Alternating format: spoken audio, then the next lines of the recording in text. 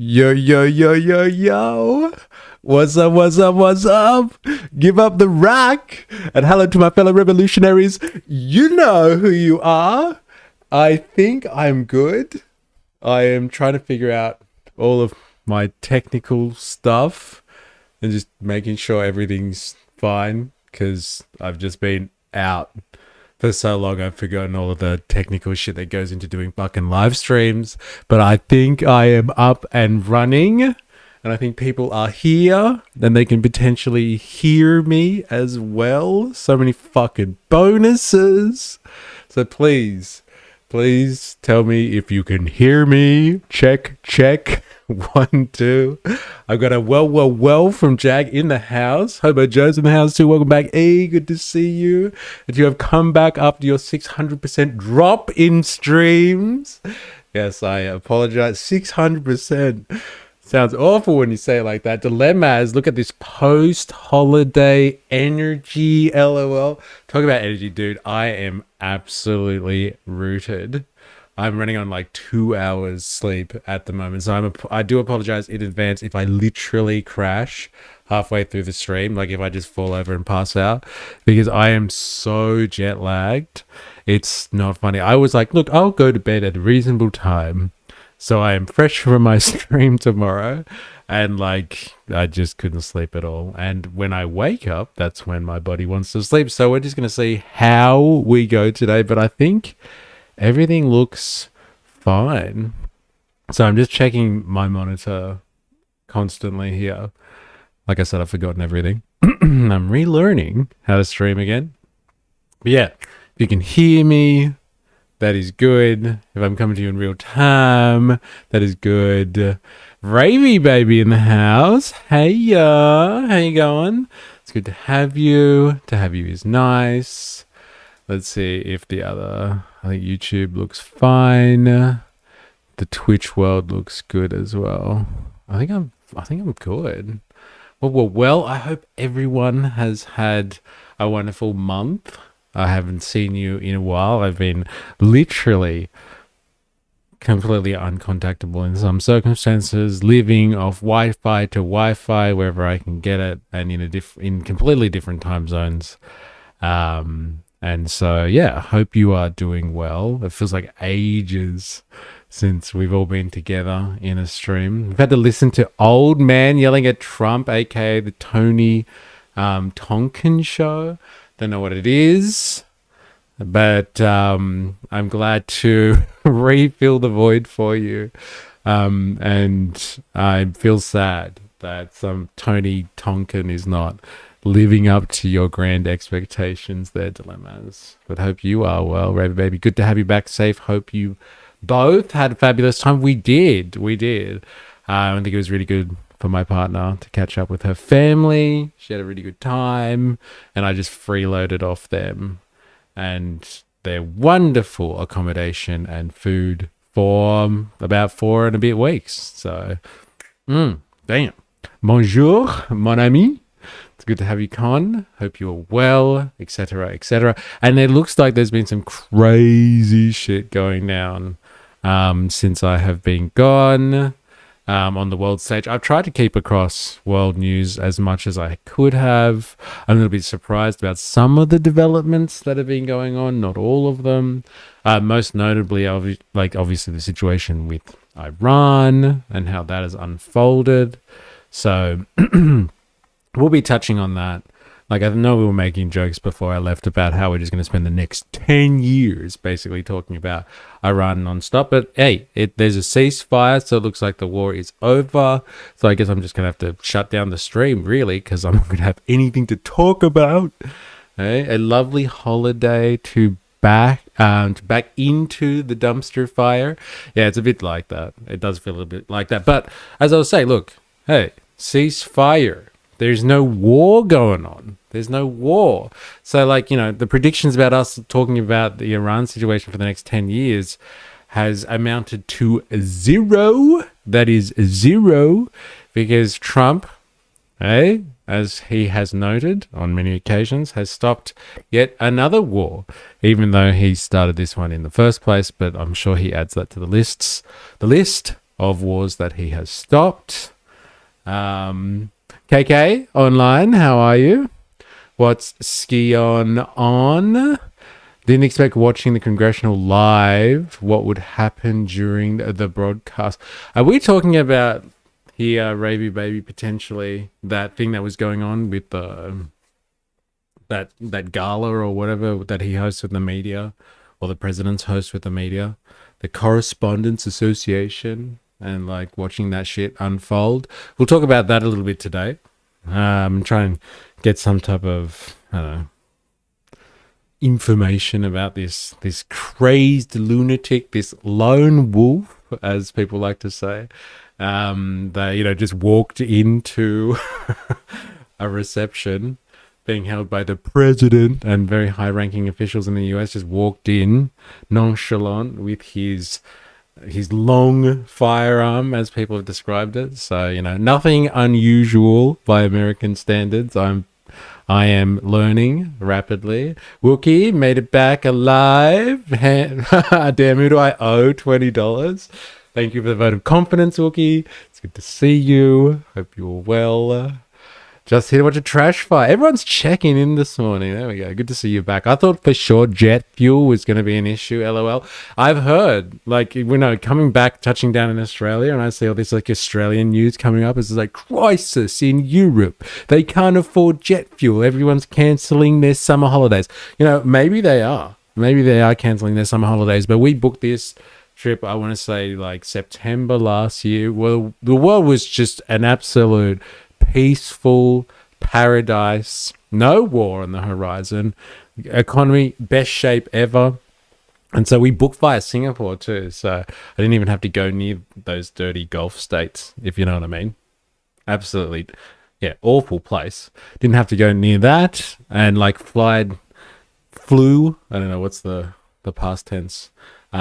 We flew straight below the Ukraine war and above the action in the Gulf states, so we were fine. And yeah, the jet fuel got us there and back again. Absolutely cheering.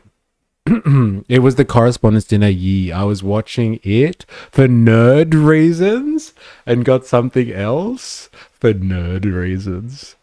I'm going to start adding that to my list of, yes, I watched this because I was just nerding out. I'm going to use that as an excuse from now on. That's a pretty good one. The lady taking the selfie in the White House was amazing. If you know who Taylor Lorenz is, it makes the photo funnier. Yes, I think I do know who Taylor Lorenz is. She comes on my feed a lot. If we're talking about the same person.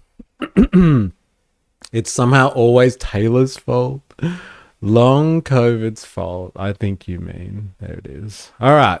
So, I guess, yeah, should we jump straight into it? I actually want to know people's opinions on, what's going on. What have I actually missed?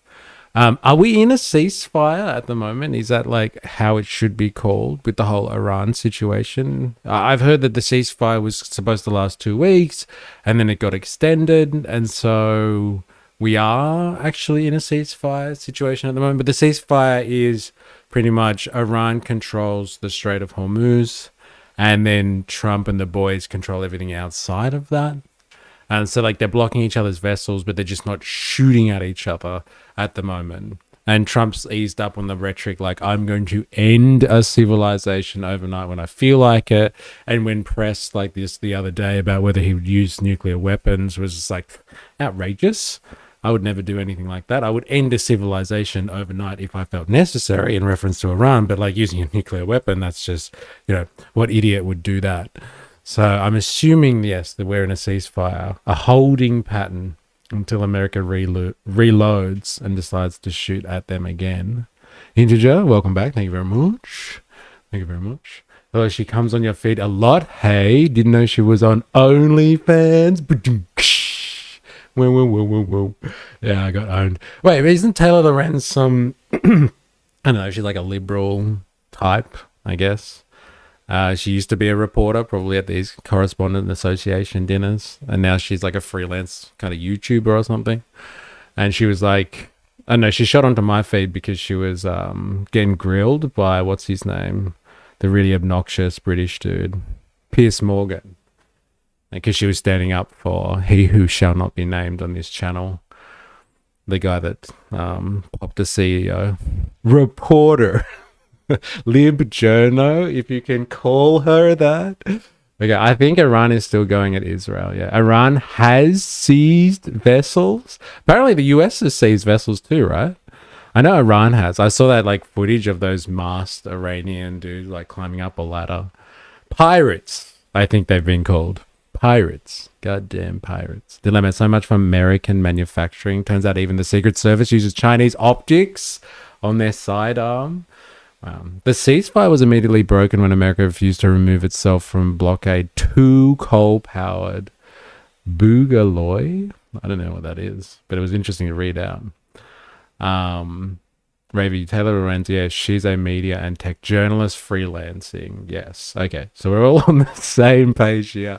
Not sure about the OnlyFans comment that I just got there, but why not? If the shoe fits, America are blockading their own blockade.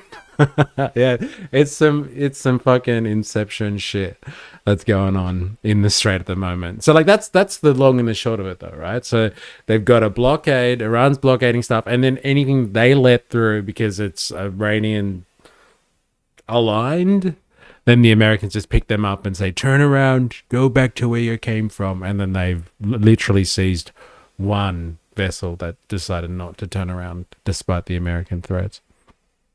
Did you see the Pierce clip recently with Russell Brand?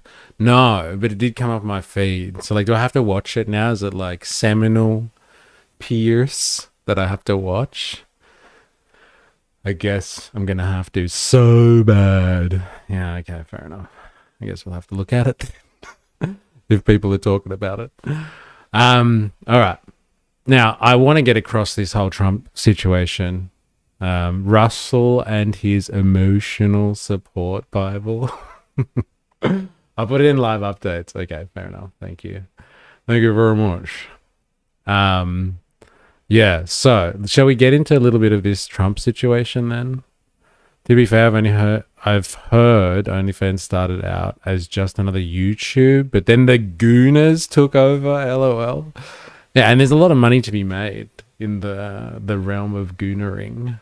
Isn't there? A lot of money. Fuck. Might have to rethink my streaming career here. Am I right? Am I right? Yeah, okay. Yeah, I think I'm going to try and get a lowdown on this situation. I'm sure most of you are across this. I'm a little bit late to this party. But like we heard about this like Australian time yesterday evening. Hey, Mr. E posting feet incoming. Yeah, maybe you and Ninja Nurse should get together. Apparently putting feet in YouTube videos or something, the algorithm likes that stuff. So I gotta learn these tactics. Gumma Cheese Wing in the house. Hey going, hello, how are you, Mr. E? I'm well, thank you.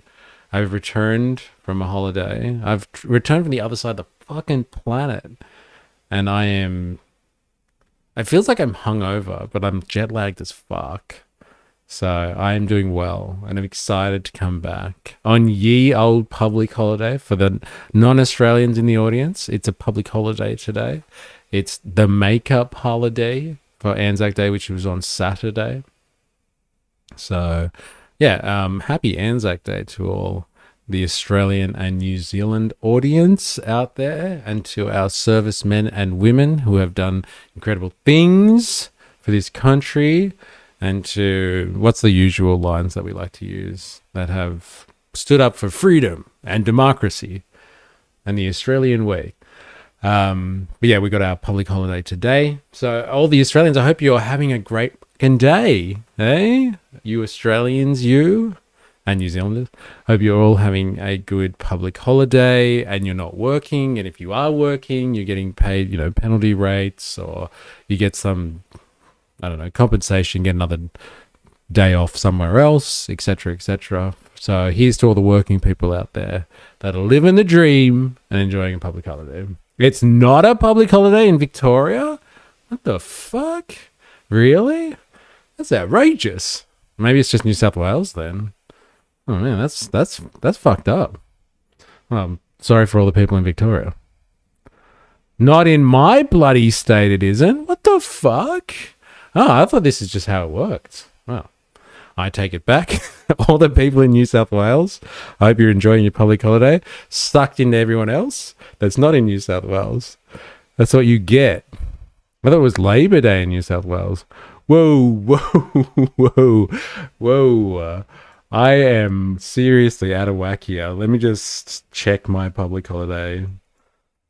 Let me just, before I keep spilling mistruths, what do they call it? Misinformation. That's right. New South Wales public holidays. Let's have a look here. Anzac Day, 25th. Additional day, 27th. Monday the 27th. I'm pretty sure it's the makeup day for it falling on the weekend. I'm pretty sure. Labor Day for New South Wales is on the 5th of October.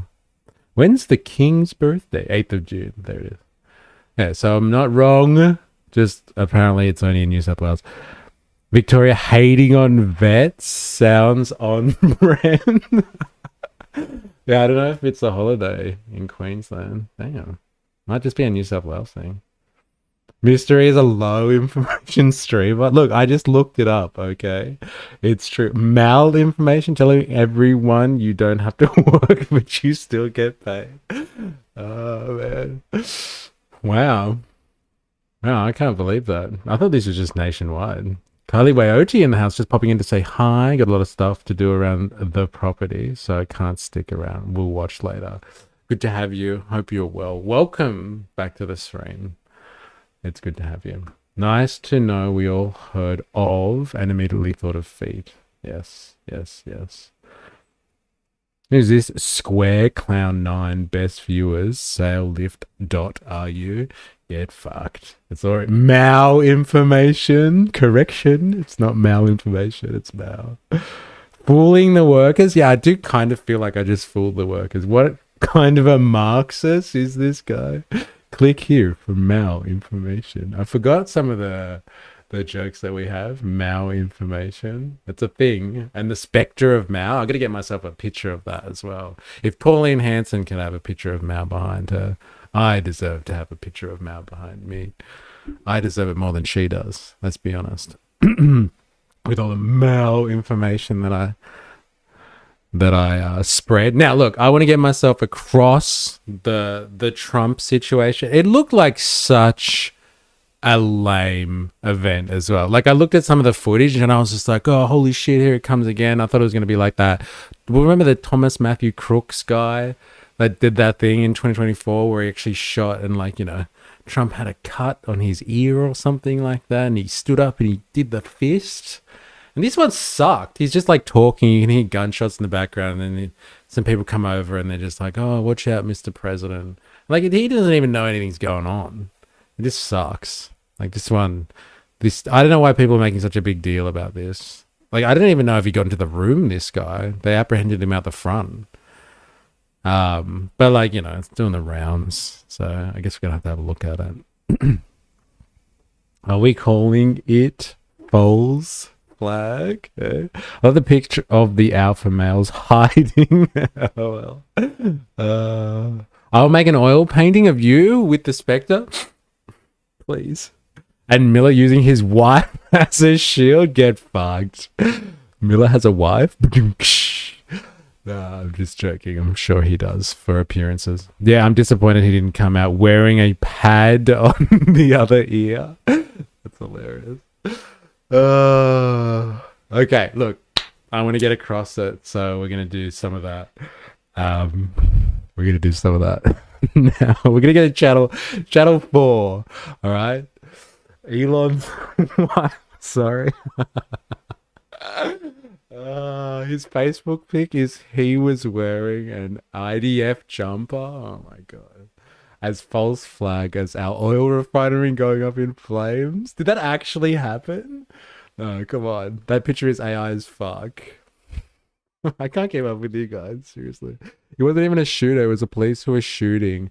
Did it even come out that he had a gun? We're talking about this guy, right? This 31-year-old dude that's Cole or something like that. Like, apparently he didn't shoot anyone. It was like Crossfire, and the Secret Service dude that got shot was shot in Crossfire apparently. Anyway, we'll figure it out. With the spectre of Pauline, with the future spectre of Mao. Yeah, I guess we should do an Inception picture, oil painting, Ravy Baby, with like a picture of Pauline, and in the background of Pauline is a picture of Mao. We'll do some Inception shit. 4AS in the house. Yo, yo, yo, what's up? Give up your Trump's dinner for the boys. It's the fakest fake setup stage shit I've seen. Yeah, it's pretty lame, isn't it? I thought this one was a real lackluster event, if I could say so. If I may be so bold, it's just Mao on Mao all the way down. He allegedly had a lot of guns. Yes, he had like a shotgun, a couple of, I don't know, handguns, and a lot of knives. I'm waiting for our resident gun expert to come in on this one. Dilemmas, you got any, I don't know, any thoughts on the how strapped this guy was? None of them were worried at all. Yeah, you see the footage and there's like gunshots in the background and they're all just like looking around. Like, oh, what is that disturbing noise I hear? Yeah, no fucks, whatever. Spectre of Mao with a picture of Trump as a doctor behind it. All right, let's do this quickly. I'm going to get across this and see what the mainstream media narrative on this one is. So Channel 4, what's that like? Yeah, British Public Broadcast Service. Let's get the British take on this one, shall we? And then we can poke fun at it later. It's a serious situation, all right? It's not a laughing matter, so everyone calm the fuck down. I love how they pulled JD out before Trump. Yeah, I was thinking that, what the fuck was going on there? Hey, for all of us in the realm of conspiratorial theories when it comes to the techno-feudalists and who's their little prize child, their little wonder boy, hey, they got JD Vance out real quick and they kind of just stood around Trump with him still being, you know, in view, I guess, a target. But yeah, it's funny how they pulled JD out first. I'd heard he assembled a rifle on site, but I haven't seen a huge amount of details. Turns out it was the mentalist doing an out-of-pocket act. So, like, is there a whole narrative on this one built up, like left versus right? Is there a culture war position that we're supposed to take on this one? Is this like just another episode of extreme left-wing political violence and we all need to rally around, I don't know, King Trump, stamp out political such and such? I would like to know if there's a culture war element to this one. If you move Trump that fast, he turned to kush, turned to mush. Yeah, okay, because like he did look, they looked slow to react on that one, I must say. Like really, honestly. There is a manifest, but I haven't seen it yet. Okay. Well, once there's a culture war position on this one, let us know the take dilemmas. Trump kept saying the guy is from California, then rallied for his ballroom bunker. Yeah. It's just another reason. See, I told you we needed the White House ballroom. This would never have happened in the White House. It only happened at these shitty hotels. I've heard anti-Christian rhetoric, etc. Okay. Why anti-Christian rhetoric? That's a weird one. You know what's plaguing me about the whole... Remember last year we were watching like Trump justify, you know, bombing Nigeria or something like that, or attacking somewhere else. There was somewhere else as well. All that comes to mind is Nigeria. But like on the grounds that there was Christian violence happening. There was violence against Christians and they had to go in and stop people from killing Christians and stuff. And like all the bombing that like is not rail has been doing in southern Lebanon is just like targeting Christian community after Christian community again and again and again, bombing them into the Stone Age. And it's just funny because like the whole let's stop Christian violence or violence against Christians, and yeah, Is Not Rail seems to be knee deep in that stuff, if you know what I mean. Getting right into the thick of it. Why is there always a manifesto? Come on, surely not everyone writes one before a shooting. Yeah, I know, right? Like, why does it have to be like some like crazed scribbling in a notebook somewhere. Why can't these people just, be all off the cuff about it? Hey, you know what? Fuck it. I'm booking a hotel room. Let's do this. I'll just take guns just in case. Left and right are pretty aligned on the false flag from what I've seen. His Trump admin has gone full crusader mode, okay? Because Trump literally believes he's bringing about the coming of Christ. It's the new scooter meta. I'll show the reference, but fill me in. All right, let's listen to this, please. Politicians, diplomats, journalists, and the president gathered in a ballroom for the annual White House Correspondents' Dinner. And then this happens. Panic cuts through protocol. Guests. Panic. Like, they don't look very panicky. Like, look at all the people on the fucking main table. Like, these people are all like, oh my God, did you hear that? What's going on? But like, these guys look real calm right now. No fucks. I'm counting the amount of fucks here. I'm not really up to any fucks at the moment. My God. I need to upload my crazy thoughts online before I do something crazy.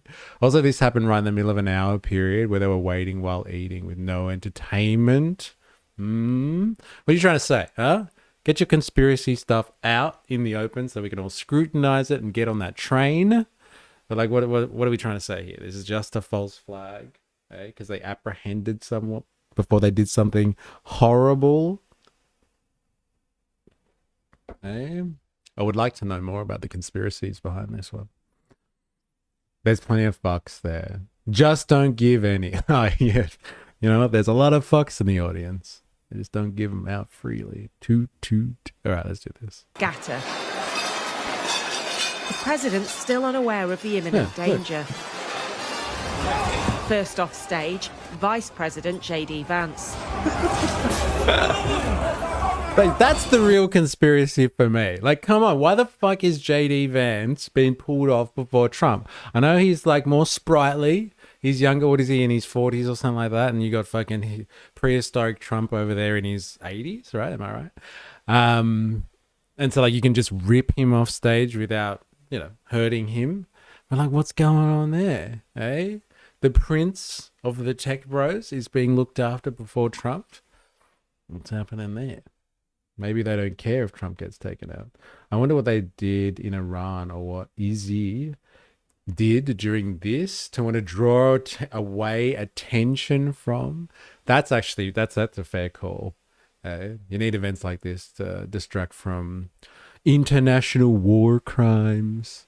That's bullshit. No way JD moves that fast. Is this what it's going to be like for like the rest of our streaming lives together? Every time something happens, this question was like, AI. It's goddamn AI, man. It's goddamn AI. Cash's girlfriend was found being comforted by a man in the bathroom too. Oh, man. Next, Donald Trump, who appears to stumble slightly as the Secret Service takes control. Look at this chick as well. Look at that, taking one for the country. She's doing better shielding work than the Secret Service agents. Tonight was supposed to be Trump's big return. A president who has long attacked what he calls the fake news media, has boycotted the event through both terms in office. It was meant to be a night celebrating press freedom. Instead, the glamour-packed ballroom descended into confusion and fear. So good as well. Like, these are reporters. Like, they're journalists. They're all people that should be used to responding to, you would say, emergency situations. And it's just like described by a journalist as the room descends into, not chaos, into confusion. So these people who usually cover these types of events are just really fucking have no idea what's going on. Absolutely no idea. No way to respond at all. Some of them pull out their phones like regular people. The rest of them are just like, what's going on? Like, if you look at footage from other angles and stuff, it takes them a long time after hearing gunshots to even, like, get low, like get below the table or something. fucking reporters. The irony of the Trump admin celebrating press freedom. It was meant to be a night of press freedoms. But oh no, utter confusion. Yeah, it is pretty funny, isn't it? Trump coming in there to save press freedom with an appearance at something that he has just failed to rock up to for the last, so many years or so many terms. Scientology speed runs, White House speed runs. Tables getting flipped over, guys running in with guns, and they were screaming, "Get down!" It was a pretty crazy, unique experience. What's this guy doing there? Is it because he's in the administration somehow, or was there a USFC event coming up? They forgot the script and missed the cue to duck under the tables. Yeah, unless they're scripted, they're completely useless, aren't they? Bro, there's a video of a guy just casually eating his mashed potato. So good. Everyone's ducking for cover. Oh, god damn, this is brilliant. We did see that one Trump ended a presser with another 4 loud booms, though. He shat himself and they rushed the press out of the room. That one's for you, Jag, if you're listening. Trump has ended a presser like this before. He's still promoting the White House UFC card, lol. Now, to be fair, I don't think a gun would stop me consuming mashed potatoes. And, like, what's she doing? Like, now we're going to get the sub story about, and poor Erica Kirk. She's just lived through an event like this, and it's happening all over again. In America, who would have thought? Oh my god. The sound effects were too low. Your reactions were shit. You had one take and you fucked it up. Director, probably. I just want to go find Has CCTV images captured a suspect shooting and running towards the event just 1 floor up. Investigators confirmed a man opened... Look at this guy. Look at that. He legs it. They're all just hanging out. Oh, man. Fucking hell. Let's just see that again. Towards the event, just 1 floor up. Investigators confirmed a man opened fire, injuring a Secret Service agent who was later released from hospital. America is now asking, who is the shooter who was able to get that close to the President of the United States? It's been reported that the suspect is 31-year-old Cole Thomas Allen from California, seemingly a... What is Naruto? What's Naruto run through Secret Service? What is this fucking Naruto'd that shit? What's the reference? Someone help me out here, please. Remember watching Maga Minaj called JD? The assassin, Terrica Kirk on stage, LMAO? No way. JD was the first out of the room? Yeah, okay. He really was speed running, LOL. This is an anime reference. Is that because, like, he's, like, forward? That forward run kind of thing? Not the Naruto run out of the place. You don't know Naruto run? No. Nope. Nope. No, I do not. I said he was a teacher. I thought I saw that somewhere. Look at this guy. Look at that face. Huh? Would you trust that face? Hey, he's up to no good. Goddamn teachers. They're the worst. Do you remember the nerds invading Area 51? Yes, I do, actually. Alright, let's have a look at this. Quick diversion.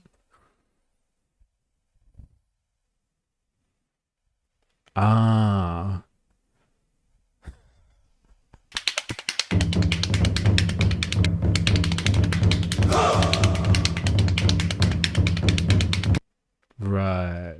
Okay, got it.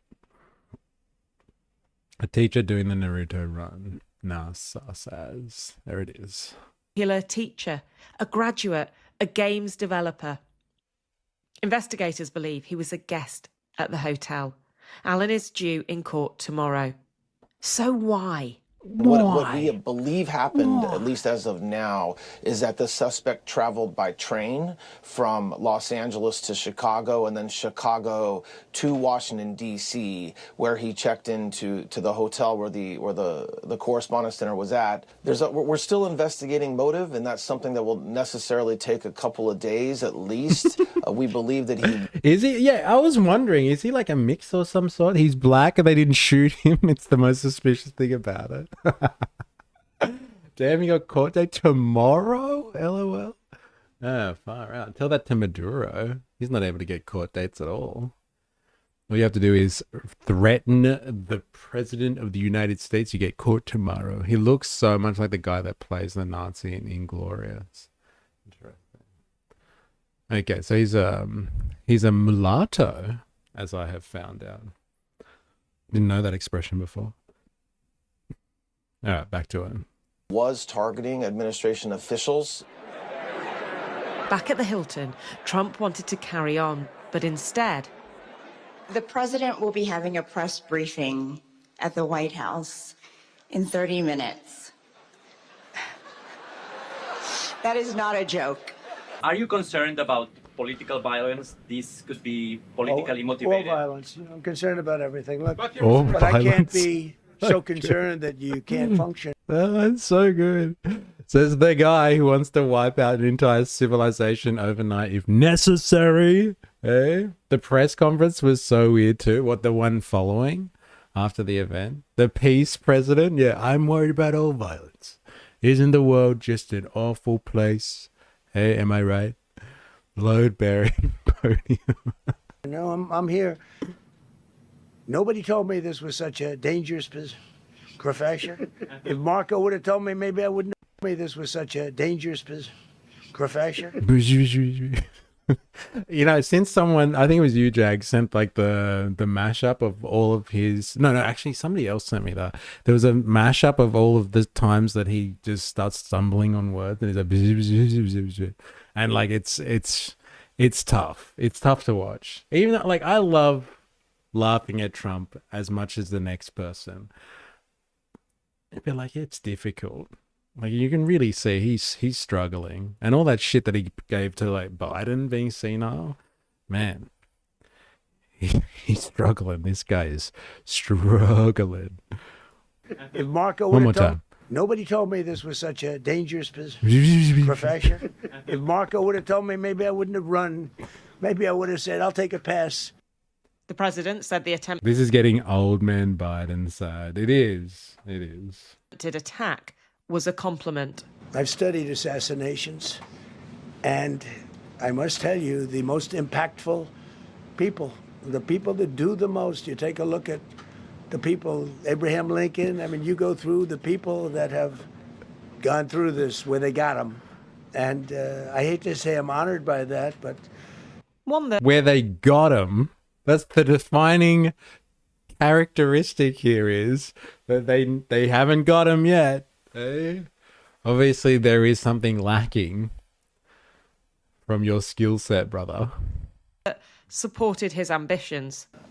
I didn't want to say this, but this is why we have to have all of the attributes of what we're planning at the White House. It's actually a larger room, and it's much more secure. It's drone-proof, it's bulletproof glass. We need the ballroom. That's why Secret Service, that's why the military... Been designed by Zelensky. All the Ukrainians are going over there to help finish off the ballroom because they're just experts that everybody wants access to now. Are demanding it. President Trump has just left the podium. Clearly a really scary night for him, for his family, for the cabinet who were up there, but also seizing the political opportunity out here within an hour. An argument. Bash maxing in the bunker with BB. No, they're going to do it in the ballroom. That this only happens to people who are having impact, saying he won't be deterred.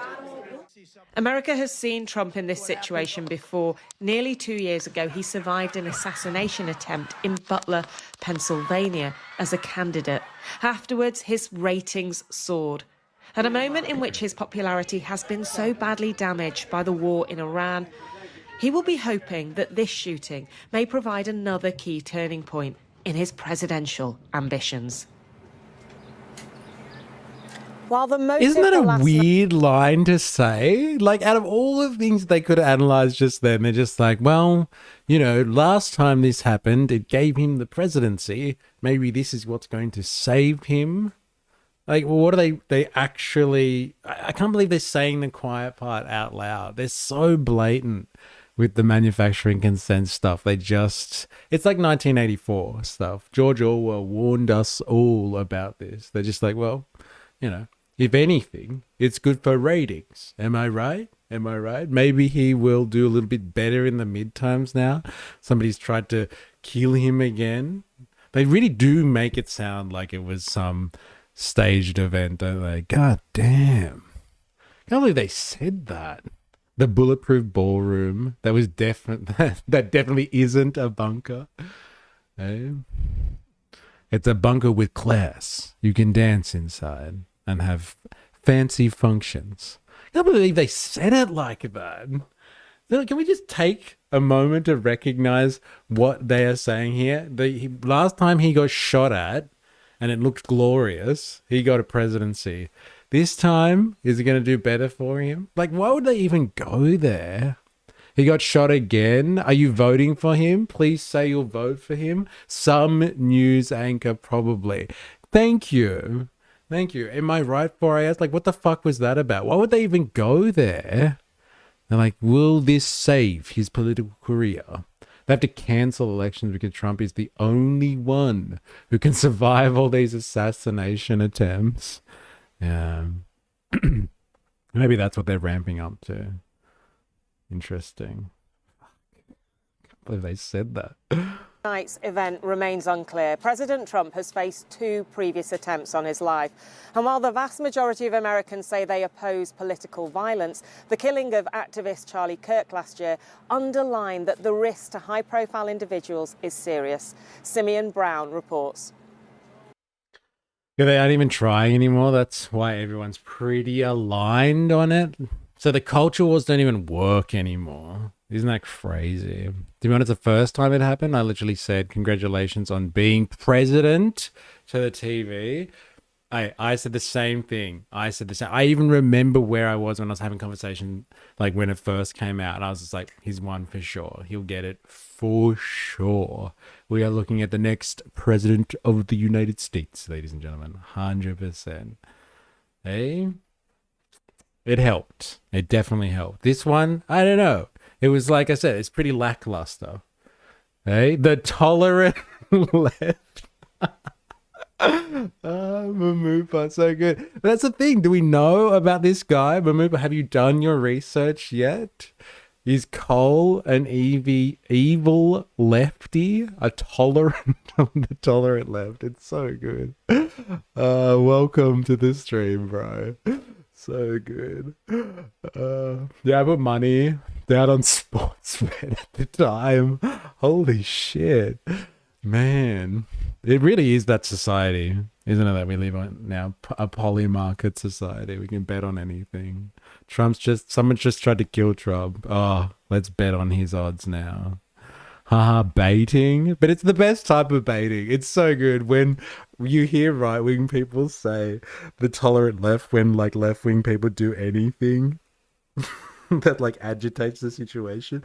So much for the tolerant left. It's fucking hilarious. It's such a good call. There's no response to that. There really isn't.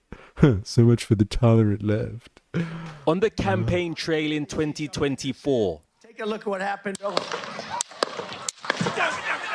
This was President Trump's close encounter with a gunman. Far from the last for the president and the country. In America, political violence is older than the flag. It has taken the lives of campaigners like Martin Luther King and even presidents, with 4 murdered in office. John F. Kennedy, the last in 1963, but not for a lack of plots. This was the attempt on Ronald Reagan in 1981. Here, the press secretary, Jim Brady, was paralyzed outside the same building as the White House press dinner. Today, those campaigning in his name condemned America's enduring crisis. Someone started yelling, fight, fight, fight at the dinner too, LOL. No way. Like after the shots rang out. That would have been pretty funny. You have to watch this footage. Political violence with firearms is a real reality in America. I think what it really reflects is just like every other type of violence in America, whether it's domestic violence, like we just saw in Shreveport where 8 children were killed, community violence, self-harm, suicide, it's all escalated so quickly into lethal violence because of unfettered access to firearms in this country. Stop it right there. Stop it right there. Dilemmas, do you have a response to that outrageous claim that because people have access to guns, then they may use them in violent scenarios? This is what type of weird lefty assessment of the situation is this? Who is this woman anyway? What are her credentials, damn it? I would like to know more. What if they started advocating on gun control? Yeah, the issue is violent Americans. Oh man, so good. So good. It's not guns at all. It's just Americans are fucked. Americans are just violent people. Really, the problem is like not do we get rid of guns, do we get rid of Americans? That's really what we should be asking ourselves as a human race. Oh my god. I knew you'd have a take on it. Ninja Nerds in the house. How you going? I have one question. How dare you? It's good to have you. I hope you're not directing that at me. More of the situation that's going on. But I hope you've been well. I've missed our interactions. I'm not wrong though. Seppo control. No offense taken. Oh god. Well, thanks for being a good sport about it. But despite this, the country's commitment to firearms has remained stubborn, even among victims. This was Trump ally and right-wing activist Charlie Kirk last September, advocating gun rights. Moments later, he was fatally shot. Damn, I thought they were going to show the footage. I was like, fuck, no way would they get away with that. The problem is eugenics. Quote, dilemmas. Though violence has hit those across the divide, guns are a defining icon of the rights culture war. And there has even been support expressed for ICE officers who have fatally killed those who have shown dissent. Political violence has festered in the divided states of America. Is political violence, is it escalating due to increasing polarization in America? How could Dan Andrews do this? It's the question that's on everyone's lips, right? I knew he had something to do with this. Okay.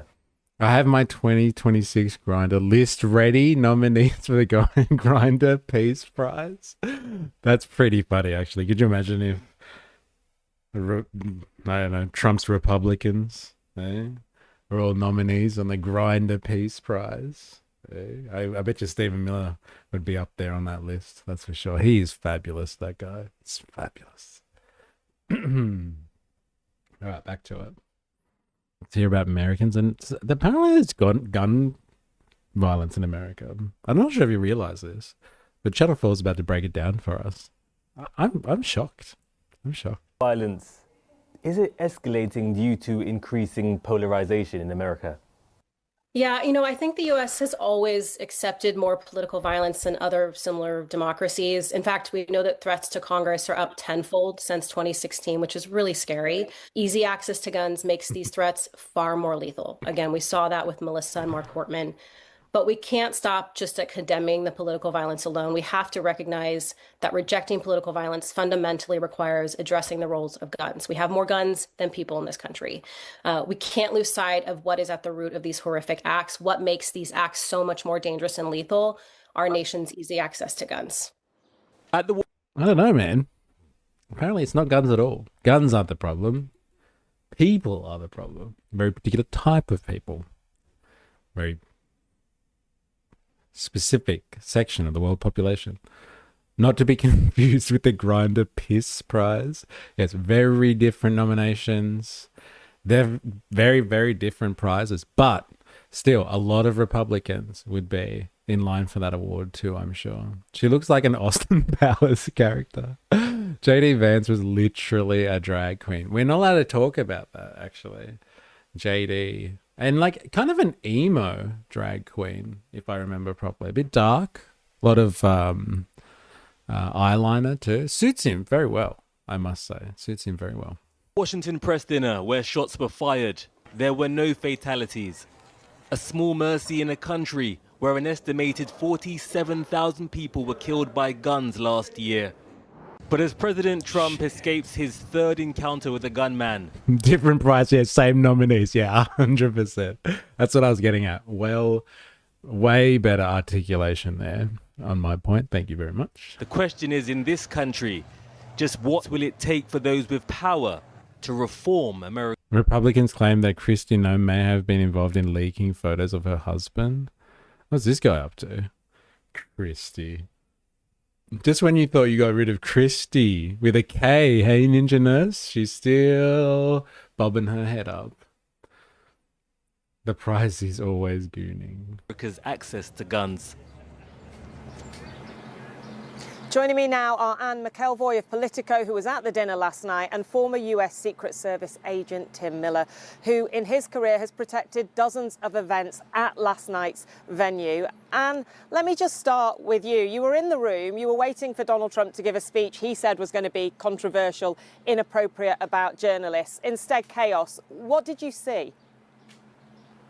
Well, actually, I was just outside the doors. There are two sort of ways that people experience. Another story made me laugh when he said, how do we know it was an assassin? Maybe Kristi Noem just found a stray dog. Savage, man. Poor Kristi. Eh? Everyone needs to give her a break now. Eh? What a crazy Mrs. Doubtfire life they must have. LOL. This, Anushka, and in my case, I'd just gone out. I was going to pick up a bag and something that I needed for Kit, and so I was really at the top of the escalators that in the lobby, where we have to assume that the gunman had somehow managed to cross that lobby and then got downstairs, either by the escalators, by back steps. We don't know at the moment, but basically, if you like, I was sort of right above it rather than through the door. So what we heard was we were just simply told there was a rush of security staff. I mean, I think the woman next to me said, I think it's a medical emergency. So we all pressed ourselves to the walls, and then more and more security came. And then they really did start to shout, get out of the way, get out of the way. And, a few curse words, as we say here, were flying. And I think we realized then it was probably a threat or a protester. But because he was sort of at the top of the escalator, and you've seen that dramatic footage of what was going as you went further down towards the door at where he was apprehended and where the shots rang out, it's all very physically close, but there was so much noise and so much chaos. It was pretty hard to tell what was going on immediately. And we were bundled out, and we realised once we were outside what it. Thanks, Anne. And Tim, you know that hotel really well, don't you? From what you've seen, how far did the shooter get, and did it surprise you? Yeah, it actually got way too far again. And I think it speaks to the Secret Service. The Secret Service. I love that accent as well. It's so good. Again. I can't even do it justice. I'm going to hear it again. The shooter get, and did it surprise you? Yeah, it actually got way too far again. Again. And I think it speaks to the Secret Service. The Secret Service is proactive. The whole mission is to make sure we do wise, advanced work and to stop an event like this from happening. We saw it in Butler, we saw it in Palm Beach, and now here we see it again. And it does speak to how the Secret Service is doing business. Let me tell you, Bless your heart, Secret Service. Palm Beach and Butler. Don't make you wake up and say, hey, we do have a genuine, real, actual threat against. Can I get some votes on this one? Is it genuine or genuine? I'm not going to tell you which camp I sit in, but it strikes me when you hear people pronounce things like this.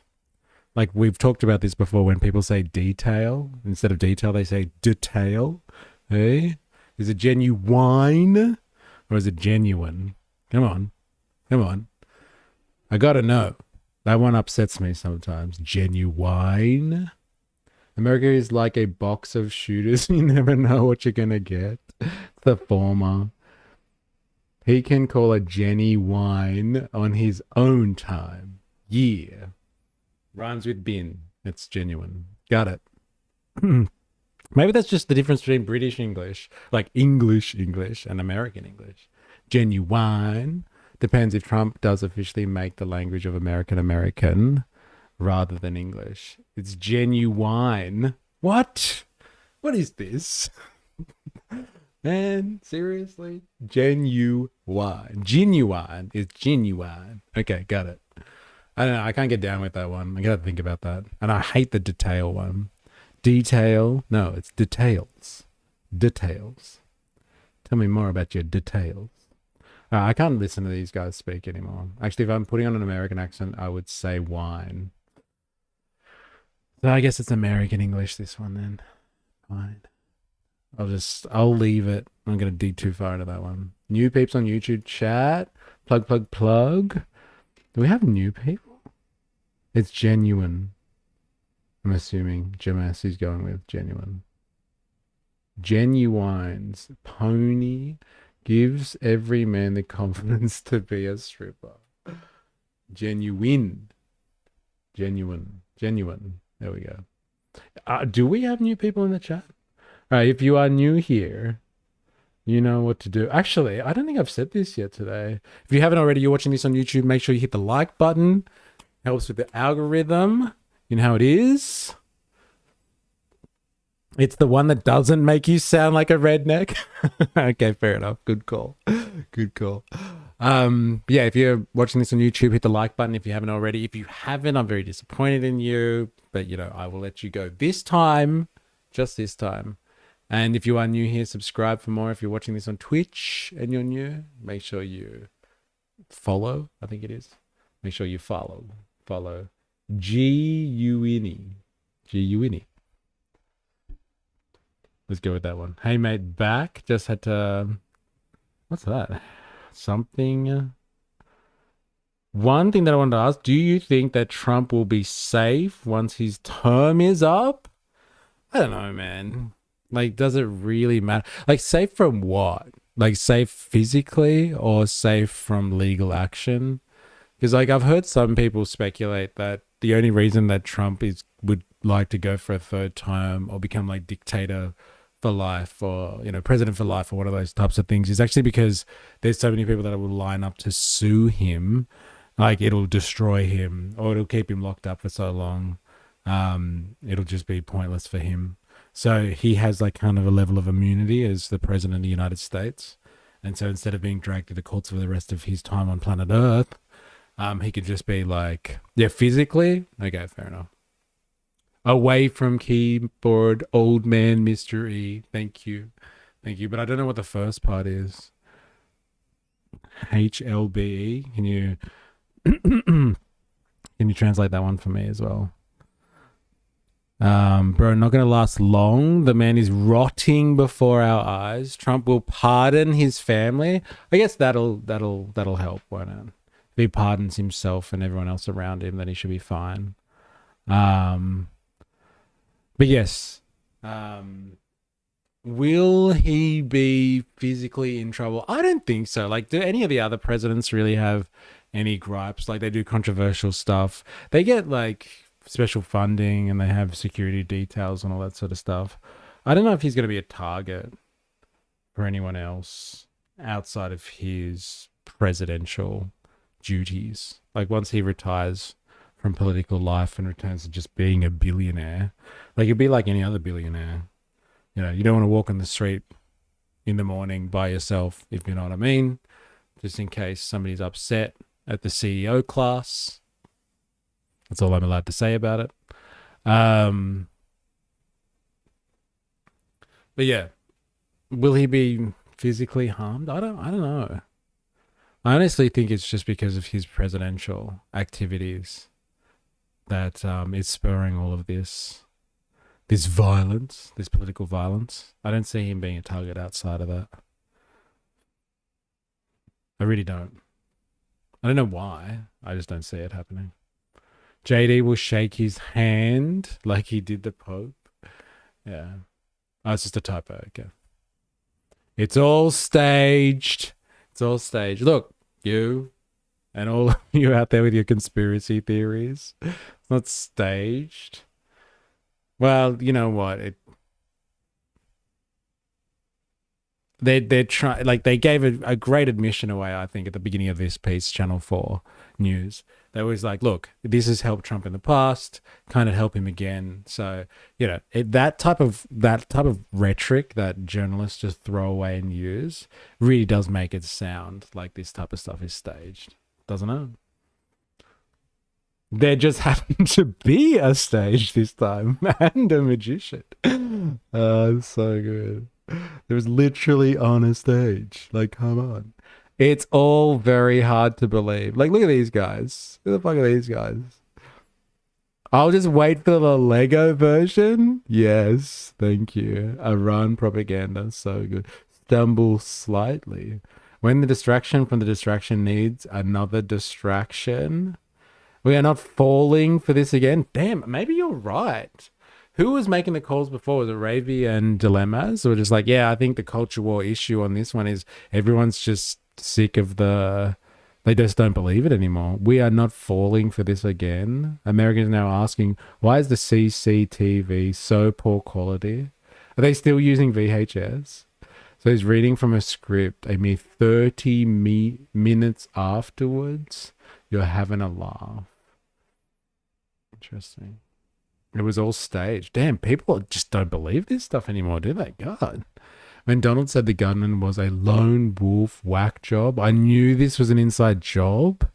This is complete bullshit. Where are the Hollywood directors? Yeah. Wow.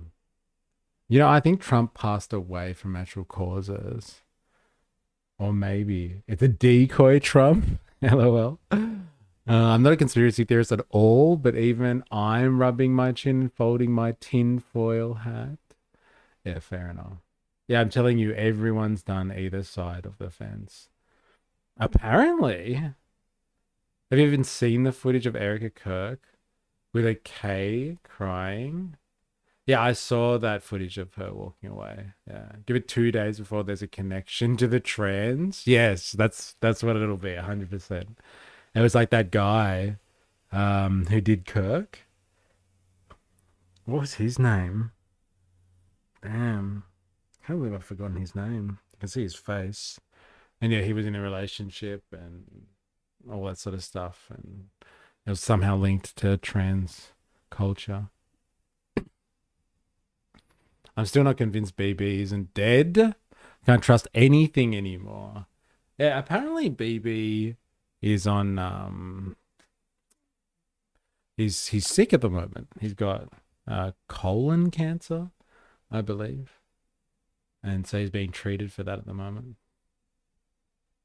Does his name have a K? I don't know. I can't remember.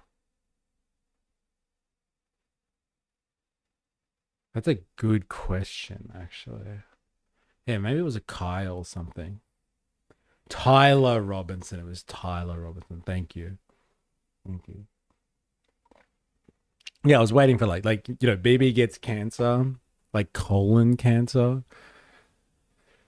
And like I'm surprised there isn't more of the stuff comparing him to colon cancer himself. So he's literally the embodiment of a cancer. And like he's suffering from it now. BB is a bit of a cancer. A bit of a cancer. Man, I forgot about Kirk's assassination. I remember Trump's first assassination though. Hollywood broke people's brains, and Trump is basically an actor playing this role. Now, BB isn't dead. He is for sure hiding. His addresses are AI though. Trump's are to the Easter message was weird as fuck. We now have Washington Wood.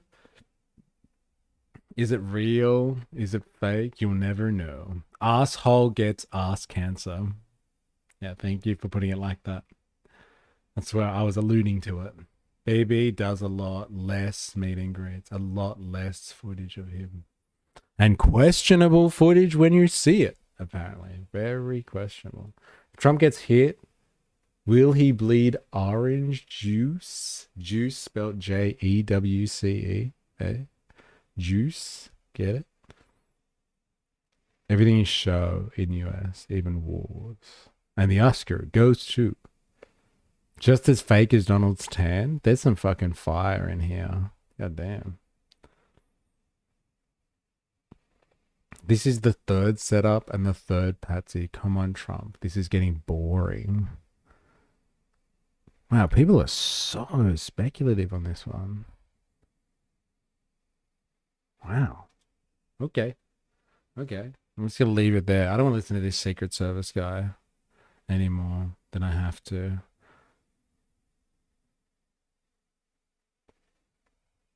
I got to hear this one. This one's for you, Gummy Cheese Wing. We're going to listen to Sky News take on the killer. This guy here. Sky News Australia.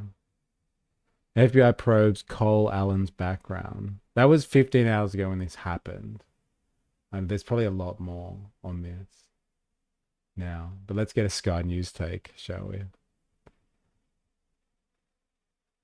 We've got new pictures in breaking news released of the suspected gunman who stormed through a security checkpoint and shot a Secret Service agent. Yeah, just talking about this woman here. I can't remember what her name is. But someone put up the SBS debate on capitalism, and there was like a couple of like young liberals and like property moguls, and this woman from Sky News debating against some, I don't know, Marxists and shit like that about capitalism. I watched it. I don't know if you guys have taken the time to watch the debate on capitalism, chaired by SBS. She's in it, and she sucks. Like, she's not very good. Like, I thought someone who is just, just daily for hours spewing, like Sky News rhetoric and political discussion, which she would just be, throwing down all these facts about how amazing capitalism is in the free market. And she didn't do a very good job, actually. I was surprised. Anyway, let me guess, Sky News is going to say he's radical left, and I base that on absolutely nothing. She's trans. This chick has been crashing out about Conrad, aka Punters Politics, and it's hilarious. Yeah, she goes up head to head with Punters Politics in that SBS debate on capitalism, and like she doesn't really give any convincing arguments. I was kind of disappointed. I don't know. I just thought like she puts on the rage for Sky News, but she just sucked in that debate. You learn to be articulate as a journalist. Well, she didn't do very well, I found. We'll watch it together. Our democracy is basically the Roman circus. Yeah, I reckon I saw that one. Yeah, it was pretty lackluster, wasn't it? Dilemmas. Like, we have more exciting discussions about capitalism than the six of those guys. Seriously. Oh, is that where the crashing comes from? Yeah, I think but like, I don't know if she really debated him full on, but like they were obviously on opposing ends of the spectrum in certain discussions, especially like his baby is the gas stuff. And I think she was defending gas or the gas multinationals in Australia. Those SBS debates get edited heavily as well. Yeah. I doubt she retains any of the shit she spews. Yeah, Jamesh, that is a really interesting point because it felt like, she just like, she talks this stuff like for hours a day. And like, she had none of that. Like, she really had none of it. She just spoke about like, I don't know, how one of her parents was a migrant and, just look at that personal thing. She brought hardly any of her hardcore Sky News rhetoric into the picture. It was disappointing. Well, maybe you're right. She just regurgitates Sky News talking points, but she can't remember any of it. They just rattle shit off. Yeah. And she wasn't able to rattle it off outside of her studio. It was really surprising, actually. She looks like the kind of person that was told she was someone special her entire life. 100%. Her parent is a migrant, ? I love how woke the anti-woke people are. Yeah, you could see them all pulling out their little badge of honor when they were talking about housing and the migration crisis, and they're like, oh, well, my father was a migrant, or my grandparent was a migrant, or whoever was a migrant, and they came here and they worked really hard, and they can all play the poor migrant card whenever they feel like it. It's very interesting. Hence the defense of hot gas she's made of it. I guess she doesn't care for her job. Yeah, apparently not. I like the gas tax, but considering the government can pass speech laws in 2 weeks for drag their feet when it comes to taxing everyone but us, it's dubious at best. Man, dilemmas, you're on fire today. Piers Morgan is the same. His own show, he has his safety take him out of the studio. He can't confront shit. There's no fire behind the smoke. Yeah, it's interesting. Yeah, no fire. There was no fire she had. We'll have to watch the debate, maybe this week sometime. White House Correspondents' Dinner. The picture shows 31-year-old Cole Allen after he was tackled by law enforcement and arrested. A picture of the shotgun that he allegedly carried is also in these new pictures. A suspected gunman is going to face US federal court tomorrow. Let's go live to Kula, who is outside the Why has he suspect's got no home clothes in Torrance, on? California. Like, I couldn't see in that CCTV footage before when he, like, what is he, some type of Japanese run through the fucking, the auditorium or whatever the hell it is. Why has he got no clothes on? Do they have to rip his clothes off when they arrest him or something? How about Joe? Gas tax is hard when it comes to the contract between gas companies and the government. They just put a tax on without them being taken to court. Gas companies will easily win that one. But why? Why would our court system do that? Just allow them to get away with that. They cut off your clothing after being shot. Oh, he got shot. Ah. He stripped him after tackling, covered in baby oil. He went full, did he? Oh, man. So he got shot? He may have lost blood, which is why I think there was a thermal blanket. Oh, okay, fair enough. Oh, that's fucking hilarious.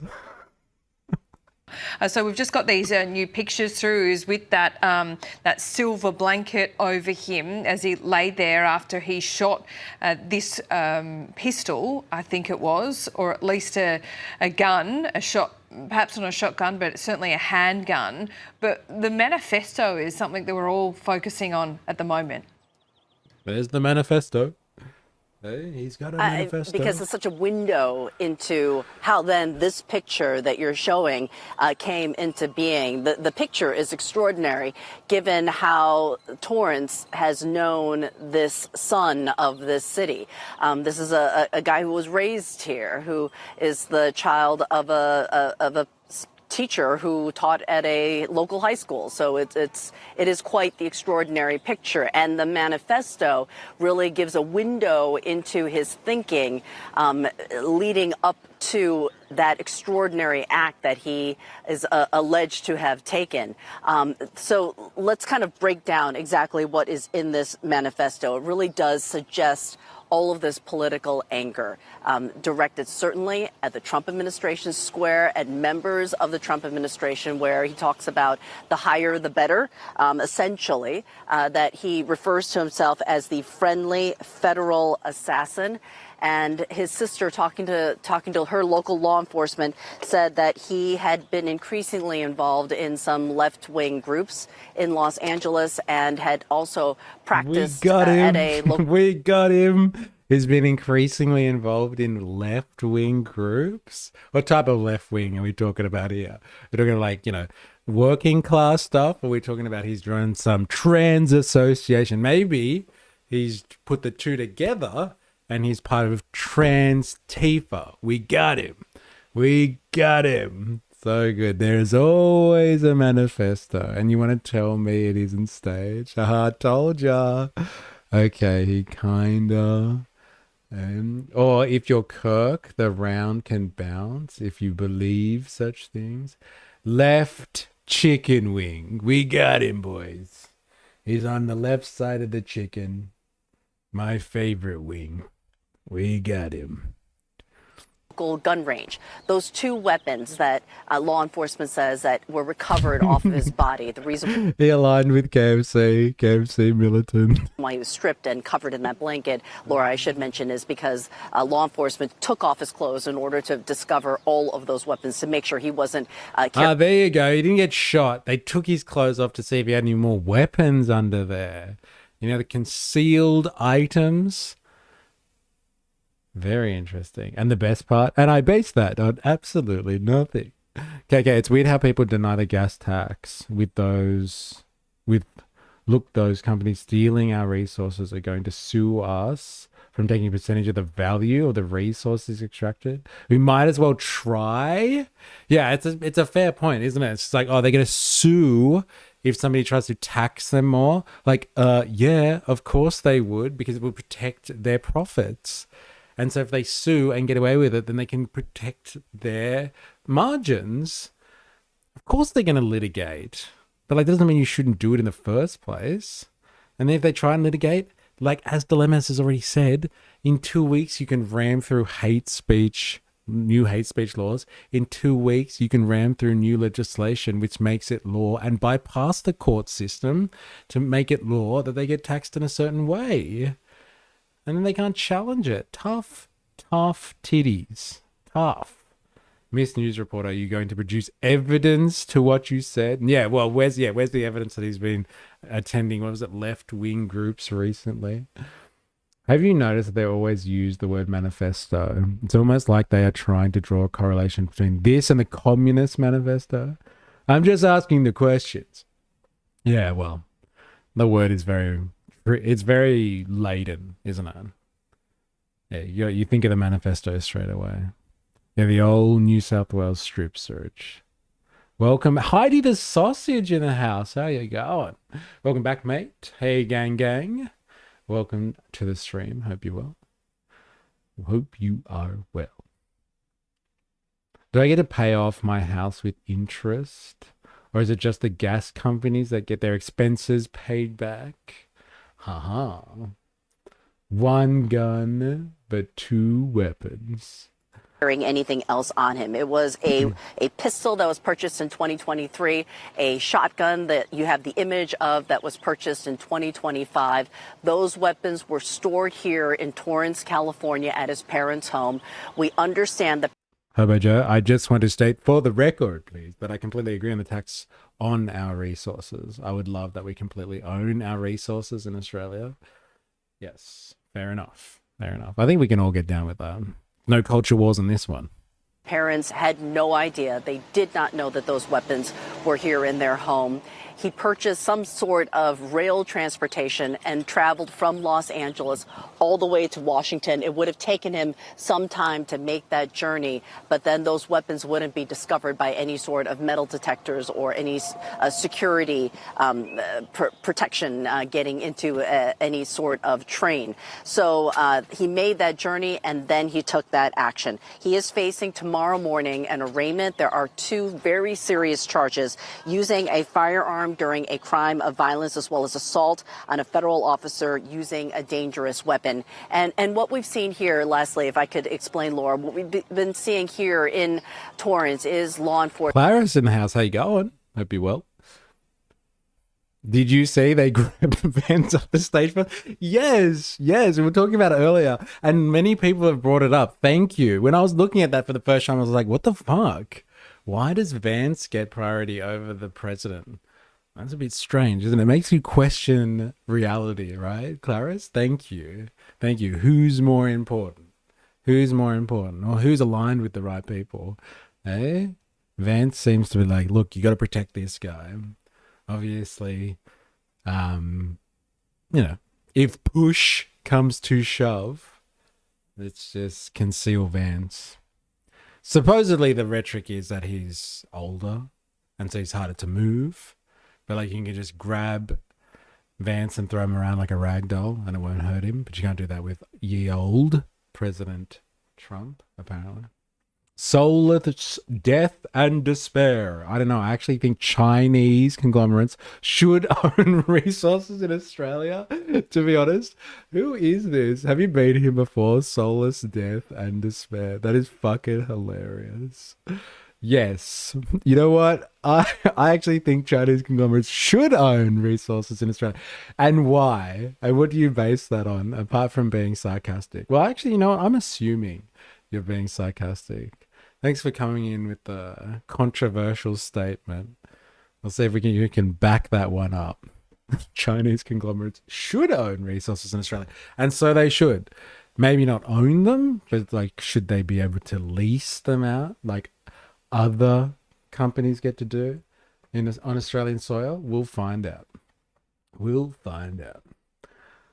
Claris, bro, was swept right off his feetsies. Definitely was. Just ran in.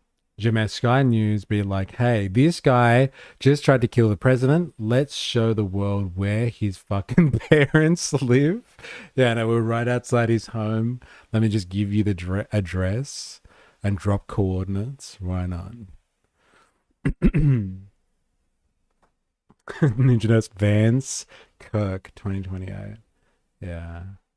Interesting. Kirk with a K. Erica with a K. It's all lining up. Everyone that has weird K's in their name, you gotta watch out for. If push, the chair comes in. Comes to pull. Pull. I wonder if he looked at the building evacuation plan. Dilemmas I am. Tony and Avery get a little old after a while. LOL. Lise says hi to the sausage. Yes. Lise.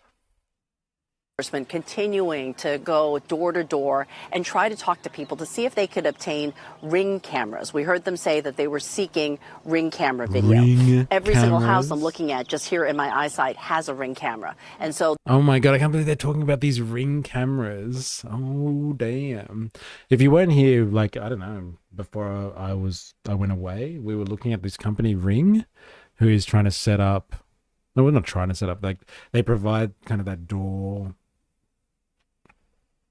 service, doorbell service, whatever, camera service, but like their added benefit is that there's so many American users that have Ring services that they can actually map out entire neighborhoods and provide basically up to date, like real time surveillance of local neighborhoods. And so like, here we go, they're going to go around getting Ring surveillance of everyone's home security systems and get a live analysis, a real battlefield analysis of what this guy was up to in the days and hours before, I don't know, attempting to take shots at Trump at the Hilton. Very, very interesting. Yeah, fucking Ring cameras. Pretty crazy stuff, man. Just wait until they start pulling cock ring footage. Am I right? So you're just a troll. Still funny though. Well, after China finally consumes us into their system of Chinese communism, we'll benefit from what will be now our corporations. They are the people's corporations and controlled by the party. And when the billionaires step out of line, damn, they get done by the party. By the way, Barnaby got a shout out on Rogan, along with the footage of him falling over drunk. Shout out James McCann. LOL. That's pretty funny. That's pretty funny. Americans bitch about the CCP surveillance while every door has a Ring camera with unobstructed view of suburban streets. It's mental, isn't it? It's absolutely mental. Did you see the video of the dude running past the Secret Service? Yes, we saw it. Can someone tell me the name of that style of run again? It's some type of anime thing, like ninja style running. And he just like, yeah, bolted through. It was fucking crazy. Took them a while to react to that. It's pretty funny. That's why Grindr always crashes at Republican conventions. They got to gather the cock ring surveillance. Barnaby would have partied with Tupac in the 90s. He's a loose, fertile unit built like a fridge. Naruto. Thank you. Naruto running. That's the one. He did that. Ran straight through him, Clarice. Straight through him. All right, let's get more on this Cole guy from ABC7. What the fuck is ABC7? Have I not seen this before? Does anyone know what ABC7 is? Let's find out.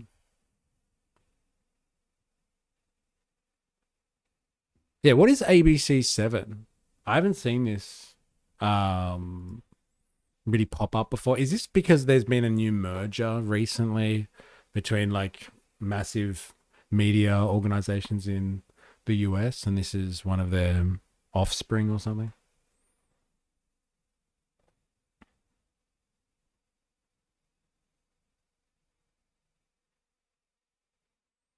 I don't wear a mask for COVID anymore. I wear it for the ring cams. Trump totally breathed into that man's mouth. All right, let's have a look at this. I'm still trying to find out what ABC7 is. I would like to know more. ABC7.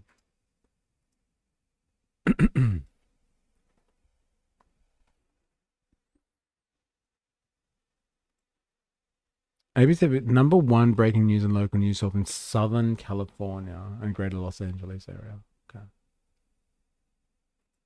Wearing masks are illegal in my state? Like, is this real? Or is this like another joke? Like, what type of masks are we talking about here? Medical masks? Wait, what's this whole reference to Trump breathing into someone's mouth? What have I missed here? I think the ABC is state propaganda outlet in the US. I believe it functions separately to our ABC. Okay. ABC 7. Like, obviously it does, but in terms of public funding, I mean, just people putting names and numbers in channels to get clout, I thought. Is this even a real station? Oh, okay. It's just backwater fucks. Savage. Let's have a look at their analysis. Who is Cole Allen? And he's from California, right? So we're going to go to the source. Is there an ABC 1, 2 through to 6? The next one will be ABC 6, 7. Hey, I see what you did there.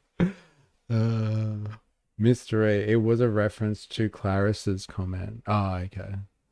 What did Clarice say?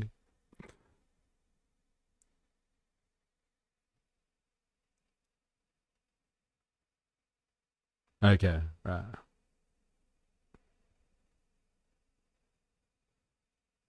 I also need to wear a mask to block out the haters. All right, sorry. Let's get back to the man of the hour, Cole Allen. Hopefully they tell us about his manifesto. Hopefully it's not the Communist Manifesto.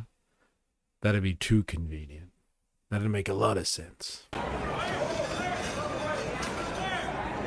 A man charged a security checkpoint armed with multiple weapons. And he was taken down by some very brave members of Secret Service, and they acted very quickly. Breaking news at 5 a.m. Gunshots ringing out outside the White House Correspondents' Dinner in Washington, D.C. The suspected shooter has been identified as a man from Torrance. Surveillance video shows him sprinting through the lobby of the Washington Hilton, moving past Secret Service agents who drew their guns to take him down. This morning, the investigation stretches to Southern California as law enforcement agents try to put those pieces together. This is Eyewitness News with live breaking news. I love Thank you for being with us on this news. Sunday morning. I'm Tim Caputo. And I'm Abigail Velez. Audio, it's so good. This is live action. Together. This is Eyewitness News. This is Eyewitness News. I can't do it. With live breaking news. Live. Thank you for being with us on this Sunday morning. I'm Tim Caputo. And I'm Abigail Velez So in for good. Irene Cruz. This morning we Looks like some kind of trans-Iranian to me.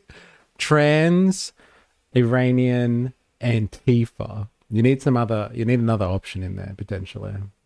I'm thinking. Trans-Iranian and Antifa. Coal's killing our planet. Eh? Cash never got rid of that fluoride stare. In its inception, I think that was why.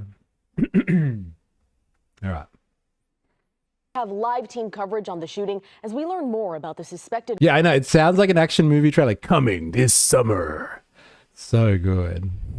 Gunman from Torrance. We do want to begin with Eyewitness News reporter Monica de Anda, who is live near the suspect's home in Torrance with the very latest there. Monica. Tim, Abigail, good morning. Yeah, we are actually in the neighborhood of the 31-year-old suspect, Cole Allen. He is accused of firing shots at last night's White House Correspondents' Dinner. This is actually his home right behind us. You may be able to see lights are on. We've seen who appear to be federal agents going in and out of the home in the time that we've been here. So still a lot of activity, but it is definitely more quiet than what we saw here last night. Take a look. You're getting censored.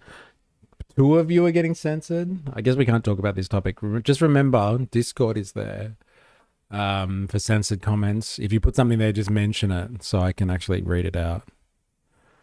You know, the reason you are able to own guns in the US, like military grade weapons, is because primarily you can use it to overthrow a tyrannical government, like in its inception. Interesting. That's the reason. It's got nothing to do with the capitalist class that makes all the money off selling weapons to the American population. No. It's under the guise of maintaining the United States free of tyrants. Oh, yeah. Also notice that this one looks a little ethnic, maybe a mixed race. This was definitely run by a focus group. Who this guy we're talking about, Cole over here. Apparently Cole is black, apparently. And so we've already had jokes about, like, the most surprising thing is that he didn't actually get shot by the police straight away. Like, they had him. They could have just shot him. And they didn't. That's how we all know it's staged. Hi to the sausage. It's a compliment. It means we know the truth. Gravy baby and gummy cheese ring. Remember, military grade just means the cheapest bidder, not the best quality. This video appears to show the moment that FBI agents swarmed this neighborhood, specifically this home here on Gramercy Avenue in Torrance late last night. The law enforcement response was massive and included FBI agents in tactical gear and armored vehicles. Now check this out. At one point, Air 7 video appears to show federal agents speaking with people who live inside of that home. Later, it appeared spotlights were focused on a second-story window and the front door. Agents finally made entry shortly before midnight. And as this was all unfolding, the mayor of Torrance spoke to us right here at the scene. The city of Torrance is a very friendly and a safe city. You know, an incident like this, you know, puts us on the national. A little bit of a multicultural affair going on in California. I can see why Trump doesn't like it very much. Hey, check out the mayor, of Torrance. And I tell you about multicultural affairs. I thought I lived in a multicultural area, but where I was staying with my partner's family in Paris, goddamn, Paris is a fucking melting pot. My God, very multicultural place. Spotlight, and of course, you know, we were against violence of any kind, you know, political or racial or any type. That's what Trump said. Hey, Trump doesn't like any violence at all.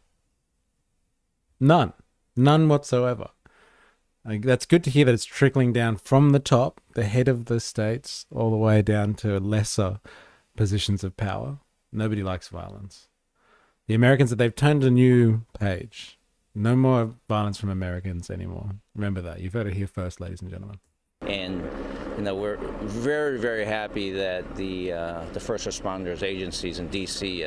Captured the perpetrator immediately. But, you know, the fact that his home is here doesn't define, you know, the city of Torrance this way. You know, the action of one person does not represent. Does Paris' version of Bankstown have a centro? No, there's no room for that. You know, we have all this space for these, like, you know, huge shopping centers, these little capitalist wonderlands. But over there, it's just like, you know, bottom of massive apartment blocks and stuff like that. You just have like little shops and like heaps of bread. They call them boulangerie, and there's just like heaps of little bread shops everywhere. Buy yourself a baguette, do yourself a favor. Tiny little supermarkets and stuff like that. So no, it's not a centro. Absolutely not. But like, yeah, heaps of ethnics though. Oh my God. America loves violence. No centro, no culture. It's a very different type of culture, I'll tell you that much. A lot of illegal cigarettes being sold though, so it's definitely got that Bankstown vibe. Patisserie. I'm considering becoming a hunter, but it's always funny when you hear people who equate some level of gun control with communism. But like, what communist policies have they implemented on a mass scale? Australia isn't really multicultural. We just automatically segregate ourselves, and most places are homogenous or at best heterogeneous. Look, some parts, like the areas that I frequent, like in the cities and stuff like that, they're pretty multicultural. I'd say. Did you eat any horse? Not this time. I tried horse the last time I was there. It's quite nice. I know people don't like it, and so it's been scratched off the menu in a lot of places. My partner was saying like when she was younger, it was everywhere, and like we found like one place that had horse still on the menu. So like I don't think it's very popular anymore. Obviously, because people just I think it's more about vibe. People don't want to eat horse. They don't feel good about it. But cows, fuck them, eh? Who cares? Eh? But horses, no. That's where I draw the line.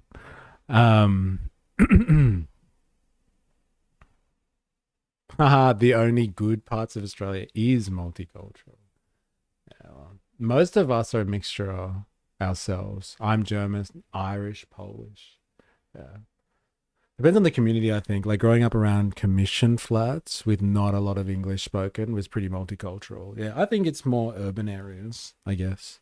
And particular parts of urban areas. Like Sydney, I would say like northern Sydney is not very multicultural, like the northern beaches and the northern suburbs. The east, not so much. A lot of tourists though. But like, western Sydney, southwestern Sydney, oh my God. Crazy. Oh my God, crikey. Gamey, I hear. Yeah, it just doesn't sound okay. Cows? Sorry. Yeah, I know, right? Like, yeah.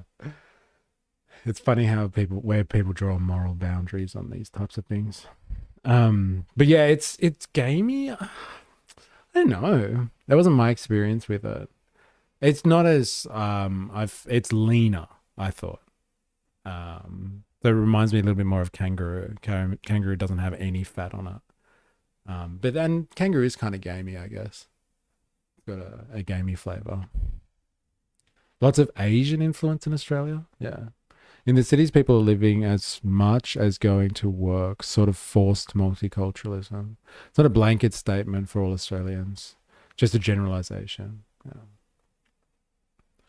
Muscle works harder. I'll remember that.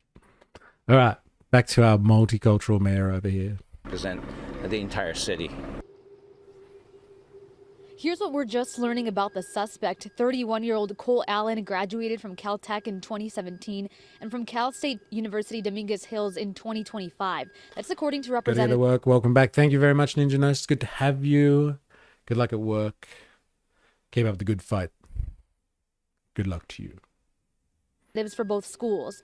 According to a LinkedIn page connected to the suspect, Allen is a trained mechanical engineer who now works as a tutor.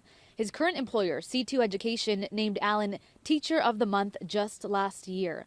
Allen is in custody and is believed to have been acted alone in this. Now, we've also learned 2 firearms and multiple knives were recovered. And as we come back out here live again, fairly quiet on the street, but still a lot of activity going on inside of that home here behind us. And we do know that Allen is expected to be arraigned in court on Monday.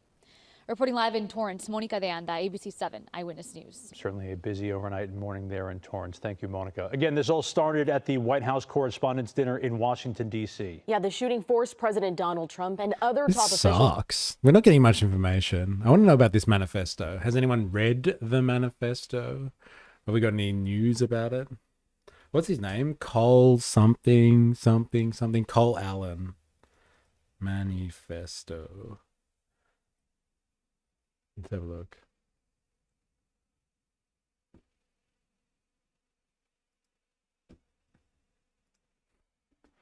Let's see if we can find anything. That news report sucked. Roux is supposed to be cooked rare? Ah. That probably makes more sense when I've had it before. It's tough, but maybe I just overcooked it then. Actually, I shouldn't have done that. Exclusive. Inside gunman Cole Allen's anti-Trump manifesto. It's in full. Actually, can I read this out or I'm going to get caught up in this again? Let me just start by saying this for the algorithm who's watching me. I do not condone anything that Cole Allen has done. I'm just reading out his manifesto. That's for you, algorithm. All right, here it is. Hello, everyone. I might have surprised many of you today. Let me begin by expressing my apologies to those whose trust I betrayed. Very, very polite young man. Who would have thought? Yes, I know any Aussies who eat roux. It's pretty nice. Clarice, in a time where leftist violence is on the rise, we must remember the wise words of Trump.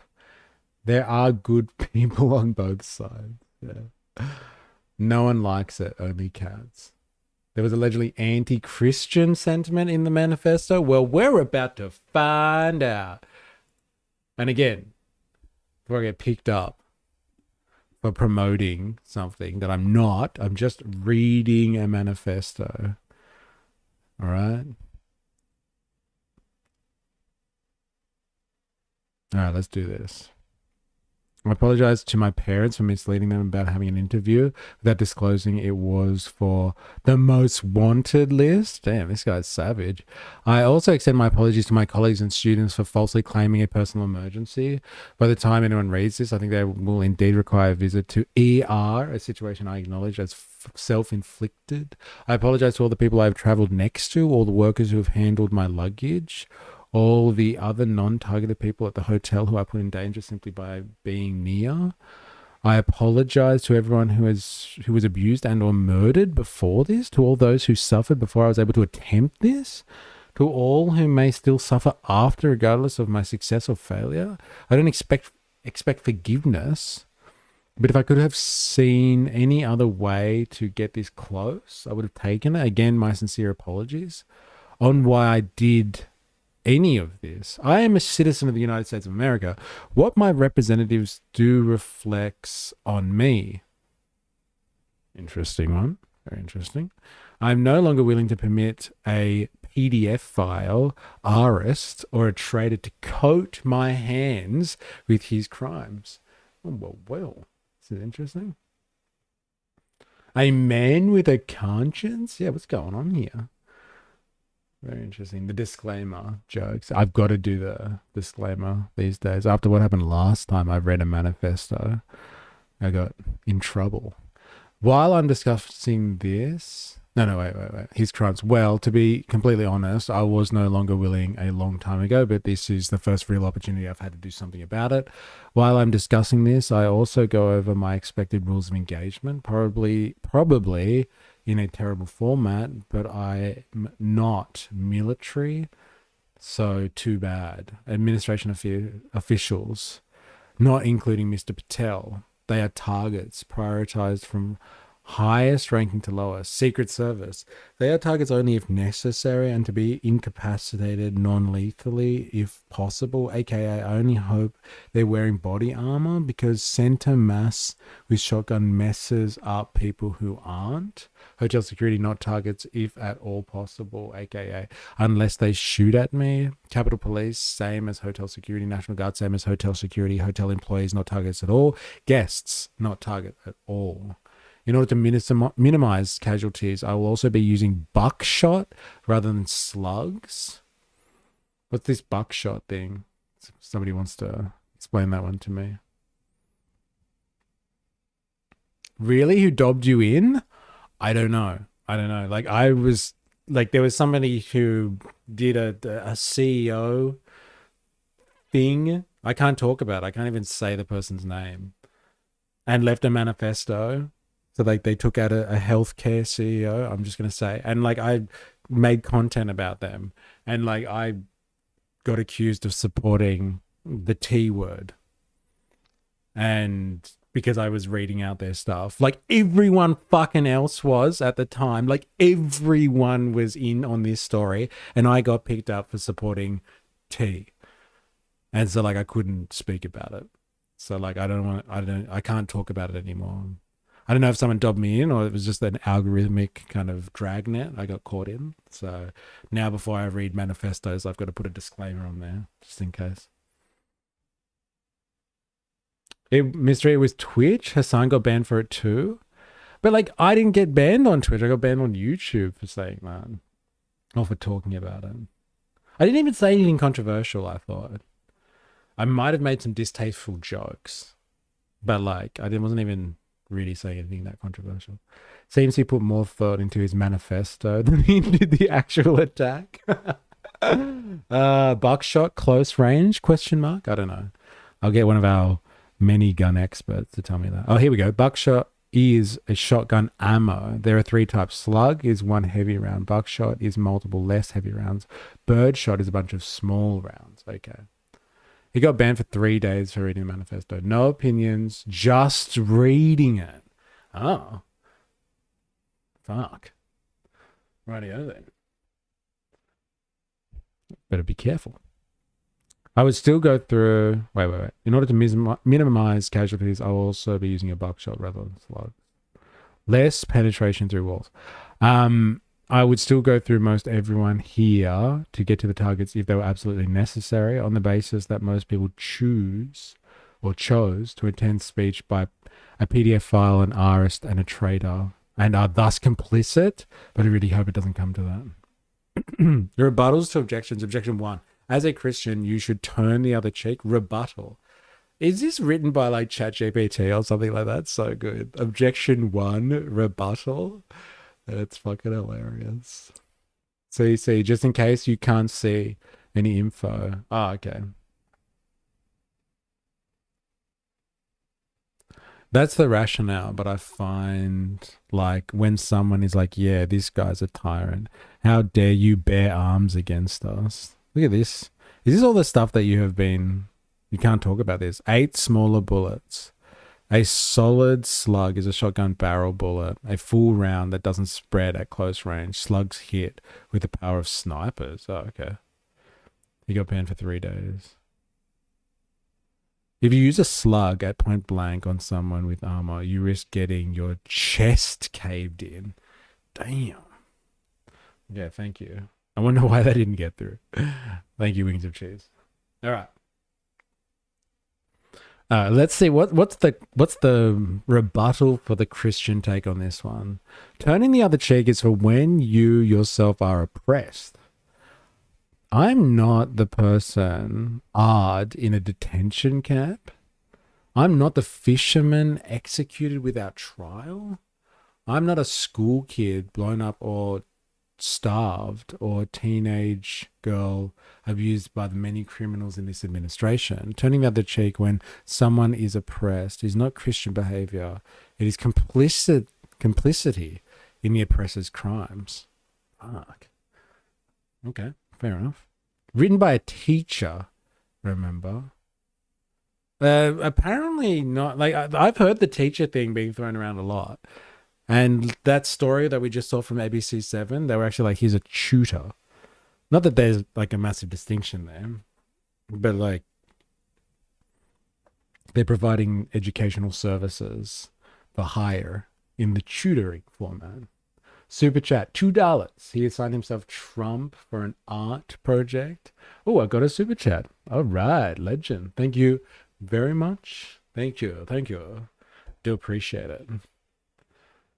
Oh, yeah.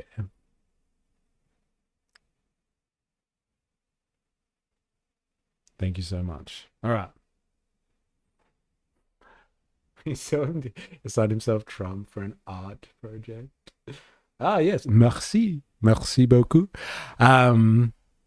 All right, interesting. Objection 2. This is not a convenient time for you to do this. What is a convenient time? I need whoever thinks this way to take a couple of minutes and realize that the world isn't about them.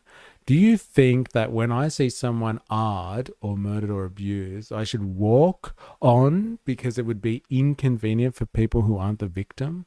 This is the best timing and chance of success I could come up with. Objection 3, you didn't get them all. Gotta start somewhere. Objection 4, as a half black, half white person, you shouldn't be the one doing this. I don't see anyone else picking up the slack. I don't even get objection 4. Has anyone got any context from it for me on this one? Like, why would like a halfie, a mongrel, why would that stop someone from doing this? Like, you have to be pure of race before you can go on a rampage? I don't know, man. This guy is definitely a Reddit mod. Hobo Joe, I'm not buying this. Look, it's even set out like a fucking ChatGPT response, if you ask me. I don't know about this one. Objection 4. I'm not feeling this. I didn't see anyone else picking up the slack. Yield unto Caesar what is Caesar's. What's that as an objection? The United States of America are ruled by the law. United States of America are ruled by the law, not by any one or several people. Insofar as representatives and judges do not follow the law, no one is required to yield them anything so unlawful ordered. I'd also like to extend my appreciation to a great many people, since I will not be likely to be able to talk with them again unless the Secret Service is astoundingly incompetent. I guess that's the only thing that stood up in this manifesto. Is I think everyone can agree that the Secret Service has been apparently astoundingly incompetent. So, okay, so this is in reference to a woman. Maybe bad optics for minorities. Yeah, like what's the go with the half black, half white thing? That was a weird one. Okay, I don't think this is real. I don't know, man. We'll check another source to see if they have something similar to this. Does Caesar actually live here? Thank you to my family, both personal and church, for the love over the last 31 years. Thank you to my friends for your companionship over the years. Thank you to my colleagues over many jobs, your positivity and professionalism. Thank you to my students for your enthusiasm and love of learning. Thank you to your many acquaintances I've met in person and online, for short interactions and long-term relationships, your perspectives and inspiration. This is starting to sound really like AI to me. Thank you for everything. Sincerely, Cold Force, Friendly Federal Assassin Alan. P.S. Okay, now that all the sappy stuff is done, what the hell is the Secret Service doing? Sorry, gonna rant a bit here and drop the formal tone. Like, I expected security cameras at every bend, bugged hotel rooms, armed agents, every 10 feet, metal detectors at the wazoo. What I got, who knows? Maybe they're pranking me, is nothing. No damn security. Not in transport, not in hotel, not in the event. Like, the one thing I am immediately noticed walking into the hotel is the sense of arrogance. I walk in with multiple weapons and not a single person there considers the possibility that I could be a threat. I don't know, maybe it's just a very accepting part of American culture. Hey, this guy's got weapons, he's all right. Hey, it's the American dream. Stop now, I want a pizza. Wait, what did you say? Little Caesar's Pizza, of course. Is he saying only a white person should do it so it gets done properly? ... Jokes. Yeah, he can only do half a job, Lil Emma's, because he's only half white. Hey, he did a half-ass job, baby. It shouldn't be the ones doing this is very close to what a recent lady had said, which was black people of color shouldn't be out protesting here because they aren't safe. It's up to white people to... I'll find the video. Okay. Americans are obsessed with color coding everything. Thank God we aren't like that here. ... Jamesh, I think it might be a black man cleaning up the white man's mess, maybe. Yeah. In his wheelchair video from years ago, he seems very on the spectrum. Must be pretty brilliant graduating Caltech in engineering. Okay. If I was an Iranian agent, nobody would notice. Pretext for security crackdown. Oh, here it is. The security at the event is all outside, focused on protesters and current arrivals, because apparently no one thought about what happens if someone checks in a day before. Like, this level of incompetence is insane. I very sincerely hope it's corrected by the time this country gets actual competent leadership again. Like, if I was an Iranian agent instead of American citizen, I could have bought a damn Medusa. What's that? Medusa in here. And no one would have noticed shit. Actually insane. Oh, if anyone is curious, is how doing something like this feels. It's awful. I want to throw up. I want to cry for all the things I've wanted to do and never will. For all the people whose trust this betrays. I experience rage thinking about everything this administration has done. I can't really recommend it. Stay in school, kids. Stay in school, kids. The fuck is Medusa? I don't know. I was hoping someone would fill me in. Somebody, please. So he thought he would die, I guess. M250 caliber rifle, according to Google. Okay, thank you. LOL, stay in school, kids. Classic American humor. I know, right? Or at the end, stay in school. Don't do what I'm doing. In the first place, don't be half white and half something, half black. This sounds like a Sui, not a manifesto. So he's a patriot and is just helping by highlighting the security flaws? I guess. He's just showing how incompetent the Secret Service is. Would the Secret Service really put so much shit on themselves if this was a staged manifesto? I'm just asking for a mate. Would they really throw themselves under the bus like this? Would they not be nicer to themselves?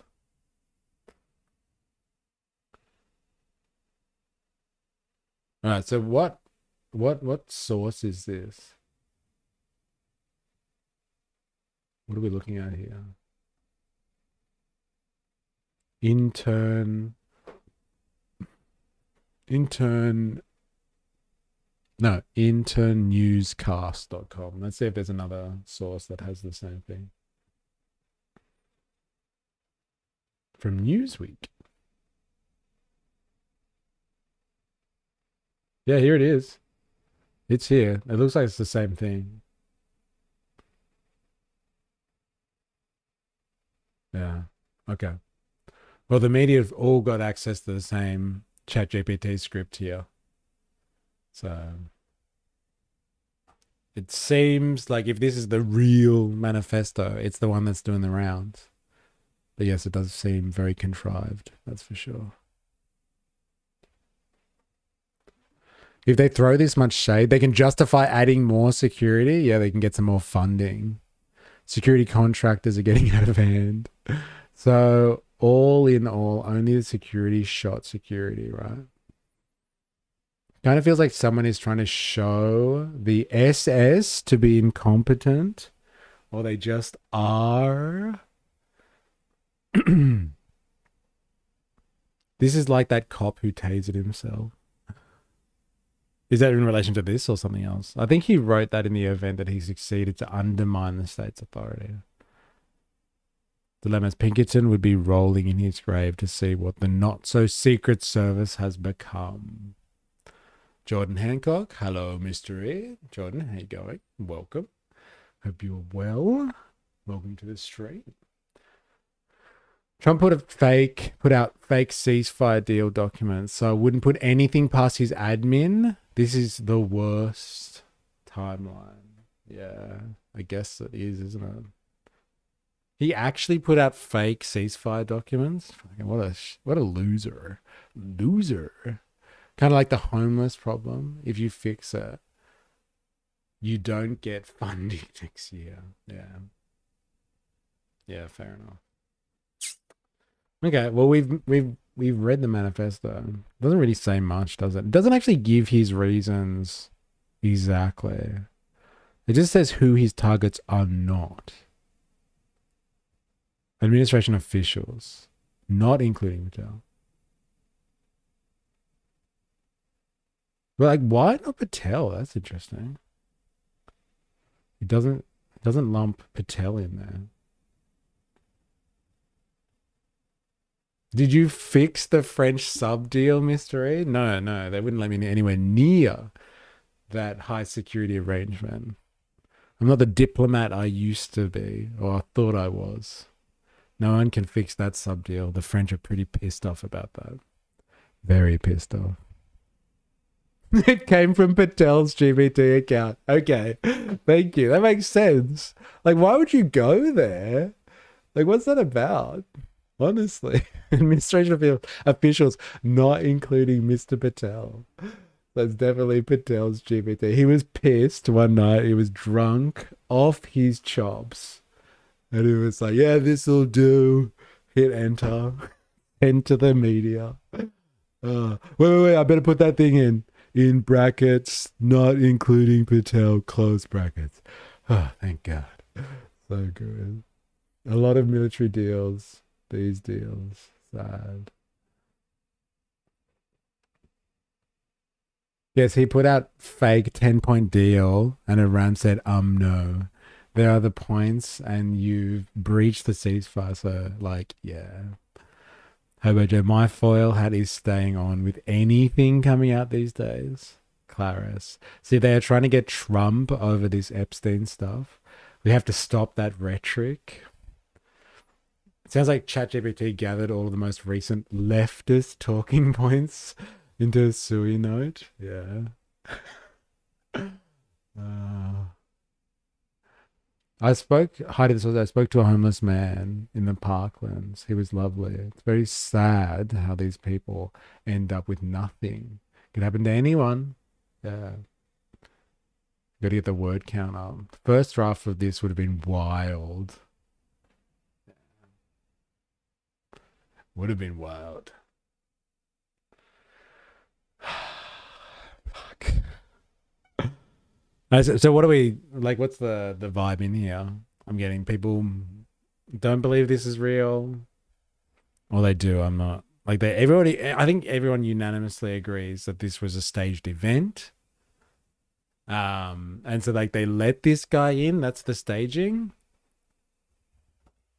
Or, like, this whole situation is staged. Like, they just let this guy through and then apprehended him. Or, like, even him, Cole Allen is part of the staging. Han the Fixer is here. Oi, if it ain't the invisible cunt. Hello, Han. How you going? Hope you are well. It's been a long time. I will take by the fact that you are saying oi and describing my lack of visibility. You may be a little bit upset that I left you alone for so long. It's good to see you too. No, pass the sniff test. I heard about Australia's ghost shark deal recently. That's a question. No, I haven't. Did the homeless guy have a bong? Corey told me it's pretty bad, lol. Ghost bad as well. AI wingman, good for aerial combat, not so good for beach volleyball. All right, so we're not feeling this. I'm feeling. Jesus Christ, you have no reference to my comment, do you? No, I don't. Happy to be filled in though. Jesus Christ. The passionate. The CEO of Andrew looks so stupid. Yeah, but he's also a very rich motherfucker. Loves his Hawaiian shirts too, and his dirty mullet. Loves a good Hawaiian shirt. All right. I think we've done enough on this thing. I don't think I can stomach any more of this topic. Unless people have found something else controversial. Can I watch this, Han, or am I going to get in trouble for watching this? Who doesn't have a bong dilemma? No, he didn't. He said, he did say a little prayer for us. We talked about it. About birds mostly. Genius doesn't apply to fashion sense. If the guy did actually write this, it still sounds false, like he was writing an essay for the sake of writing this. You are fine. Okay. It's a clip from The Boys. Okay.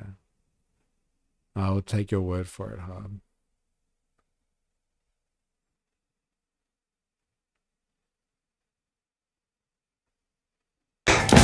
Whoa. Whoa. Okay. That's what you're referencing. Go. Whoa. That ain't the invisible gun. Oh, that's me? Thank you. The Boys. Man, speaking of bongs, like it's random, but you can't imagine Trump smoking Zaza and having a bad coughing fit. I've changed the beginning to make it more Aussie. Yes. Yes, I noticed your use of oi. Very Aussie of you. Congratulations. What if Trump doesn't tan? He's just coughing fit. He just has a coughing fit from mad rip before he goes in front of a camera. Very good. All right. Oh, is this the guy?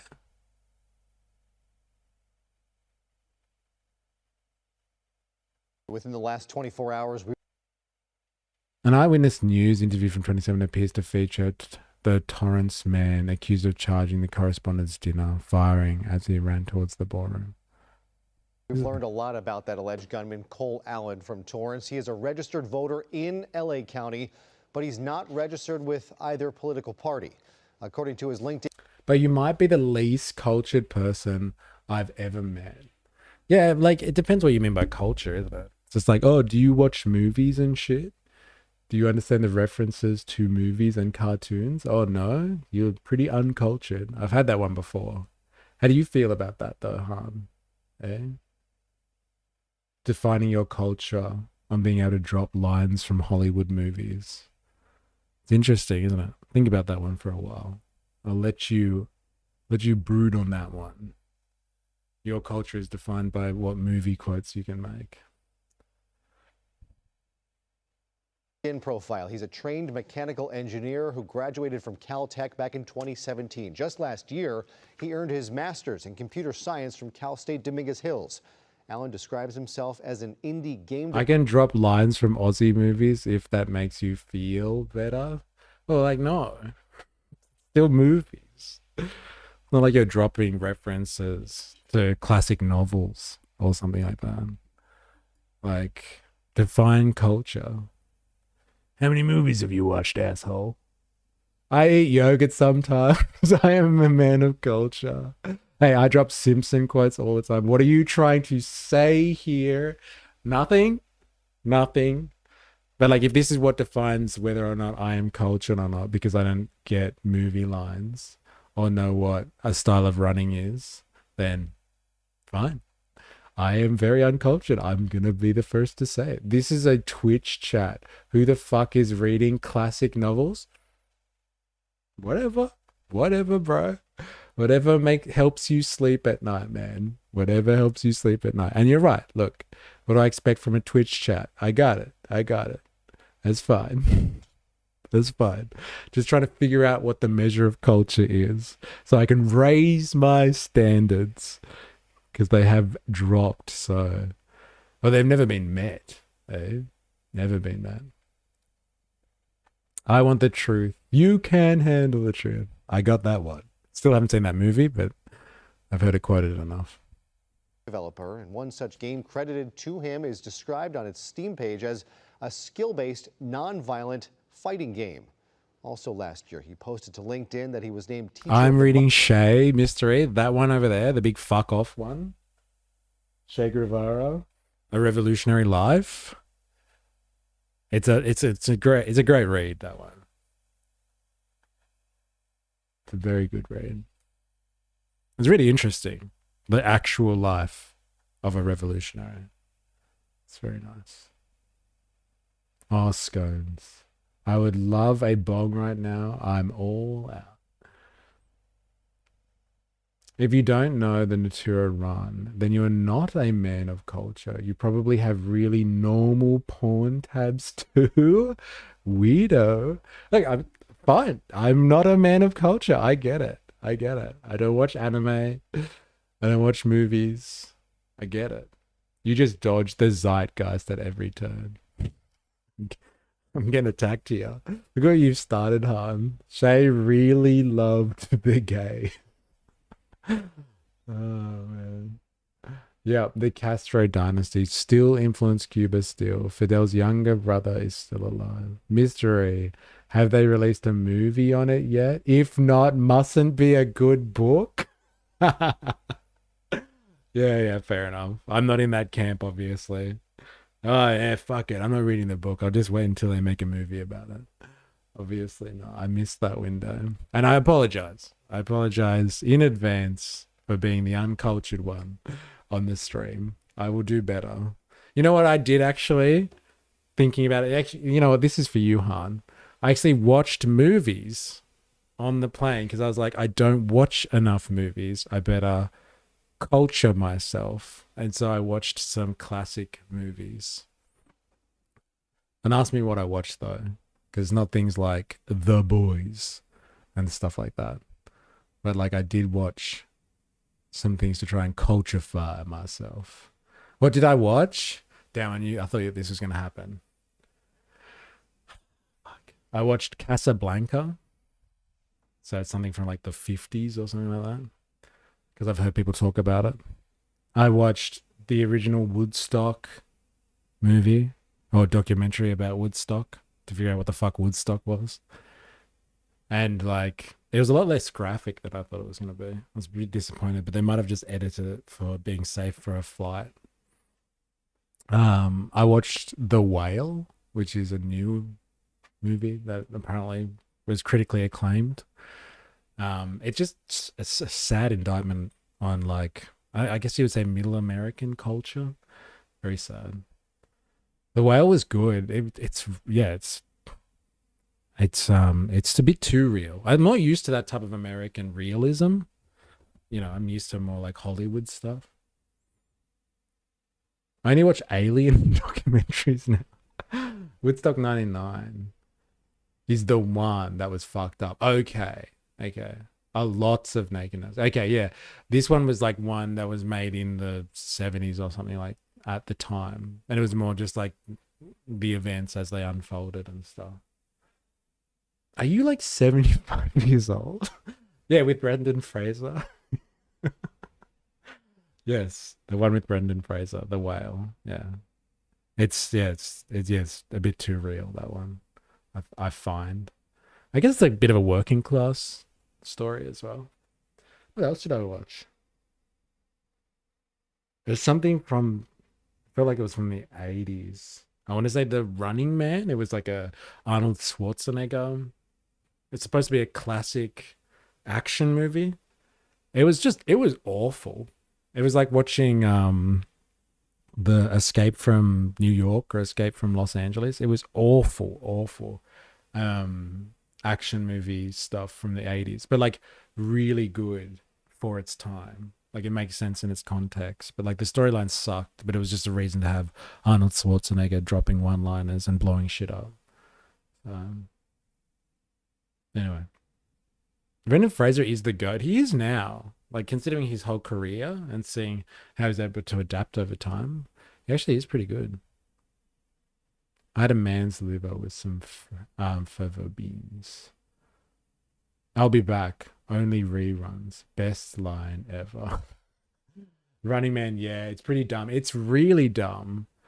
And like, yes, so like it's almost like every time he does something, he just drops a one-liner so they could cut it later. Yeah, I'll be back.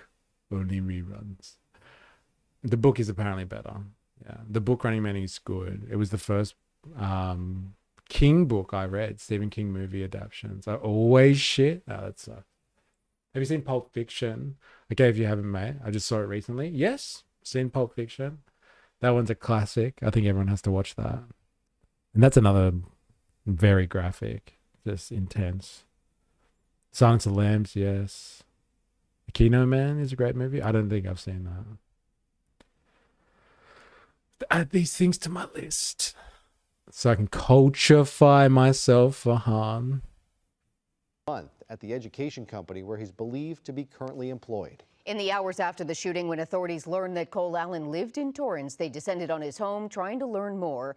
Eyewitness News reporter Rob Hayes is live in Torrance for us this evening with exclusive video you'll only see here on Eyewitness. The character of Killian was played by an American game show host. It was his only acting job ever. He stole the fucking show. He was really good, that guy, you know. And like, he's really convincing fucking asshole. But like the way he dies in the end is just lame. So lame. But like, I guess the storyline isn't the feature here. Can we just get the video footage of this guy? Including the president. And an Eyewitness News exclusive, we interviewed a man who appeared to be Allen when he was a student at Caltech. The idea with this is to prevent it from moving at all. We found him at an aging conference. He had designed a new way to make wheelchairs safer. The wheelchair brakes tend to lock the wheels, but don't actually lock the chair to the ground. That was back in 2017. Today, according to his LinkedIn profile, Allen was working for C2 Education, a private company that prepares students for college entrance exams. That profile claiming C2 actually named him its Teacher of the Month in December 2024. In a written statement, the company today saying, "We were shocked to hear the news of the horrifying incident that transpired at the White House Correspondents' Dinner. We are cooperating fully with law enforcement to assist them in their investigation. Violence of any kind is never the answer." I love how all these Americans coming out of the woodwork now and just like denouncing violence. Trump's done it. This guy's done it. The tutoring company that he works for. Heidi the sausage. He's cute. Hey, he's a mix. Why not? Culture Yourself was a true classic like Barbarella. I've not heard of this. I've not seen this. This is a joke, I'm assuming. And I should not watch this. I'm going to go with that one. All right. I think, yeah, I've done enough of this guy now. I don't know if I want to speak about him any more than I have to. Unless somebody else thinks that there's some breaking news about this douchebag here. This staged douchebag here. Everyone's staged. Mystery doesn't like campy movies with lots of breasts. No, I don't. I do not.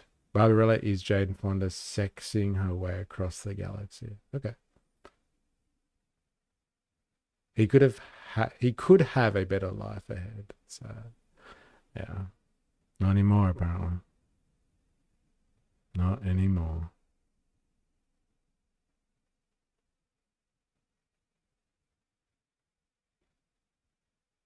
This is why multiculturalism is good. We are better looking because of it. Not according to our friend from the NSN, what's his name? Thomas Sewell. Said we're just going to have all these caramel people walking around soon.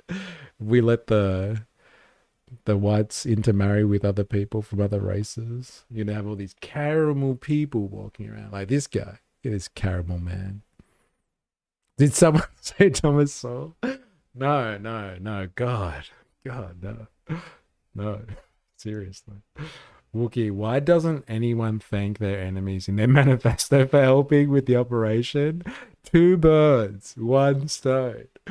Wookie. So good. Yeah, why don't you thank the enemies? Al Sharpton will defend him. Malcolm in the Middle singing, "You're not the boss of me now."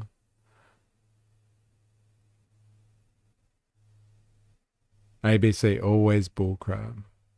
He donated to Harris. He voted Harris. Why would ABC leave that out? I knew it. He's a left-wing lunatic. I fucking knew it. So good. Jordan, I am sorry, but what's with the One Nation supporters being like Ben Roberts-Smith and Desi Freeman? Actually, can we like talk about this? I'd like to thank Mr. A for all his helpful tips and kung fu advice. All right, yeah, let's talk about the Ben Roberts situation. Okay? Ben Roberts-Smith. Let's just have a quick look at that, shall we? because there was all these protests about it.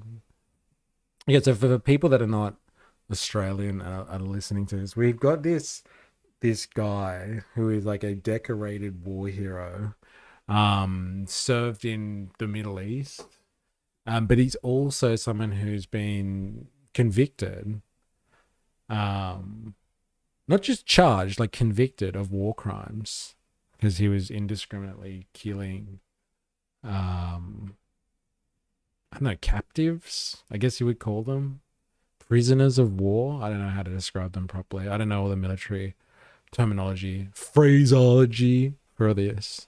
It censored me saying, "I'd like my banana with extra caramel, please." What? You can't say that? Oh, damn. That's too spicy, Ravy. Too spicy. He did a speech during Anzac Day. Ravy baby, people calling him hot. I'm like, the fuck? Eh? But yeah, so this guy, this Ben Roberts dude, Ben Roberts Smith, is controversial because now you have all of these people, I guess they're right wing, like I don't know how to describe it, but like there's a culture war perspective on this one. You have all these Australians who are just like, he is a decorated war hero, like he needs to be celebrated, this is an appalling way to treat veterans, like calling them out on their war crimes. We should just respect him for his service to the country. It doesn't matter if he's committed war crimes. He served his country. And so like it's become like a right-wing, left-wing issue. And yes, you have a lot of One Nation type supporters, I don't know how else to describe it, who are just like, yeah, fucking, this is an attack obviously on Australian culture and veterans, because I guess veterans and service people represent national pride. They're kind of like one of the pillars or the apex of someone's nationalist pride. And so like they need to be protected at all costs, even if they have been convicted of war crimes. Decorated in skulls, maybe. Am I right? And so he's become a culture war topic. And so you have, I guess, left-wing people who are like, no, he's a criminal, so he should be treated like one. And then there are people that are supporting him at all costs. And what I've also seen is like the neo-Nazis, so your NSN types are out there supporting him. And so you have people that are kind of like, they're not with us, even though they're totally on board with the position that this guy is a true warrior, not a criminal, and we should respect him for that. And so it's a weird one, this situation, I must say. What's BRS? What's that? No, a bit of a prawn, good body, bad. All Taliban are civilians. Banana caramel pie. BRS seems like his whole career was astroturfing for conservative politician elites. Never trust a double-barreled first name. Yeah, that's an interesting call, actually. Oh, Ben Roberts Smith. Oh, okay. He's just a poster child for military personnel. My opinion is just wait for the court's verdict. That's not a reflection of Aussie values. He's been found guilty in civil court. He did this to himself. So he has been found guilty, yes. But like, have they appealed the decision, have they? Do any politicians get arrested for starting and lying about war? Do any commanding officers go under scrutiny for getting the row? Ben is short for Ben Robert Smith. Yeah, got it. I figured that out eventually. Wait. Do any commanding officers go under scrutiny for setting the row? What's the row? Hit me up, please. So like dilemmas, I'm assuming you are all over this one. This is your culture war. Your favorite flavor of culture war, I'm assuming. Anything that's got to do with guns and the military. It's a criminal trial, a bit different from defamation. No, we locked up David McBride, who was a whistleblower, told us about it. He lost the appeal, rules of engagement. Oh, okay, right. Thank you. His own SAS comrades dobbed him in. Yeah, have you seen that footage from years ago where they're talking about this Like his, I don't know, colleagues, I don't know what you call them. His friends are talking about what he did, and they're just like, fuck, did you see what he did? It's crazy. The name is American Rules of Engagement. Yeah, so anyway, this guy's become very controversial and is steeped in the culture wars of Australia now. So I wonder how people feel about this. And so people are protesting about this. It'll be interesting to go and stream one of these protests. Bring your Australian flags. ABC filmed the Afghan files. Yeah, that's where I saw the footage, I guess. All right. Supporters of Ben Roberts-Smith have taken to the streets of Melbourne in a show of solidarity with the Victoria Cross recipient, who is now facing war crime murder charges. But the core group faced tough opposition, both from other veterans and opposing groups with a massive police presence on hand to keep the peace. Tensions running high in Melbourne CBD, as hundreds of protesters showed support for Australia's most decorated soldier and alleged war criminal. They say Ben Roberts-Smith represents bravery and betrayal as they march through the city's CBD. You have a weak government who think they have the right to prosecute men who went to war and happen to be very good at it. The soldier facing 5... So that guy was from the National Workers Alliance, Matt Trehay of the National Workers Alliance. What's that? Is that like a Labour thing? Union? National Workers Alliance. Melbourne, maybe?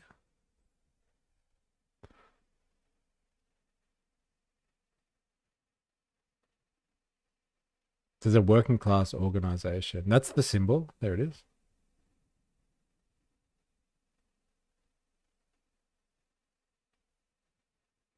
It's an organization about...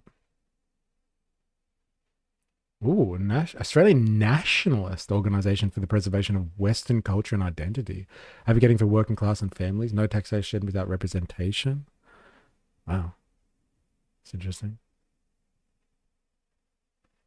The National Workers Alliance is an Australian non-for-profit nationalist organisation. Preserve Western culture and identity. Stop immigration. Okay.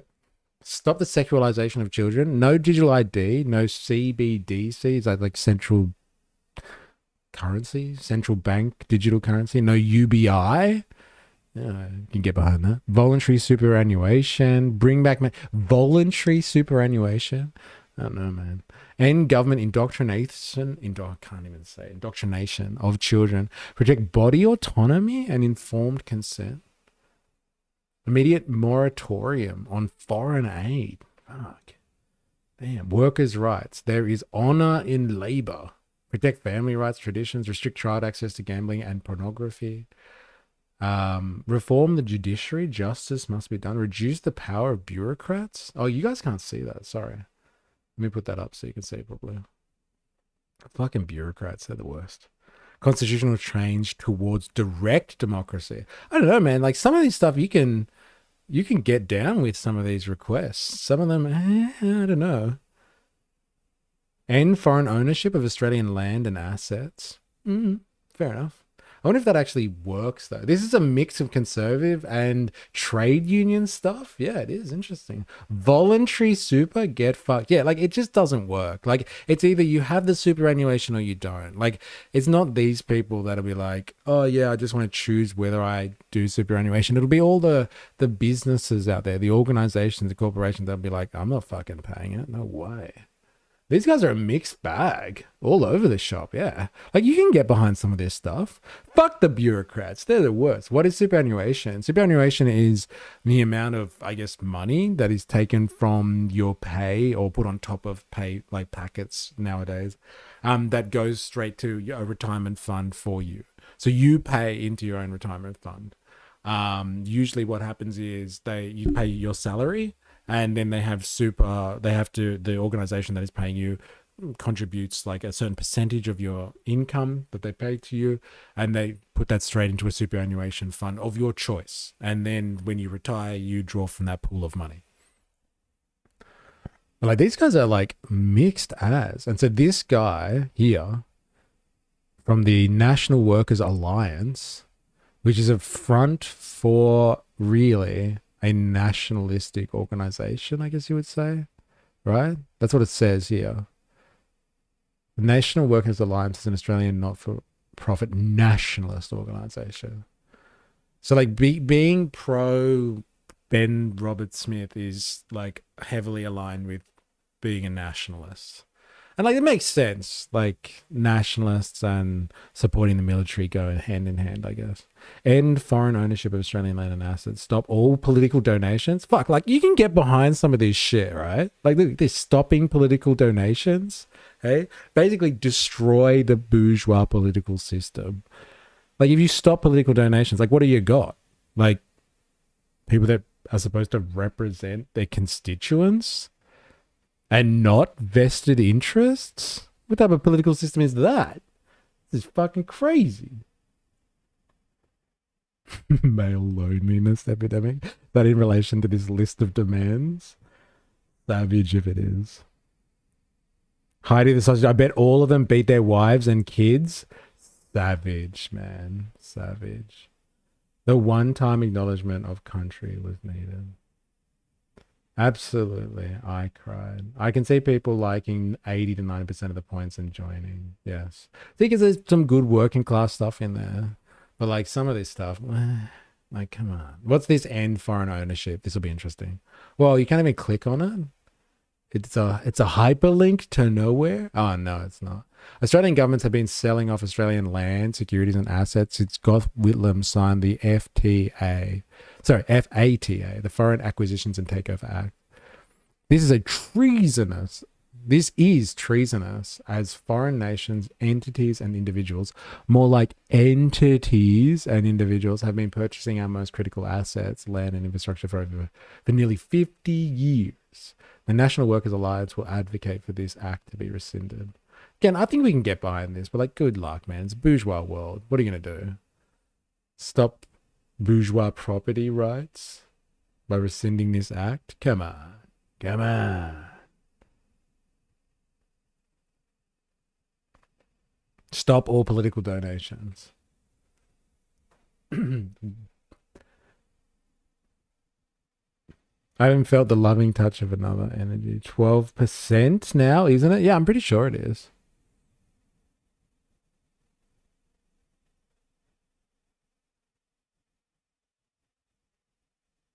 Just sounds like Australia first to me. Yeah, I guess. Western liberal democracies have become plutocracies. That's interesting. That no longer represent the working class. Like, this is great. Let's get down with this group. 12.5%. Ask your resident accountant. Man, people love throwing the word treason around. Yeah, I know, right? So good. Australia's political parties collectively spend $418 million in the year leading up to 2022 federal election. Australia's political parties spent 418 million in the year leading, like the 418 in what? Like political pageantry? Like what are we talking about here? Trade unions, corporations, billionaires, foreign entities obtain political influence through donations. Political parties and candidates are beholden to their donors. The ASC publishes a yearly list of political donors, but it is difficult to ascertain who makes the donations, as political parties often use associated entities as front organizations to hide the source of donations. This is a corruption of the democratic process. Yes, and it's working just as it was intended to work. Like, let's be honest, this is bourgeois politics. It's pay-to-play system, man.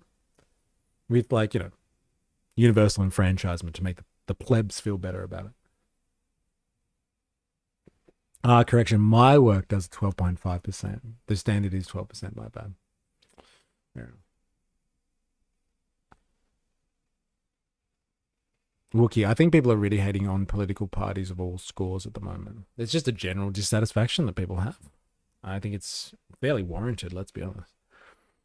Ravi, their left ideals are to get your skimmers in. They don't care about the race stuff because it won't affect them until they have majority seats and you get the USA. It's a slippery slope. Well, ID and political parties would stop doing things we hate, we might stop hating them. Well, if the political parties would stop doing things we hate, we might stop hating them. Sorry, got it. Yes. This is how Musa got in, and Trump. Trump got in on being the anti-war candidate, pro-workers' rights candidate, etc., etc. Come on now. Yeah. They should be allowed to have shares or own any business. Momupa. They spotted the gov worker. It is minimum 10%. They spotted the government worker?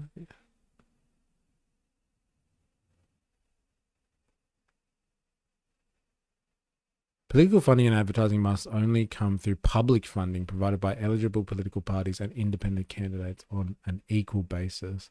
What type of weird utopia is this? Come on. Seriously. Stop immigration. Like, can I just give me a second? Okay, this is how every far-right leader gets into power. They pretend they care for the workers whilst pushing nationalism. You're not wrong. There must be an urgent and immediate moratorium on all immigration. Successive governments since 1975 have lost control of immigration and asylum seeker policy, leading to loss of national identity. I think the world has kind of like, as we become more globalized and more capitalistic, there's been a complete destruction of cultural or national, if you want to call it, identity. That's just the role of the MTV generation. But yes, let's blame it on the migrants, for sure. Increased crime rates?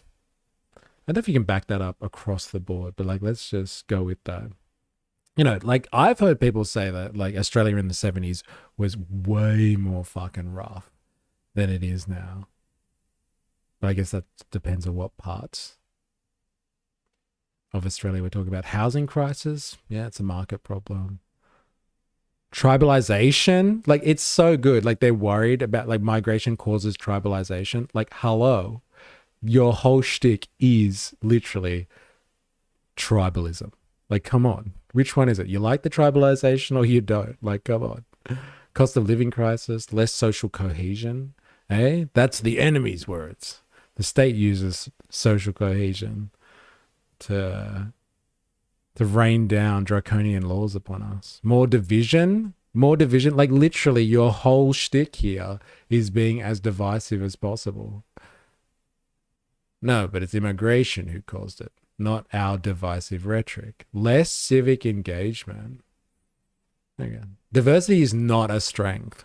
The failed Racial Discrimination Act of 1975 will be repealed. The Immigration Restriction Act of 1901 will be reinstated and constitutionally protected. That's a fucking crazy one.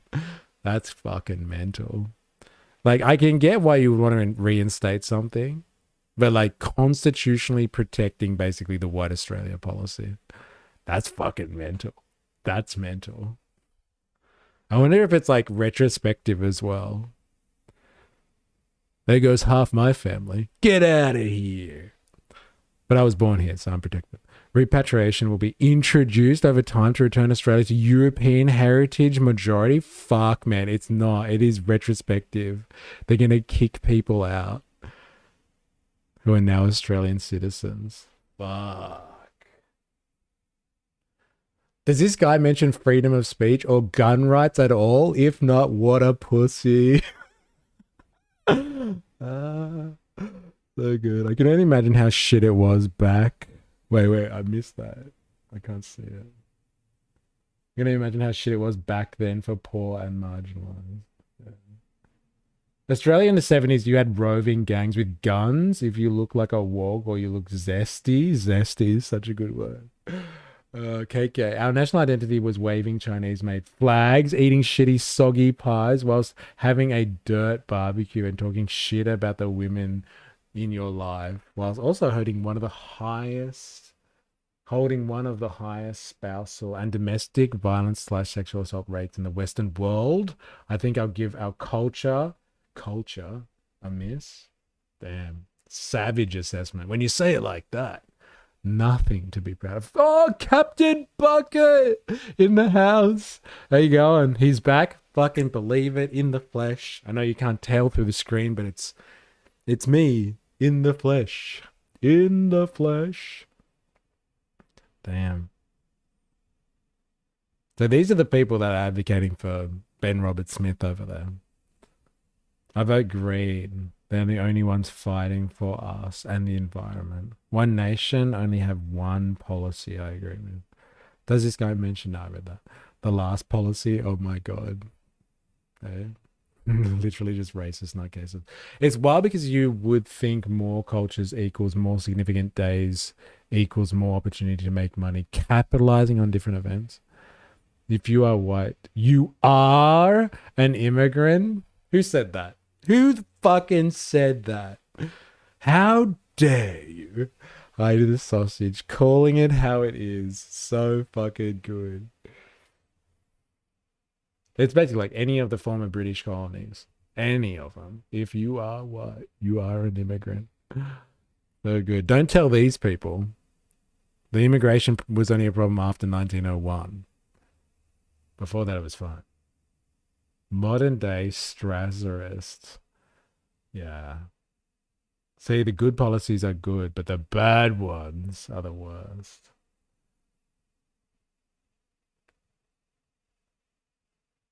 Interesting.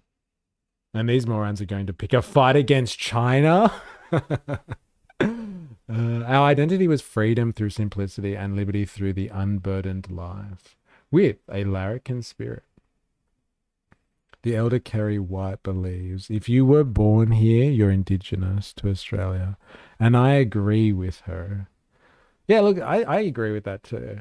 I think there's a lot to be said for you being considered indigenous to wherever you were born. That's fine.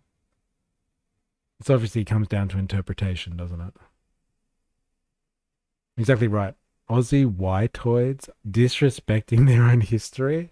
Yeah, be proud of your migration history. You wouldn't have come here otherwise. Embrace migration. You are a product of it. Embrace it. Does it have to be complex though? Or is that just layers of bureaucracy we have been born into? And it's now the status quo, the capitalist state. That's the real problem. Now, sorry, that's a massive diversion. I actually wanted to hear why people are protesting about Ben Roberts-Smith and why this party, the National Workers Alliance. I really Ravy Baby's got a really good point here. I'm pretty sure it was you that said this, Ravy. But you got to be careful. The right wing rhetoric. If you look at Mussolini and his rise, the original fascism, the Italian fascism, it was so steeped in the working class struggle is kind of the nationalist struggle. And so all of it was about trying to get wins on the board for working people using hardcore workers rhetoric, making a country and a culture that's great for working people, etc., etc., etc. And what were the words that they used? Something really strong about labor. Really good working class rhetoric.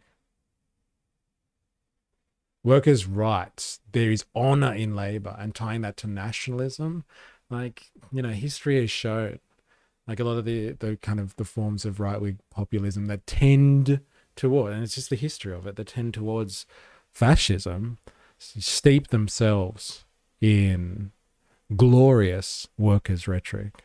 There is honor in labor. Honor. There it is. Captain Bucket. My great-grandfather aided naval vessels during World War II. He came out over here in the 50s. Do these people suggest that war veterans should off? A lot of people's families came over after World War II. Yeah.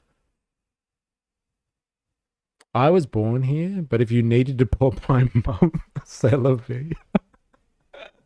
So good. Savage. Poor mum. Sorry, Mum, they're deporting all the people that weren't born here. See you later. C'est la vie. As far as DNA, technically, no, we aren't indigenous. It has an actual meaning. Changing the definition of words is a pet hate. Yeah, fair enough. That's why I said it's all about interpretation. But the definition of Indigenous will change in different contexts as well. So like, you know, I'm all for it. You've heard it here, folks, at Mr. Abe is bringing back the Knights of Labor.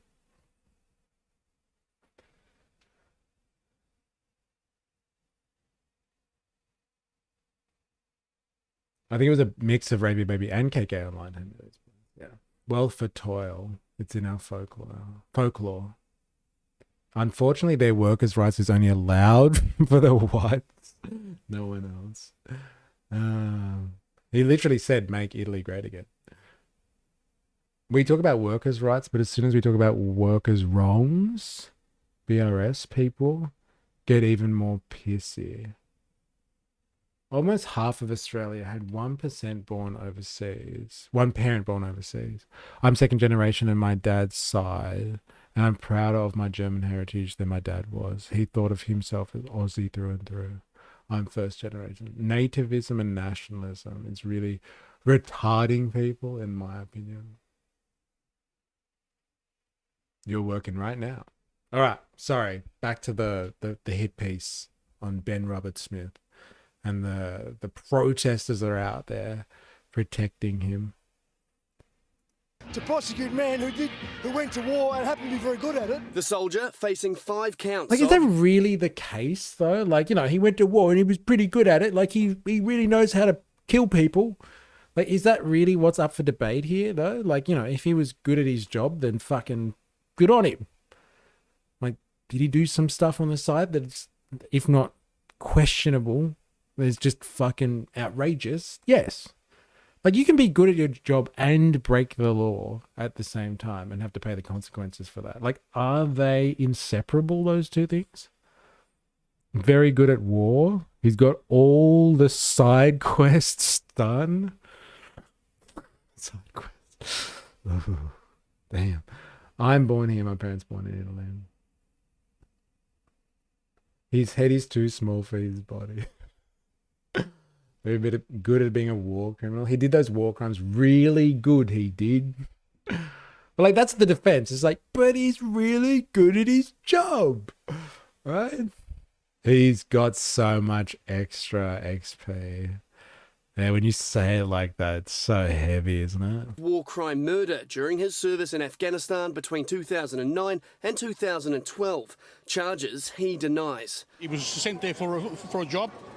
And he fulfilled that job. We're all former serving, so we're come to support our brothers in arms. But while some turned out in genuine support for the Victoria Cross recipient, white supremacist allies were among them. Which in turn triggered a heavy police presence. You saw it here, ladies and gentlemen. Here's our friends in the fridge again, coming out. Allies were among them. See. Gamification is dark. What was the job? Well, the job was killing people. And like, there are apparently rules of engagement. Like, you don't get to just kill anyone. You have to do it within a set of guidelines. Which in turn triggered a heavy police presence and a clash with opposing groups. I wonder what that said. In turn triggered a heavy police presence and a something Roberts-Smith, something ADF, smash imperialism. They look like trans Tifa types to me. Eh? Clash with opposing groups.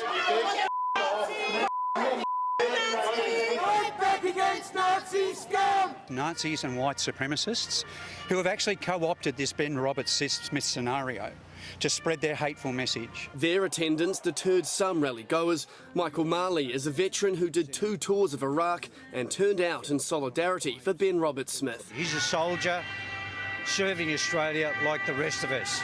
The way he's been treated, I don't agree with that. He crossed the street to avoid standing beside the Nazi-affiliated group. They have a separate agenda, and it's not one that anyone who served in the Middle East... So this is a problem. Like, he's got a point, this guy. Like, they have a separate agenda, and they're pushing their nationalist rhetoric as obviously a love of, and Yeah, hyper military pride is associated with nationalism. But, you know, what else is fucking associated with nationalism?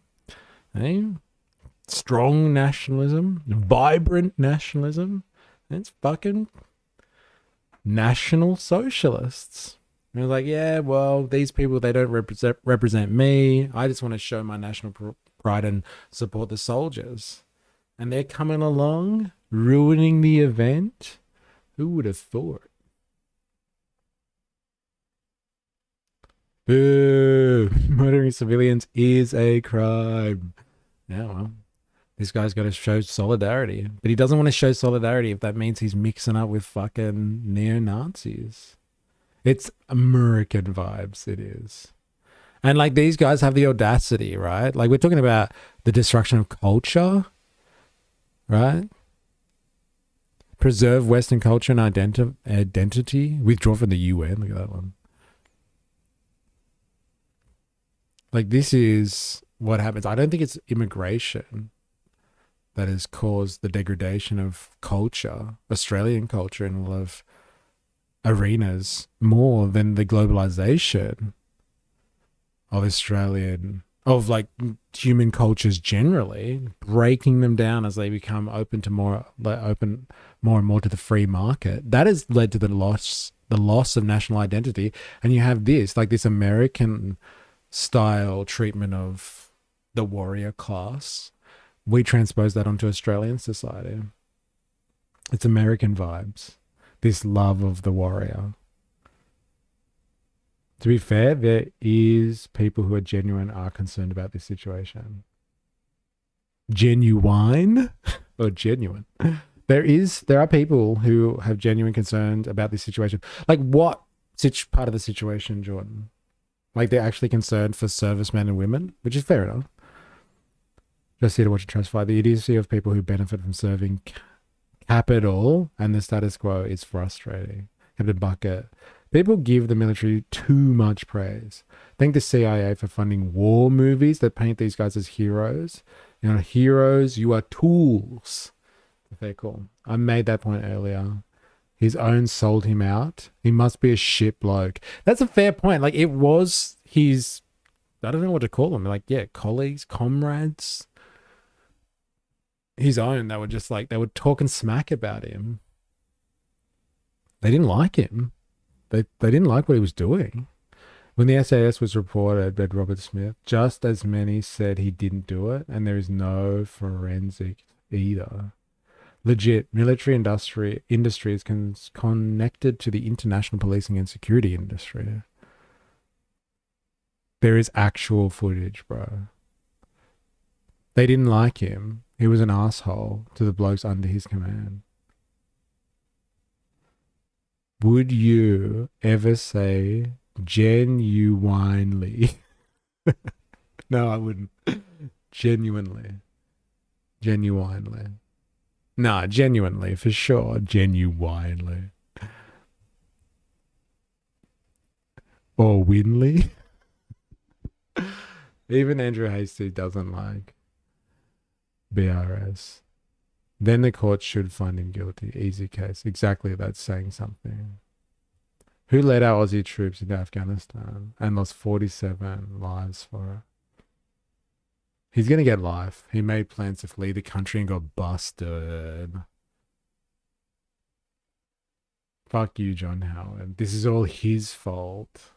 I find it really uncomfortable celebrating the Anzacs, knowing our history, knowing imperialism and the Marxian analysis as to why the war occurred, which has little to do with the history books. Yeah, fair enough. Like, I'm all for celebrating servicemen and women, though. Like, absolutely. Like, these people actually get enlisted for like whatever capitalist endeavors we're talking about, but like they're just the cannon fodder. So I'm all for celebrating cannon fodder. Like anyone in the working class is usually cannon fodder for the interests of a small group who benefit from the situation. Like celebrate them. But like the mythology that is built up around militarization of culture only supports, as somebody has already pointed out, it only supports like the military industrial complex or the security industrial complex, all that sort of stuff. So like if the celebrating the Anzacs is to help us be a better militarized culture, so we will spend more of our budgets on, you know, military spending and surveilling our populations to bring in some type of police state, then like fuck that shit. But like if we're actually celebrating the contributions of men and women who have contributed to the creation of, I don't know, the country or its history, its legacy, all that sort of stuff, that like I'm all for that. But like it really is about narrative building so they can justify more military spending a lot of the time. Goddamn Howard. I don't think the Anzacs even see it as a celebration. It's recognizing those who lost their lives. Anzac Day isn't a celebration, it's a commemoration. A reminder of how horrible war is. My great-grandfather was an Anzac for New Zealand in World War I and Australia World War II. He was born in 1900. He lied about his age. I can only respect their intentions to protect others. However, the reality is they serve evil people. And the narrative is bullshit as to what they were really protecting. Who and what they were really protecting. Yeah, war is horrible. Bad things happen. Can we stop wars, please? Men? Yeah, I've got a question for the men in this audience. War is hell. General Sherman. Hey, is that the guy? Is it General Sherman, the guy on the profile picture? Tell me it is. Mr. Scorched Earth. Tell me more. World War I, Australia, 40% of our military troops were lost. Then the Spanish flu, then the Great Depression, and eventually World War II. As long as there is women and resources, war won't stop. Oh my god. Well, not in this economy. Am I right? Eh? Capitalism profits a lot from war. Eh? I reckon if you really want to stop war, you're going to have to revolutionize the economy. That's my 2 cents. I get to say it every stream. That's capitalism, baby. Oh, yeah. Let's be honest, women can also send us to war. Also, I agree with the comment I saw that Anzac Day should really be about reminding us never to follow shit cunts who don't care about us into their wars. Hide as sausage. Women are not the reason for war, dude. Uh-oh. Uh-oh. There it is. It's on. It's on now. All right, let's let this guy finish off. Would want to be associated with. Ben Roberts-Smith has gained support just like this online as well. There are dozens of social media groups demanding a pardon and even one petition with more than 30,000 signatures. Victoria Police confirmed there were no arrests during today's rally. Ben Roberts-Smith is next, due to appear in court in June. Jack Perry, 10 News.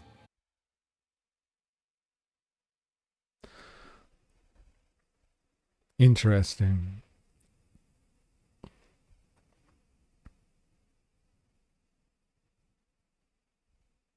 Very interesting. And comments are turned off. I wonder why they turned off the comments. Losers.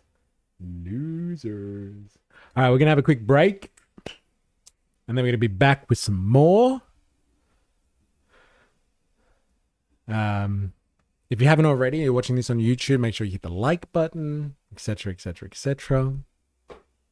And if you're new here, subscribe for more. If you're watching this on Twitch, make sure you follow for more. And then we'll be back in a few minutes. Don't go anywhere. Unless you have to. But then come back. All right. See you soon.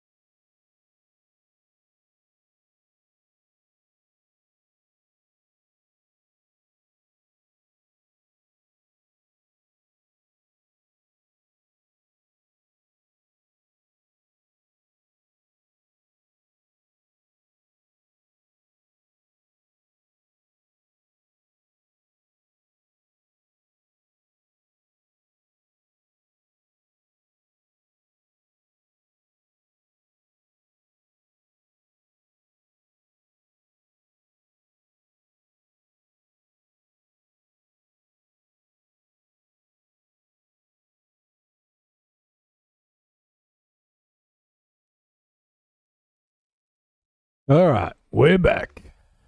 We're back. What are we doing now? A palate cleanser? I have been asked. Piers Morgan asked Russell Brand which passages were relevant to him when he brought a Bible into court. Is this the thing that people are talking about? Russell Brand v. Piers Morgan. Let's have a look. No, I don't venture into too much Piers. This clip just came across my timeline. Mystery, watch the Piers Morgan on Valentino Gomez. What's that one? New hot take for you in hot takes. Okay. Yeah, his emotional support Bible. Okay. All right, give me a second. One at a time. All right, let's do this. Can I go back to asking you a question about your Bible? Yes, if you want to. Thank you. Was that the one you took into court? You're the very one. Okay. What was your thinking of taking it into court? And what you were seeing, looking at some passages, what were the relevant passages for you? All right. Thank you for asking me. Thank you. That didn't hurt, did it? A little bit. It was this from Isaiah. And you're right, Bear did say, be chilled. Sometimes I lose the chill, man. It's pretty...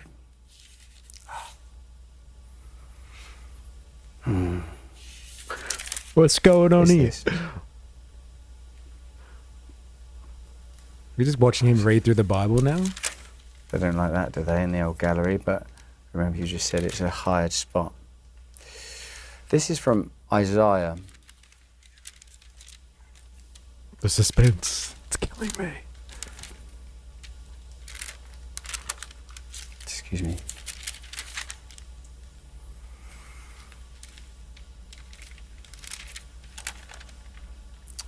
Man, I'm not going to mark it before. Dead air. What is happening? Here. Dear Sky Daddy. What the fuck is this? This is like the whole clip. We're just watching him stumble around.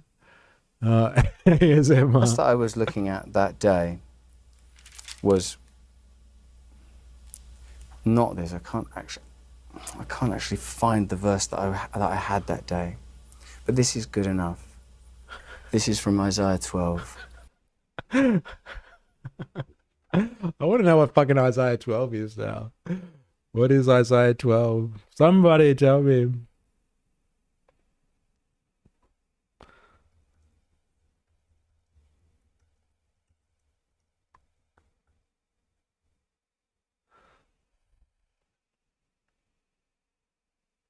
What is Isaiah 12? Anyone?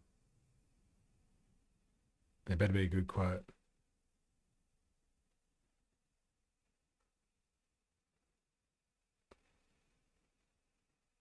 Isaiah 12 is the 12th chapter of the book of Isaiah. It contains song and praise celebrating God's salvation and comfort.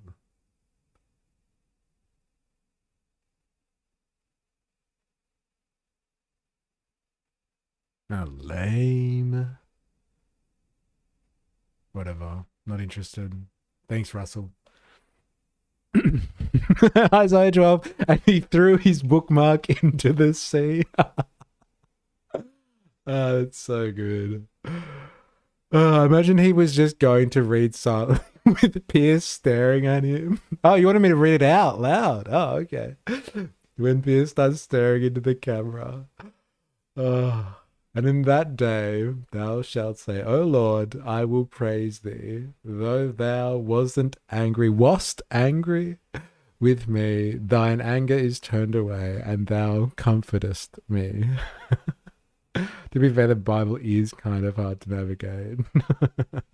Oh, man. So good. Okay. What's the other one? Can someone link me for this Gomez/Morgan thing? What's the hot take that you've got? It better be hot. It better be hot. To be perfectly honest, I don't care about the war crimes committed. I know that war can be fucked up and mistakes happen all the time. The thing that bothers me is that these cowards covered it up. You fuck up, own up to it. Servicemen wear the Australian flag on their sleeve. And when they go into another country, they're representing ours. Everything they do reflects on our country on a global level. It's a fair take. It's not even that hot. It's just fucking true, right? It's just fucking true. Everything they do reflects. And, like, you know, if you're going to do, it's like, war is pretty fucked up. Like, pretty fucked up. It's not a statement, isn't it? But, like, yeah, it's hard. It's difficult. And lines are blurred easily. But, like, if you do it, yeah, exactly. Own it.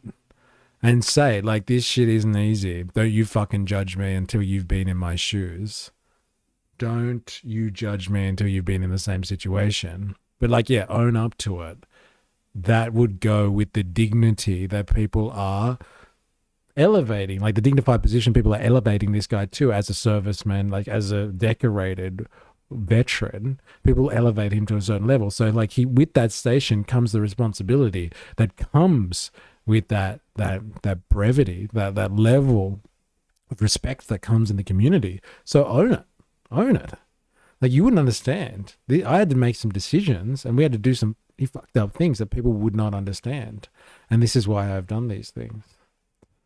But I think he understands the situation that he's in, and it's not defendable. So this is a difficult one. Otherwise, war is hard, and rigorous mortis makes you hard. It's poetic, rigorous mortis. Lovely. It makes you hard in a way. Our troops behaved like our number one Aussie breakdancer. Uh-oh. Yeah, but that's the thing though, right? Like, Ben Roberts-Smith has plenty of people defending him. But no one defends Australia's number one breakdancer. Not until now. Not until now. With great power comes great responsibility. Yeah. He comes from money too. LOA. Mini jab. Preach, Jordan. Hard, eh? Calm down. Calm down. All right, what's this thing I'm supposed to watch with this Gomez or whatever? Someone's been hacked, I see. Yeah, who was it that got hacked? Maybe Jericho? Because I saw the exact same post on every channel. Must have been Jericho. Poor Jericho.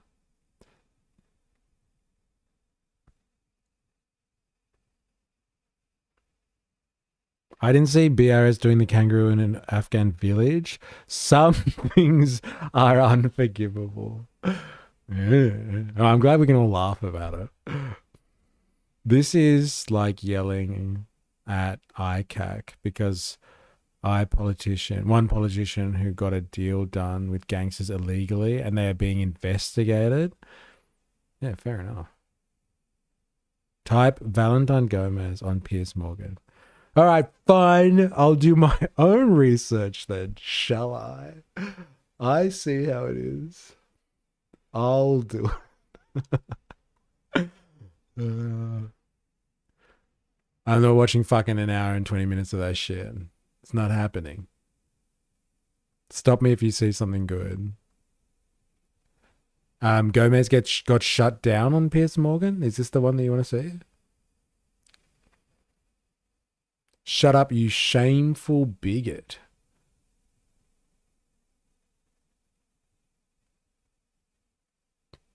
That one. Okay. It's 6 minutes. I can do that. Do you know how many Muslims there are in the world? Way too many, Piers. I prefer one dog over 100 million Muslims. Okay. This is the...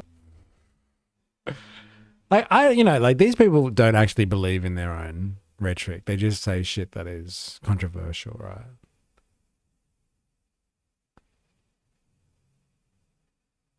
Interesting. All right, so I'll let her do her thing. Do you know how many Muslims there are in the world? Way too many, Piers. I prefer one dog over 100 million Muslims. Okay. This is the population of Muslims in the UK and in the US. In the US, 1.1%. In the UK, 6%. Tell me, where is the takeover that's taking place Wait here? a minute. In prison because he's about to get murdered by the government of Egypt because he is no longer a Muslim. It's just not true. And Piers, if you don't mind, can I say something here, Piers? Piers, if you don't mind. On Piers Morgan Uncensored, Sammy Hamdi counters Valentina Gomez's narrative, exposing how crime data contradicts her anti-Muslim claims. I'll bring in Sammy Hamdi to respond, yeah. Piers, I just want to... So she keeps talking about the idea... She keeps talking about this idea of rapists and the like. Piers, I went to the website of the Office for National Statistics and the Bureau of Justice of the Americans. And here you can see, these are all the victims saying who their perpetrators are. And here they say that it's people that they know, it's their family members, it's their friends, it's their acquaintances. Only this small number over here is done by strangers or what she calls grooming gangs. You can see the overwhelming majority are done by those that they know or those or their relatives. Nobody says this is white Christian sexual epidemic. If you look at the population, she says that they're being taken... Is this chick here, Gomez, is she American? Like, or is she from the UK? Because they're talking about the gangs and stuff like that. She's Pauline Maxing? Yeah, I guess. Pauline Maxing. Do you ever think you would write that, Ravy? What a day it is where you can get away with a sentence like that. Yeah, what is she, from the UK or something like that? Why are they talking about grooming gangs for? She's an American. Banned in the UK. All right. Okay. Over. This is the population of Muslims in the UK and in the US. In the US, 1.1%. In the UK, 6%. Tell me, where is the takeover that's taking place here? Piers, when you look at the crimes that are committed... Colombian born? Wonder if she's going to end up in an ICE detention center then. Very interesting. Oh yeah, not the first time. Plenty of shopping trolleys in the river and groceries just gone. Eh? She literally tweeted, APAC hit me up. Oh my god. Pauline Maxing is just a derivative of Farage Maxing. And so on and so forth down that line. Against Brits, and I'm a Brit, I'm born and raised here, against our sisters and our daughters and the like. Here are the crimes committed by Jimmy Savile and Rolf Harris. Nobody says this is white Christian rape. No one says this is a white Christian problem. Rolf Harris? No way. That's fucking mental. Look at those numbers. Fucking grubs. What's with these Colombian immigrants hating on immigrants? You'll never be him, Pauline. Get over it. Ravy gonna make me jump with Pauline Maxing shiz. Everybody says crime has no faith and it has no race. This was committed by vile individuals and justice should be delivered. Piers, when you look at the Office of National Statistics and you see the number of people incarcerated in the UK, you can see that they are overwhelmingly white. But nobody says that this country has a white criminal problem. No one says that this is a Christian problem. Everybody says this is a criminal problem by vile people because crime has no faith and crime has no race. Piers, when you look at the mass shootings in America that kill students and kill their children, this is the data from the Bureau of Justice in America. This is by white shooters, this is by ethnic minorities. No one says that in America they have a white Christian shooting problem because they know crime has no... I think we get the argument here. I think I can see what he's forming here. It's subtle. But he's forming an argument as to why people don't use particular rhetoric when it comes to looking at the overwhelming statistics. Very interesting. No faith, they know crime has no race, and they know that it is individuals who need to be brought to justice. The reality well, let me ask you this question, Sammy Hamdi. Let me ask you, Sammy Hamdi. Sammy Hamdi, I understand the point you're making.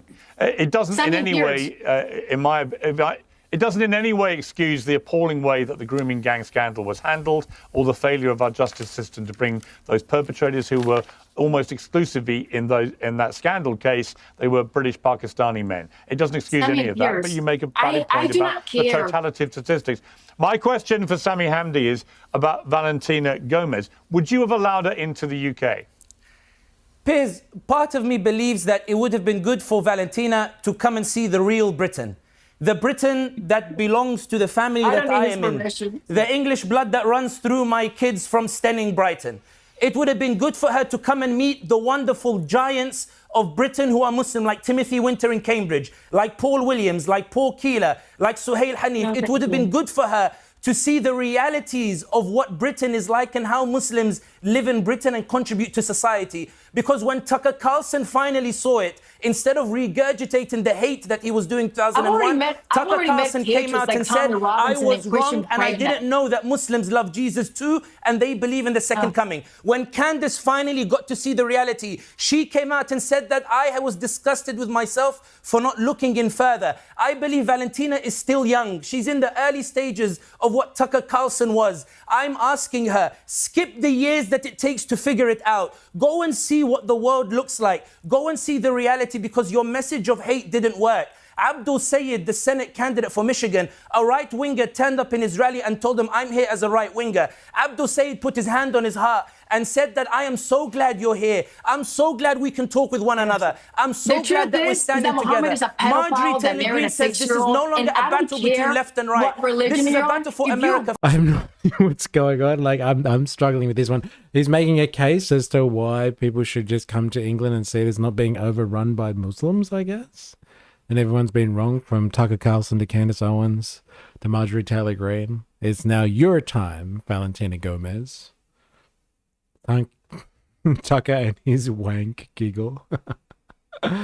When you use Kunduz and Katarson as references, damn.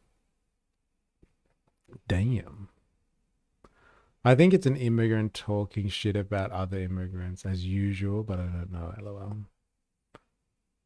Grooming gangs were Pakistani, man. First, and the final point, Piers, I'll finish on this. Valentina's brother serves in US forces. That Valentina, instead of focusing on the 1% of American Muslims who aren't the problem in America, perhaps she should focus on the 42 million Americans living on SNAP who can't afford basic groceries. She should focus on the servicemen who return to America and sit in the freezing cold on Magnificent Mile in Chicago. She should focus on those ordinary Americans going bankrupt as a result of medical bills. There's a reason she was rejected in Texas, because no one resonates with that hate. There's a reason why she was rejected in Texas, because no one buys the hate anymore. What wins in America, what wins in the UK, the reason reform lost in Gorton and Denton is because Zach Polanski came with a message of hope. In America... I'd avoid England because of the English, to be perfectly honest. So good. Danny came with a message of hope. And even Donald Trump is, even Donald Trump, before the mess with Iran, even Donald Trump, when he won the election, declared that he had established the biggest coalition of Muslims and Arab Americans. We've run out of time. I just want to say, Sami Hamdi, that's enough, please. I would simply say to Valentina Gomez that sometimes when people show themselves, you should believe them when they show you. And your reaction to the English-born Home Secretary of my country, Shabana Mahmood, who's a diligent, hard-working, intelligent, decent person born in Birmingham in the Midlands of my country. Your reaction to her, calling her a dirty Pakistani Muslim, was one of the most disgusting things I've seen or heard in a very long time. And it showed you for what you are. You are a disgusting, Islamophobic bigot that hates 2 billion people on this planet simply because of their religion. They hate me too. And shame on you. They hate people like me. They hate people like you. They hate people like your wife. We don't hate you. You're only back. I promise we don't hate you. You're only back on this program. You're only back on this program because you were banned from my country. I say good on you, Home Secretary. Because my message, you're a more decent person because my than message Valentina Gomez could ever dream. So good. I've only had you on this show because you've been banned in my country, and because you're so controversial, it's not only just profitable, but it's just great for my enterprise generally. Hey, you're banned from the country, but I'll have you on and I will platform you and your so-called disgusting views so I can make hay while the sun shines. Oh, yeah. Hey, you're a fucking grub, Pierce, you are. Hey, Selena Gomez really fell off. Oh, man. That's so good. Right, Juan Gomez. Reform is failing because Farage is putting Indians in his cabinet. That's why the vote is going to restore.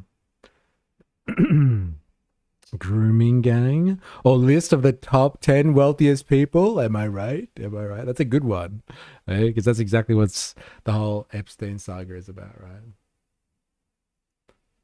Oh, man.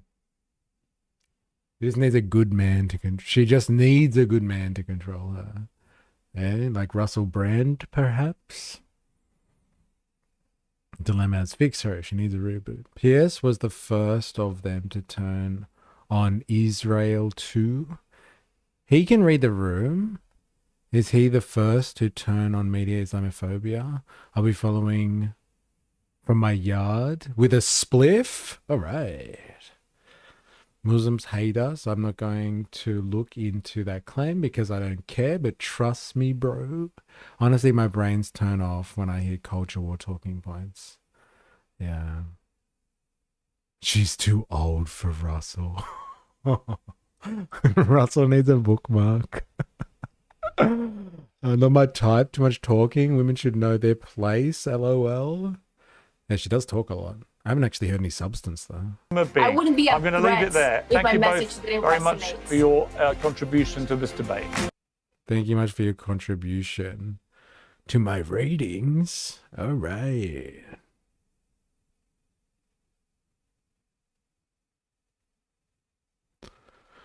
May Allah guide her. Very good. Very good. All right. We are moving quickly away from this one as fast as we can get away from it. Now, I want to have a look at this because I've heard about this just recently, people criticizing it.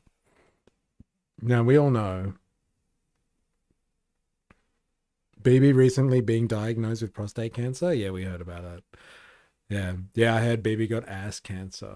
So, like, there's people have articulated it well for me, but like, yes, the world's biggest asshole getting ass cancer.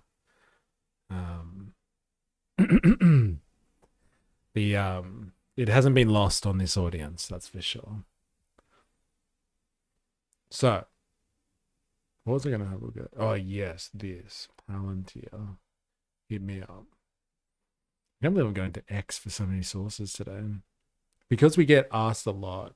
Now, Palantir, if you're not across a large section of what we look at on this channel, there is theories on like techno-feudalism, surveillance capitalism. I'll just run you up to, I'll get you up to speed on this. So maybe you are acquainted with the ideas of what capitalism is. So capitalism is a mode of economy. There are theories out there that capitalism, like it goes through various stages, right? It doesn't stay the same. It's definitely not the same as it was during the Industrial Revolution, where you know, it's completely unrecognizable, the state of economy that we have now. Now, there's theories that the state of economy that we have now is something called surveillance capitalism. So it's based on the idea of not only surveilling the world's populations and getting data from them, but like just having overarching kind of control on all of the information that controls society, and then using control over the information highways that are made possible because of the fact that we're a digitized global system now, using control of that information to allow you to run the economy. That's like kind of the very, very broad me when baby gets ass cancer. Oh no. Anyway, yes, it's pretty much like that. Yeah, surveillance capitalism. We live in that type of world now. And there's like even a theory there's a guy called Yanis Varoufakis. Like if you've been on this stream for long enough, you would have come across us watching some of Yanis's stuff.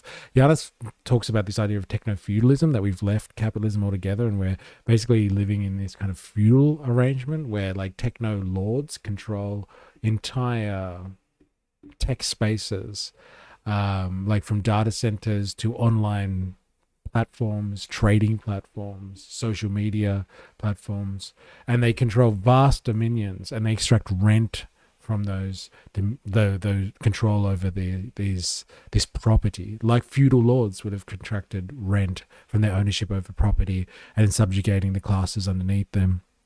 And so, like, there's discussions about that. Now, Palantir, if you're not aware of Palantir, Palantir is a rather nefarious organization, I would say, but like their big claim to fame is they can do amazing data analytical services. So they can crunch enormous amounts of data for huge organizations, analyze that data. I think that is the key of what Palantir does. It analyzes enormous amounts of data and then uses that data analysis to provide services on top of that. So like predictive services potentially, or services that provide recommendations based on the data that it's processing. So like you have everything from predictive policing to helping sort out an entire national healthcare system, to helping stock shelves at your local supermarket, to providing locations for targets in Gaza or in Iran somewhere.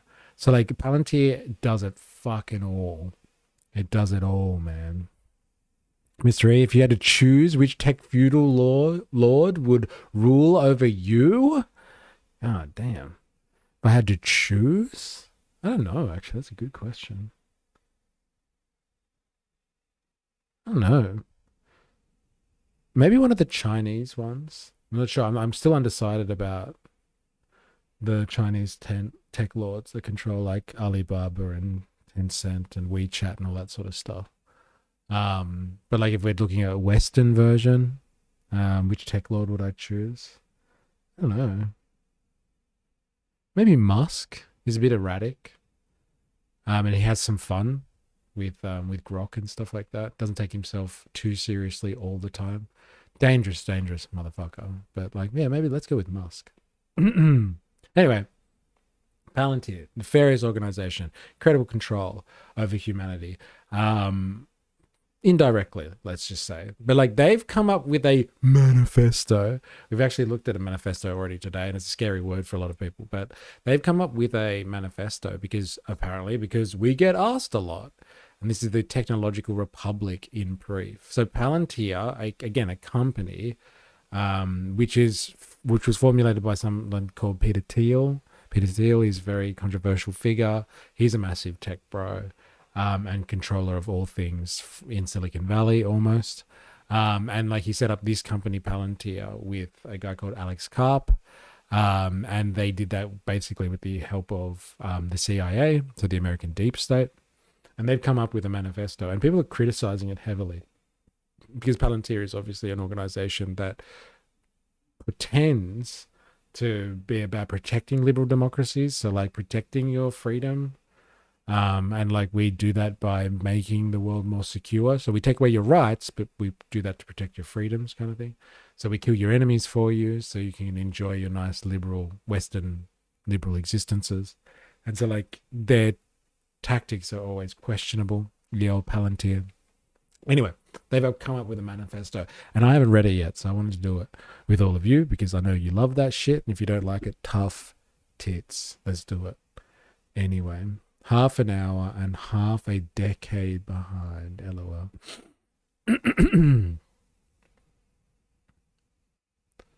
Me, Lord, how for the data?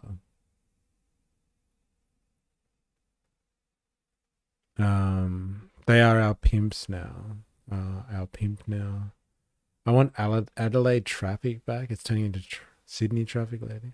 Fear-mongering. I honestly want Linus Torvald to be the techno-feudal king. Oh, Peter, he really knows about the Antichrist. Apparently. He lectures about it constantly. He's even in Rome, apparently, lecturing about it. God damn. So anyway, let's see what happens when you get someone like Peter Thiel and Alex Karp together. And they form a company called Palantir. And Palantir is a reference to Lord of the Rings. So the Palantirs in Lord of the Rings are those orbs that they look at. And like you can look into the future, you can see what's going to happen. But it's also a way for Sauron, like to control you. So they can kind of, it can be used against you. It has incredible power to see almost into the future. But it's also something that like it's a devil's bargain in the sense you use it, you're going to be manipulated by it. So like Palantir is layered on so many levels, and there's so many admissions about how dark and evil this technology is. So anyway, this is this is their reason for being, let's say. Because we asked Palantir. So when was this done? I don't know if it says when that was posted. On the 19th of April. So like last week, I guess. A couple of weeks ago. Silicon Valley owes a moral debt to the country that made its rise possible. The engineering elite of Silicon Valley has an affirmative obligation to participate in the defense of the nation. So this is why Palantir exists, right? And it's integrated completely with the Pentagon and the military-industrial complex, because they have an obligation to help defend the soil on which birthed them. We are all become worm tongue, maybe, in this world, yes. Agents for our tech lords. Don't have kids, the future sucks. I don't know, it's pretty scary stuff. Thinking of it like that. At least Musk dresses as a Bond villain. A stupid one, but one nonetheless. Yeah. All right, number 2, we must rebel against the tyranny of apps. Let's see. Is the iPhone our greatest creative, if not crowning achievement as a civilization? The object has changed our lives, but it may also be limiting and constraining our sense of the possible. Like, you have to ask, what the fuck are these guys on when you have Palantir that is producing a product that ensnares civilization by helping control data for the largest organizations on the planet, having the audacity to be like, oh yeah, but the iPhone though, like, look at that. Like, it really limits your human potential because you're just distracted by all of the nice flashy apps it has. Let us control you in the shadows by controlling all of the largest institutions in your societies. That's much better than producing little like distraction apps that take up all of your free time. Free email is not enough. The decadence of a culture or civilization, and indeed its ruling class, will be forgiven only if that culture is capable of delivering economic growth and security for the public. What the fuck? These people are nuts, man. Android supremacy. Ew, people still use Apple? Gross. Free emails on the decadence of a culture or civilization, and indeed its ruling class. What a fucking admission this is, right? Like, the people just know there is a ruling class. Like, everyone's just like, your class is stupid. Saying the working class is stupid. Like, it's just known. There's a ruling group out there. They might not be fully coordinated, but there is a group of people that rule society. Will be forgiven only if their culture is capable of delivering economic growth and security. So they can rule you and treat you like second-class citizens, but as long as you're experiencing prosperity and security, you feel secure and you feel prosperous, then that's okay. So fuck your rights and freedoms. As long as you feel like you're prosperous and secure, then it's okay. Has anyone... apparently we don't do movies here, we just do, you're only cultured if you we don't read books, you're only cultured if you watch movies. So has anyone watched 1984? Those people, like, there's a lot of time spent in the book and in the movie where they talk about how prosperous they are, and like the chocolate rations that they're given constantly go down, but they're told that the rations are increasing, but they're going down. From like yesterday, they used to get like 20 grams of chocolate, now you're getting 15, and then, but the way that they sell it is, it's like, well, the party has increased the chocolate ration to 15 grams or something. So like, people are happy with their ruling classes as long as they believe that economic growth and security is happening. As long as you are fed propaganda that tells you that you're growing economically, you're prosperous and secure, then people will be happy with the ruling class. This is some scary shit they're writing, man. The Dow was over 50,000, bro. The Dow. And look at her now as well, Miss Dow. To be fair, I'm kind of stupid working class, but at least I can change my tire, Mr. Billionaire. I am more of an Animal Farm reader myself. Both good books. Both good books. Dow lady got fired. She jinxed the Dow and now it's fallen hard. Yeah. I prefer Brave New World. Another good one. Yeah. Literally Coles and Woolies putting things on 20% sale after doubling the price. Yes. So you think you're being prosperous and you're just like, damn, man, I just made a 20%. I got that on sale. I clawed back something in this weekly shop because I just saved 20% on this item, but they doubled the price of it. Yeah, that is exactly what they're talking about here. The new Animal Farm movie I've heard is really pro-communist, lol. Angel Studios dropped the ball on that one, lol. That's interesting.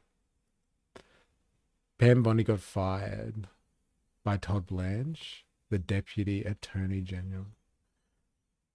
We're keeping your prices down. Foodland, down. Profits aren't down, no. The limits of soft power of soaring rhetoric alone have been exposed. The ability of free and democratic societies to prevail requires something more than moral appeal. It requires hard power. And hard power in this century will be built on software. Dun, dun, dun. Like, this is fucking mental. I wonder if they got AI to write it for them as well. Look at that. Like, they don't give a fuck, these guys. Look, basically, this is saying, you like your nice little democratic societies where you think that, like, you have some say because you vote and shit like that.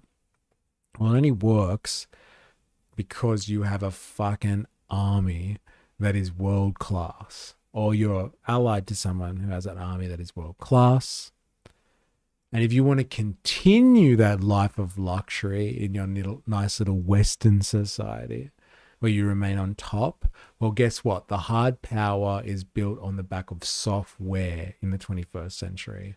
And so, like, you want to enjoy your freedoms? Remember, it's because of Palantir and the way that we help fight war in the 21st century and how we bring on genocide through analytical software and battlefield manipulation, real-time battlefield analysis, thanks to our programs. That's the only reason you have this nice moral superiority, and you can sit there from your free and democratic societies because of people like us. It's crazy. 5, the question is not whether AI weapons will be built. It is who will build them and for what purpose. See, like, we completely left the question behind. And I was doing a lot of AI research on, like, how AI is going to be integrated into modern warfare, like, a couple of years ago now. Like, the questions were really being asked about, like, people were like, should we be putting the brakes on this stuff? And how shall we integrate AI into modern warfare so it doesn't become like, like a Pandora's box moment. Like, once this stuff is unleashed on society, there's no turning back. And they don't even, like, people don't even pretend to ask those questions anymore. Our adversaries will not pause to indulge in theatrical debates about the merits of deploying technologies with critical military and national security applications. So, like, integrating things like AI into modern warfare. Our enemies won't stop. They will proceed. So we better do it. And, like, who benefits from that? From having the evil enemy that's going to do it, so we better do it. Ooh, who's really well positioned to benefit from that? Palantir. Totally. Someone from the school library put Animal Farm in the kids section. I thought it was Charlotte's Web. I was severely wrong.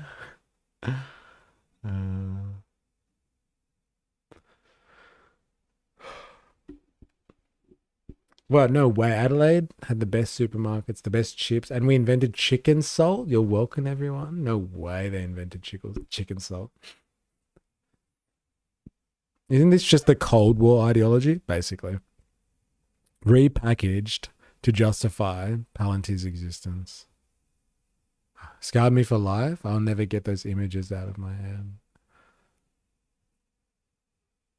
Okay, national service should be a universal duty. What's this about? We should, as a society, seriously consider moving away from an all-volunteer force and only fight the next war if everyone shares in the risk and the cost. What's that got to do with their manifesto? So they're basically like, I don't know, how do people feel about this in the chat? Our tech lords, okay, remember we talked about techno-feudalism just a little while ago and people were jokingly asking about which techno-feudal lord you want to serve under? Well, those lords back in feudalism, like part of the rent and like you live on their land, is they get to take you into service whenever they feel like it. These tech lords are talking about, hey, these societies where we have voluntary service because people from the working class choose to go and get their wages paid for them for military service, that's bullshit. That's free market bullshit. We need national service because we want to be able to call you fucking commoners into fight powered by our software. We want to put all you soldiers onto the world chessboard at our disposal with our software, and we want some extra cannon fodder, and we all need to share in the risk. I wonder if the CEOs of fucking Palantir are going to be on the front lines. I'm sure they will not be. I'm sure. No, I can't believe they're talking about national service. What the fuck? Bro, what the fuck is Palantir on? I mean, where can I get some? Like, this is not what I was expecting from their fucking manifesto. Do tech lords look like dwarves who went through intensive heightening therapy like Elon Musk? Why are they obsessed with war?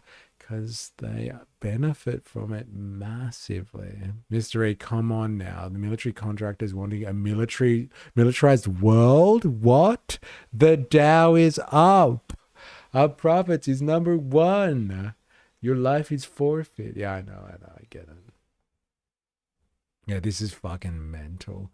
But why is Palantir talking about, if you're a software company that's going to guide the 21st century warfare, like, why do we care about your position on universal service, universal duty?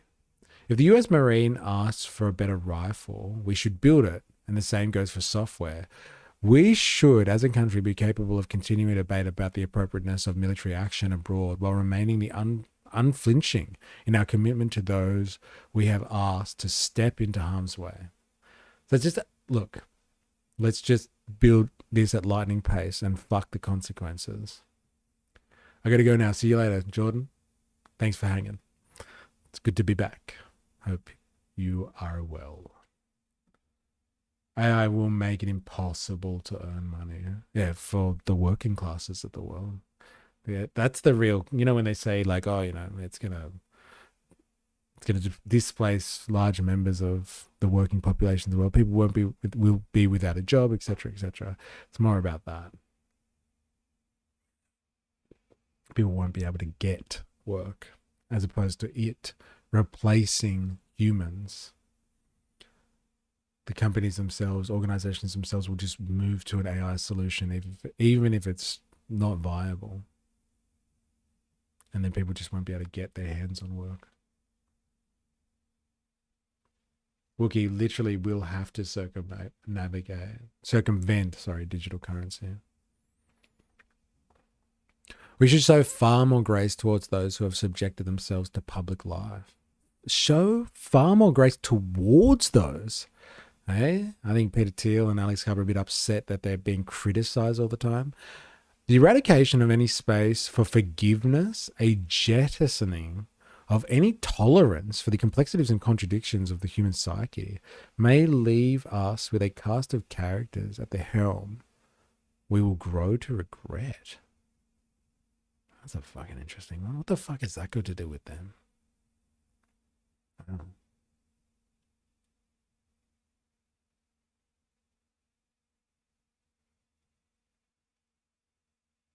Interesting.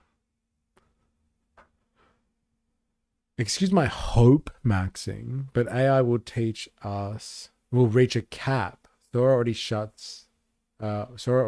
down. The AI bubble will shrink and everything will stabilize and our new world will continue on. Yeah, well, We shall see. Eh? We shall see.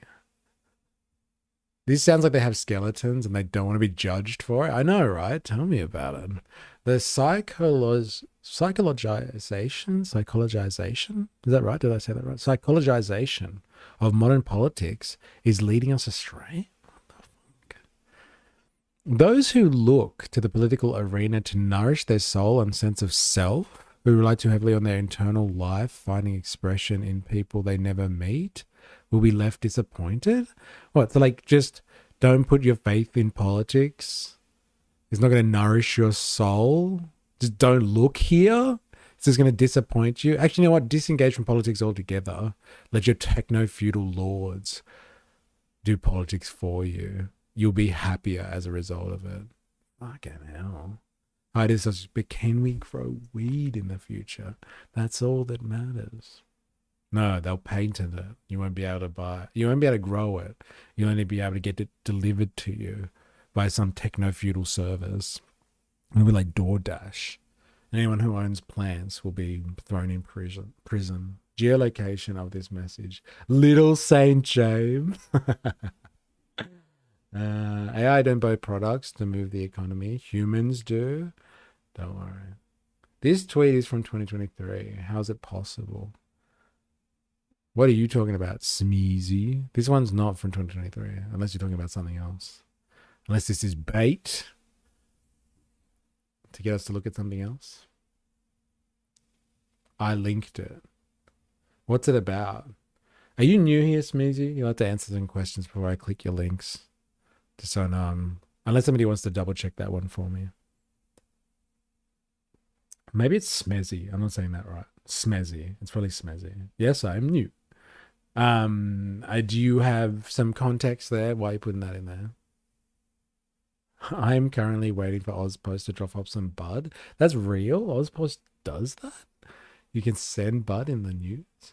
In the post? Oh, it's a big tweet about the shooter. Okay.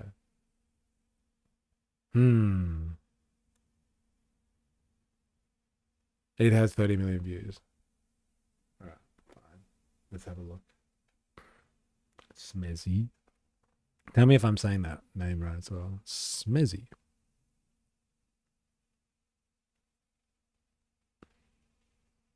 Cole Allen. This is from December 22nd of December 2023. Henry Martinez. Cole Allen. And who is Henry Martinez? What was the point of that link? Yeah, I'm not sure.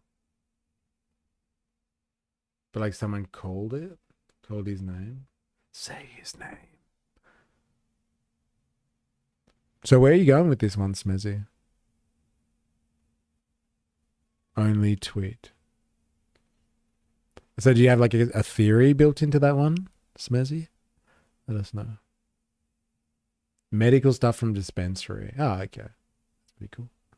Medical stuff is so expensive. I got killer smoke from a bogan in Davoren Park yesterday for half the price. What's this? It's like a post where someone named the shooter. Apparently. All right. Our society, number 11, by the way. Our society has grown too eager to hasten and is often gleeful at the demise of its enemies. The vanquishing of an opponent is a moment to pause, not reject. What the fuck are they talking about? Their business is literally eradicating enemies of the West, freedom and democracy. I didn't get this manifesto. This is some warped shit. The atomic age is ending? One age of deterrence, the atomic age, is ending, and a new era of deterrence built on AI is set to begin. I mean, I couldn't find any good explanation other than time traveler. Yeah, fair enough. It's a bit weird, isn't it? But no other context, no other posts, just that. Cole Allen.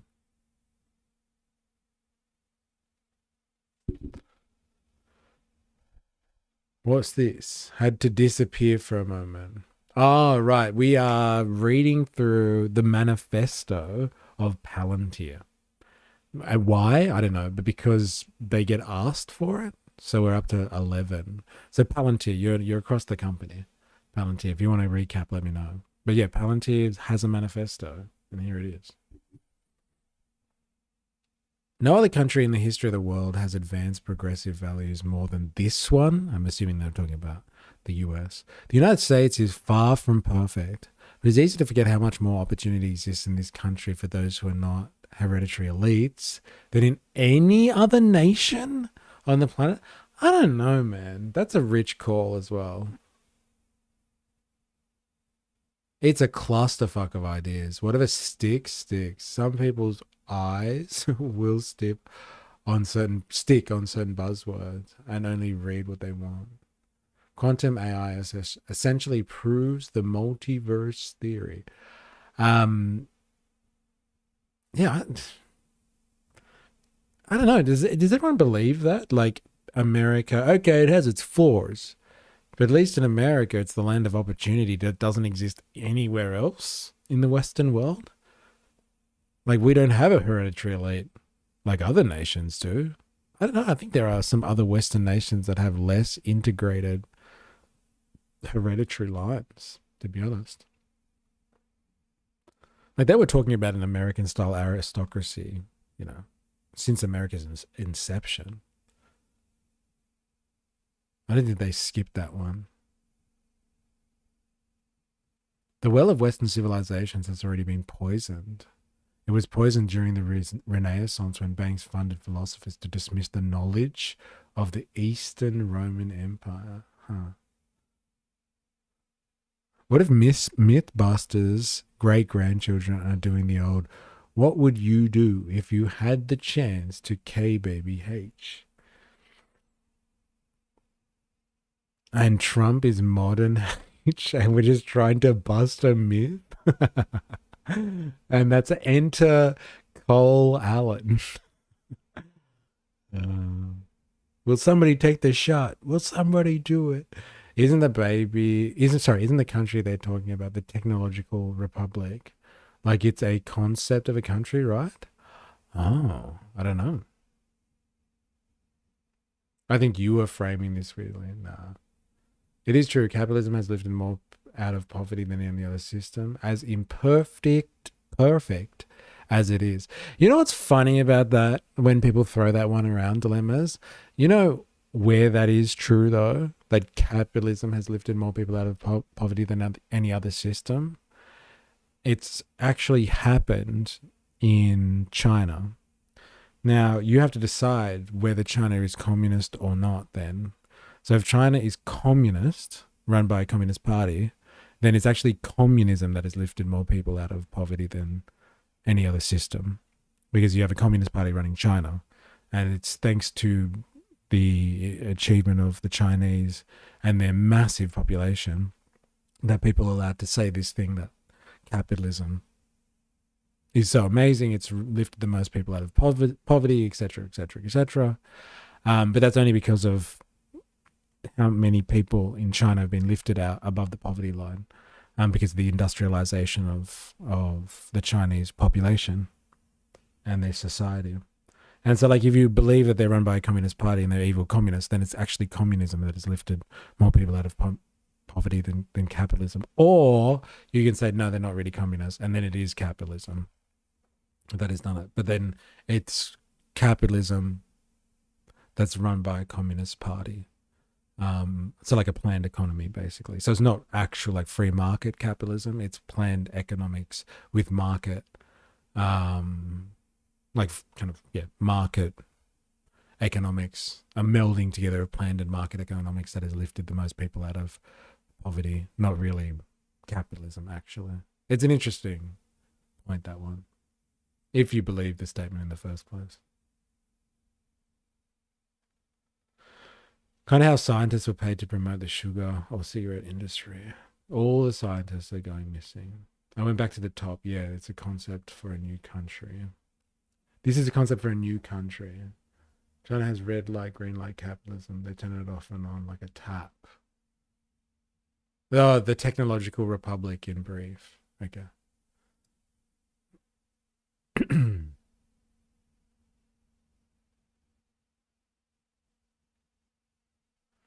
So like you get to choose both. Then is that what you're saying, Dilemma? So like when they lifted people out of poverty, then they were capitalists. But everything else that they've done that is wrong is communist. Is that right? But you can't own land in China, just leased. Very anti-capitalist. It's not a true communist country. The myth is that Eastern civilization is public service and Western civilization is capitalism. True Western society is a balance between both, a balance between capital and labor. Okay, American power has made possible an extraordinary long peace. Isn't it so delicious when Americans talk about peace?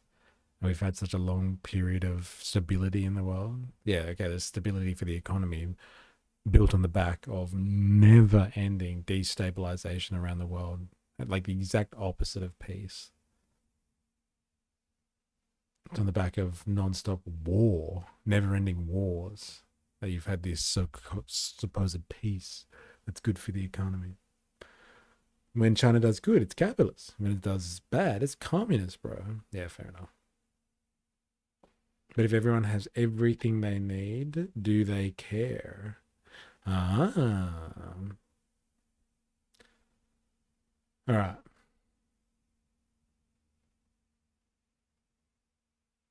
American power has made possible an extraordinarily long peace. Too many have forgotten or perhaps take for granted that nearly a century of some version of peace has prevailed in the world without a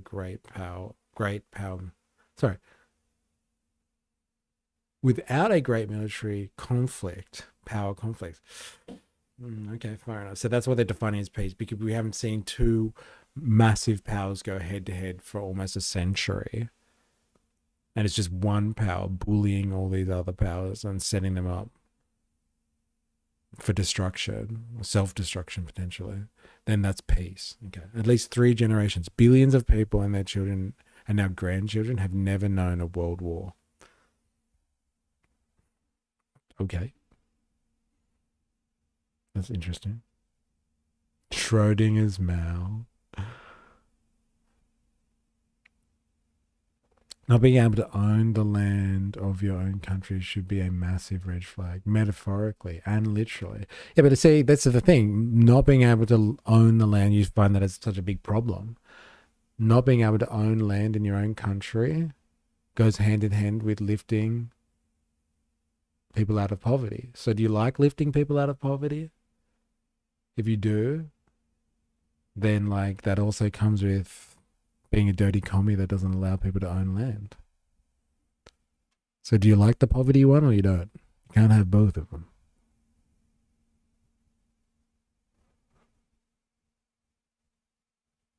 Interesting. The post-war neutering of Germany and Japan must be undone. This is just fucking... They're so deeply ingrained in the military-industrial complex. The post-war neutering of Germany and Japan must be undone. So Germany, Japan are now vassal states of the US, and the US is fighting basically a war against Russia and China.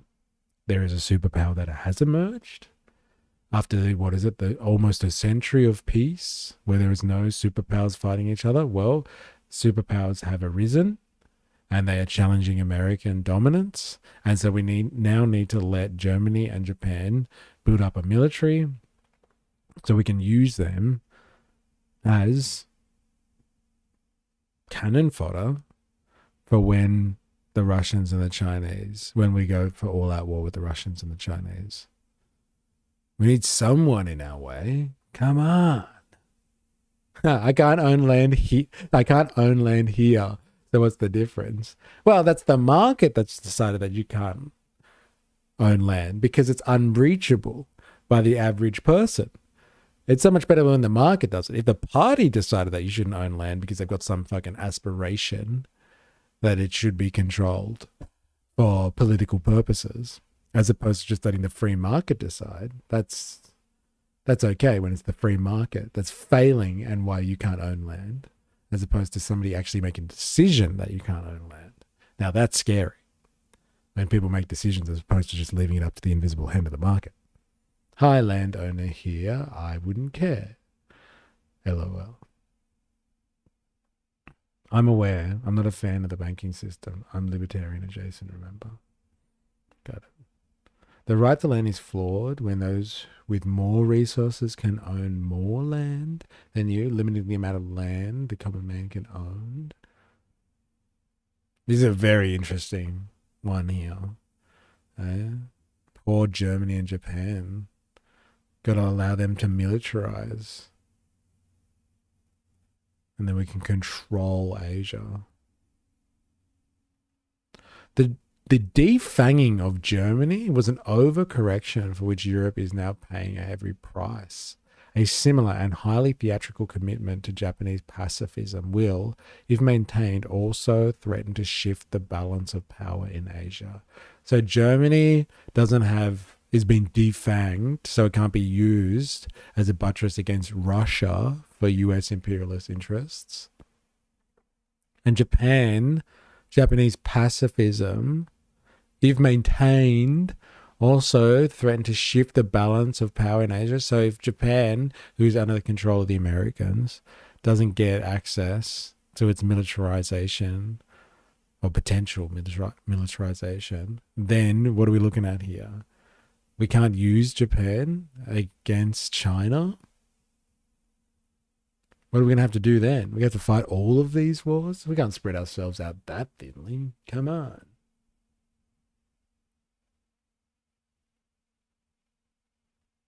Not sure how you can argue not being able to own land is a good thing. Yes, there's issues with the elite, but everyone has the right to purchase and own their own piece of the country. Yeah, but like, look, you brought up the poverty thing. If you think that everyone should be lifted out of poverty, one of the costs of lifting everyone out of poverty is supposedly that people can't own land. So which one do you want? Do you want people to own land, or do you want them to be lifted out of poverty? Apparently, the way that capitalism, this is why I'm saying it's absolutely outrageous to say that capitalism has done this, but whatever. The way that capitalism lifted people out of poverty was actually to have a place where a majority of those people were lifted out of poverty because they lived in a society where they apparently couldn't own land. I don't even know if this is true or not. Palantir blatantly being Nazi apologists. That's what I'm reading here, right? It's just like, hey, we shouldn't have allowed the Germans to not remilitarize. And the Japanese, apparently.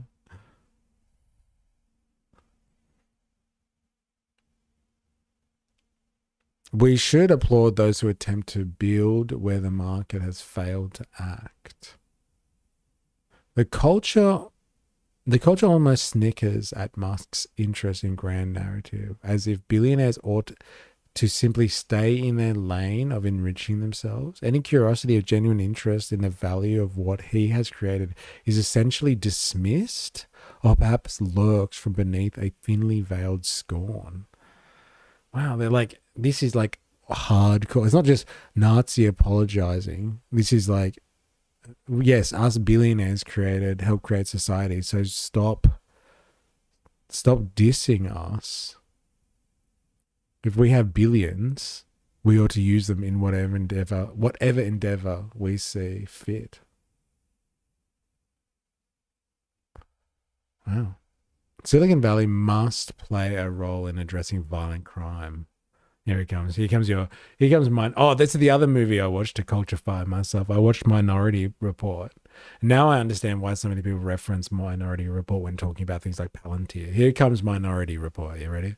Silicon Valley must play a role in addressing violent crime. Many politicians across the United States have essentially shrugged when it comes to violent crime, abandoning any serious efforts to address the problem or take on any risk or with their constituencies or donors in coming up with solutions and experiments in what should be a desperate bid to save lives. Here it is. Silicon Valley must help fight crime.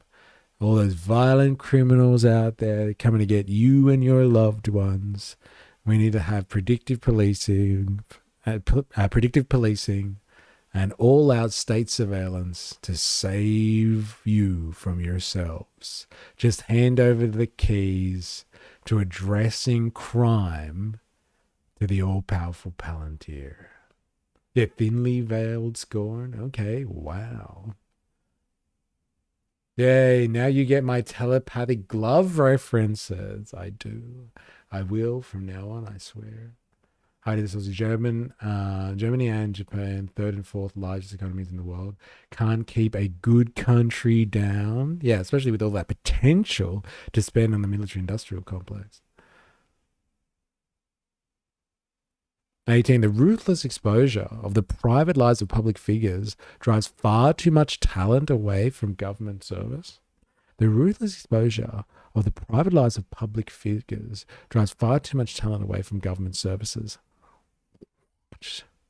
What the fuck are you talking about? Well, because people are scrutinized, their character is scrutinized when they serve the public. This is problematic. The public arena, I'll just read it first before I fucking question it. The public arena and the shallow and petty assaults against those who dare to do something other than enrich themselves has become so unforgiving that the Republic is left with a significant roster of ineffectual, empty vessels whose ambition one would forgive if there were any genuine belief structure lurking within. So the only reason that the public service sucks is because the public arena is too harsh and scrutinizes people too much, so no one wants to touch it. No one wants to go into government because they're going to be looked at personally. The fuck is this? Come on. Too long. Use AI so we can make money. Covered up with pseudo-intellectual manifesto. Yeah. Oh my gosh, too distracted with stream. I burned my cooking oil. No. This is fucking stupid. The caution in public life that we unwittingly encourage is corrosive. Those who say nothing wrong often say nothing much at all. Well, that's fair enough. That's fair enough.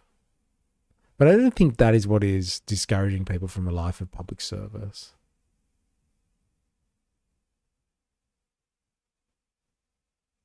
I coughed. Stop hard. I lost vision in my right eye for 5 minutes to 5. I coughed so hard. Damn. What are you coughing from? Eh? That's pretty crazy. 20. The pervasive intolerance of religious belief in certain circles must be resisted. The pervasive intolerance of religious belief in certain circles must be resisted. The elite's intolerance of religious belief is perhaps one of the most telling signs that its political project constitutes a less open intellectual movement than many within it would claim. It's interesting because, like, when you think about the way that people have described how fascism would come to America, it'll be draped in an American flag, nationalism, hyper-nationalism, and holding a cross. So it'll be the link between Christian nationalism that'll bring on, fascism in America. And they're saying, like, the elites, whoever these elites are, intolerance of religious belief is perhaps one of the most telling signs that the political project constitutes a less open intellectual movement than many within it would claim.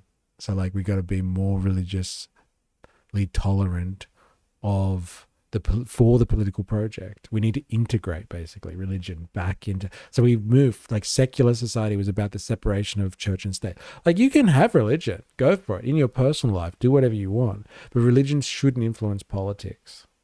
It should be secular. Politics should be devoid of religion. Because religion has a sentimental, subjective air about it that doesn't mix with the objectivity, supposedly, that comes with political station. And so it's just like, hey, everyone seems to be, a little bit too harsh on religion. Let's integrate it with politics. Come on, what's wrong with that? Nothing could go wrong. And these are the same people that are so upset with, like, Islamic fundamentalism and think that it's outrageous that a religion could be, you know, so violent and exist just to, I don't know, kill infidels or something like that. And they're worried about when religious zeal becomes government policy and running your society. And in the same breath, they're like, hey, why shouldn't we have religious belief integrating with the political project? What's wrong with that? It's okay as long as Muslims don't do it. What's the sentiment in France about America and Iran? I think it's just like most collateral damage of America and Iran. Like everyone's just like, oh man, is this going to impact inflation? Is this going to impact my ability to fill up my car? Everyone feels like they get completely fucked over by this one. And the US is doing it even within full knowledge of the fact that it's fucking everyone over. Apart from the fact that like people are dying as a result of this. But like it's fucking up the world economy. And they're doing it anyway. They're pretty upset about that. They're constantly, like when you look at their news reports and stuff like that, they're like their anchors are talking about like how to open up the Strait of Hormuz, all that sort of stuff constantly. Wait till they find out what the evangelicals want exactly. I saw 91 unleaded was down to 180 the other day. Damn. Before I left Australia, it was like up to 250 something, I reckon. Oh my God, it censored me hating induction stovetops. I was far too aggressive in my sentiment, apparently. As long as you don't turn your aggressiveness regarding stovetops into a religion, that's fine. They want Israel to win, completely decimate the Middle East so they can all be converted back into Christians. So they want Palestine erased as part of the prophecy. So same as here. Yeah, very similar. Very similar. Everyone's just like, why are we engaging in this? Like it's hurting like people, average people. It's not doing anything. It's just stupid. But there's actually no gain in this one, apart from disrupting the economy. We're not even exporting freedom and democracy. We're just wiping out a civilization for the fun of it. Some cultures have produced vital advances. Others remain dysfunctional and regressive. All cultures are now equal. Criticism and value judgments are forbidden. Yet this new dogma glosses over the fact that certain cultures and indeed subcultures have produced wonders. Others have proven middling and worse, regressive and harmful. Isn't that so interesting in the light of the fact that like Western civilization pales in comparison to like what is going on in China at the moment? Like all of the wonder of Western capitalism combined now just doesn't have the productive capacity that China has. Like a single nation is outdoing the entirety of Western capitalism. And they're like complaining about the fact that all cultures are now equal, where they haven't put two and two together, that like this cultural critique that they want to be able to say that not all cultures are equal, will open up the door for them to be openly criticized. For Western society, and rightly so, should be openly criticized for how it's dropped the ball and just isn't the powerhouse of technology and progress that it pretends to be, it would seem. Yeah.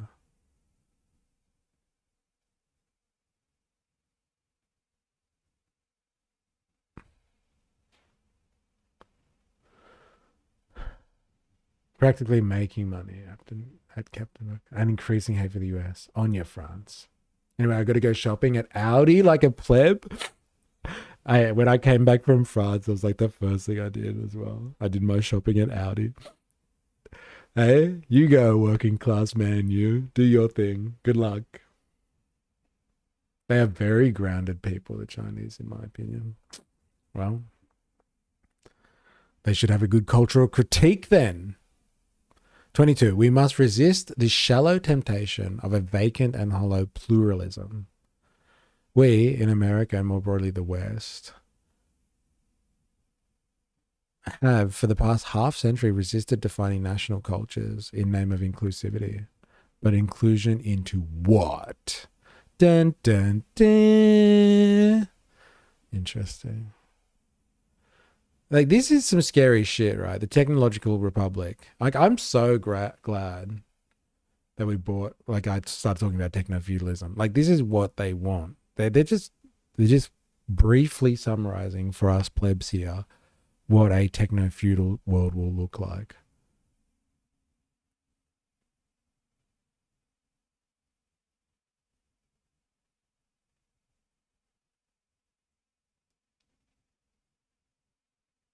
I love Audi, except I hate packing the bags. It's stressful. That's hilarious. It's so true. I have to pack my own? Damn. Inclusion, D's nuts. This is what the techno-feudalists want. They want a world where military service is a requirement. Inclusivity and critique of culture is completely permissible, but where we relax and we don't take things out on politicians and billionaires. And we integrate software as hard as we can into a militarized culture that allows religious zeal to become public policy, so they can convince us all that what we are doing is right and just in the eyes of some god somewhere, some sky god somewhere. So the plebs can be won over and told, you are going to die, but you won't die like we did in the past. We'll be backed up by software now. So like the way that you die now is so much more accurate. Like before, we used to just send waves of men at something. And now when we send waves and waves of men at something, like we know how fucked it's going to really be. And we know how expendable you really are beforehand. We don't have to make those decisions in blind faith anymore, that we're just going to wipe out thousands and thousands of people. We can do it with pure confidence now that people will die in vain. Before, like, you know, there was a chance that you weren't going to die in vain. But now we know. We know so well, to such a degree of certainty, that you are dying in vain. So don't worry about it. Don't worry about it. Woogie, let me flow peacefully in my warm goop. Yeah, no, right? Plug me in, baby. I'm so excited for Matrix time. Yeah. Honestly, being plugged into Matrix to be a battery seems less work. Yes, I know.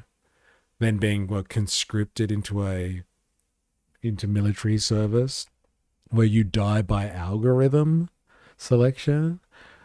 Women will be forced to reproduce with Elon's sperm. Yeah. And that'll be part of the religious doctrine that comes with running the state. They will pick only the most, I don't know, important techno-feudalists to inseminate the world's populations. Yeah, floating in goo, but not like Minority Report. And you get the reference now. Yes, and they called it milk as well. Those, what do they call them? 3 cogs or whatever they're called. Floating around in milk. Interesting. Well, there it is. That's the manifesto for a technological republic. Man, this is so on the nose. This is techno-feudalism. We got it. We got it here, ladies and gentlemen. Right here. This is what they want. This is what they want society to look like. Basically, if you want the West to survive the rise of China, this is your blueprint. Give us the keys to do whatever we want and militarize society. And get rid of all this bullshit, inclusive society rhetoric. Get rid of all that crap. And allow us to, you know, not just like militarize ourselves, but militarize our vassal states too. So we can throw them at our enemies. Yes, precogs. While they hide in bunkers in NZ. Yes, exactly. While we give our commands from afar, from some bunker in New Zealand somewhere, while you guys all die for the cause. The technological republic. Where's the republic come into this? All I heard, the only political rhetoric that was really in here was just like, look, give politicians a break. Come on. You know, nobody wants to do this job anymore. Nobody wants to run you plebs because you're all so fucking snarky and have all these high expectations for the political class. Don't mess with Kiwis. Once we were warriors. They bought up all of their land and they're building bunkers in Wellington, I believe it is. Oh wait, I can't go shopping today because Seno hasn't come through today. It'll come through tomorrow because Saturday was Anzac Day. Thanks, Anzacs. Oh shit. Have you landed employment yet, by the way? I know you were trying out new fashion last time we were talking about this and you were wearing shirts inside out at interviews. I hope you have landed something. They looked at Fallout and were like, yes, this is the future. Interesting. Good old Palantir. All right. Very interesting.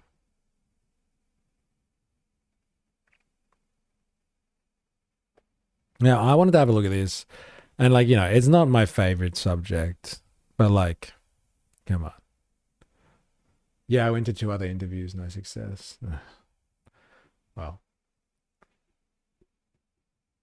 I hope your struggle becomes fruitful eventually. I hope it works out for you. Look, I wanted to touch on this subject. It's not my favorite. But, like, I can't believe this is coming up again. I feel like I was touching on this, or we were touching on this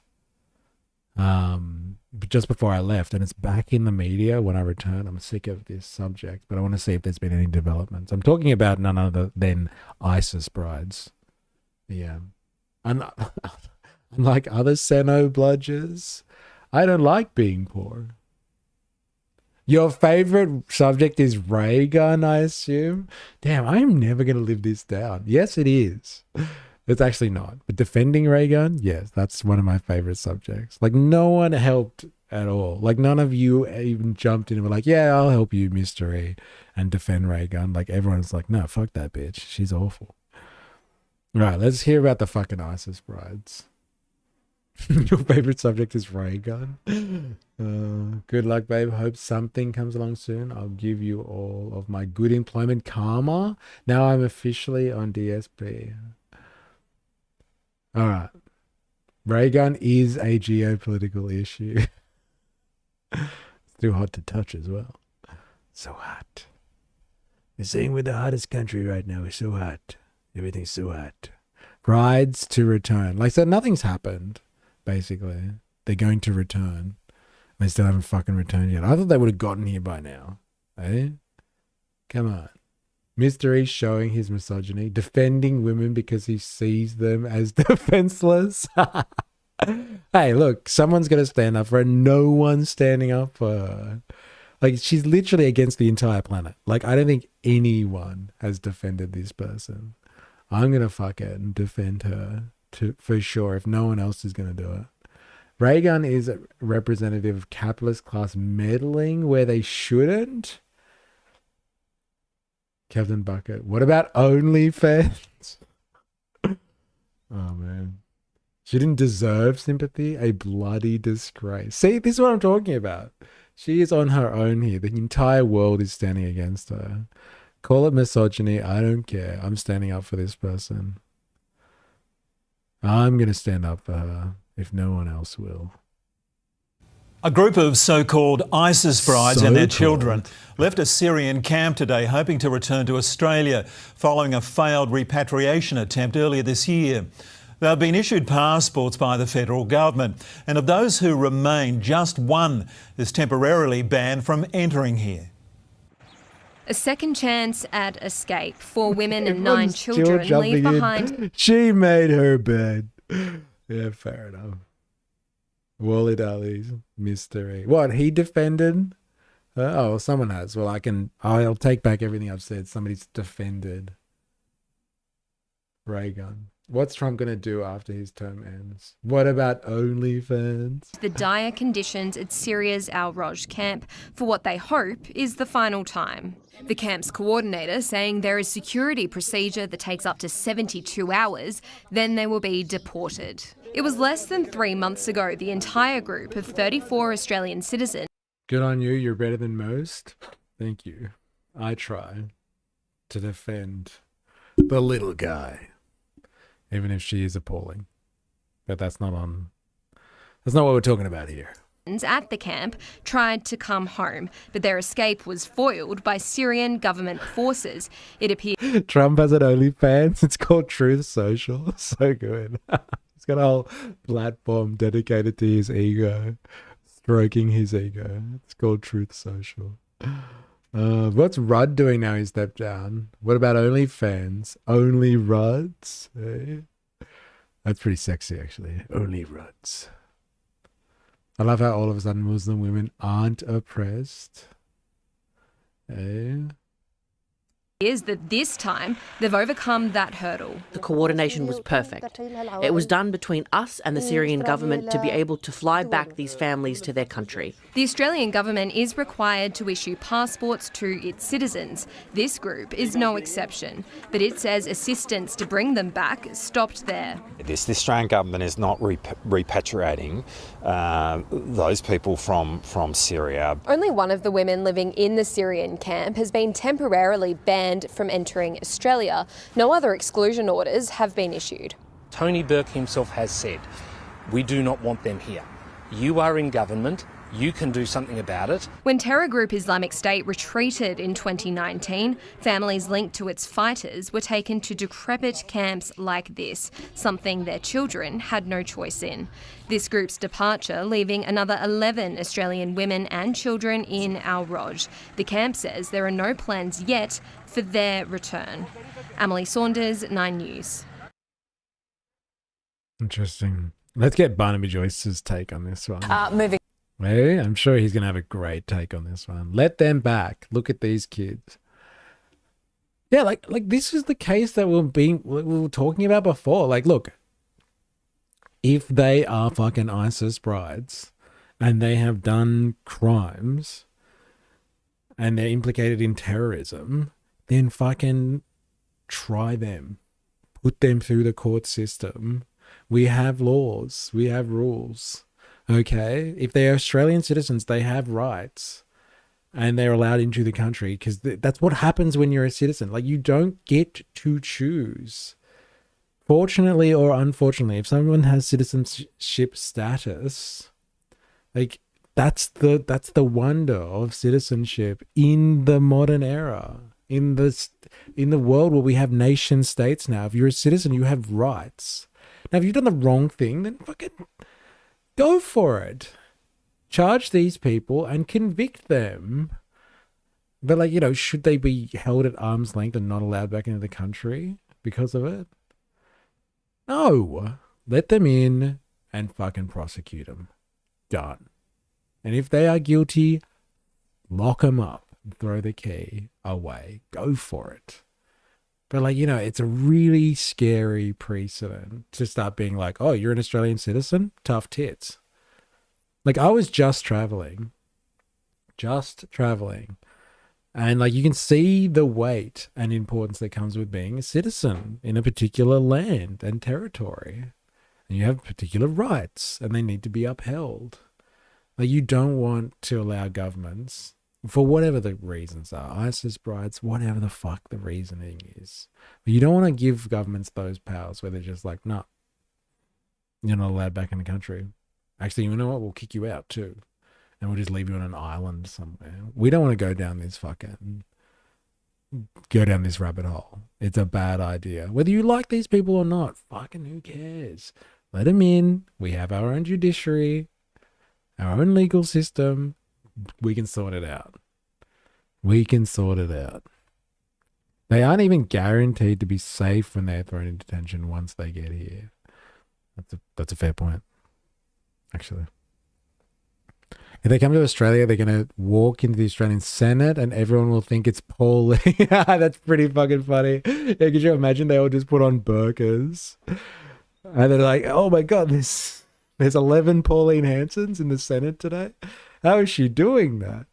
By what trickery has she turned herself into 11 people? That's what they're really scared about. Yes.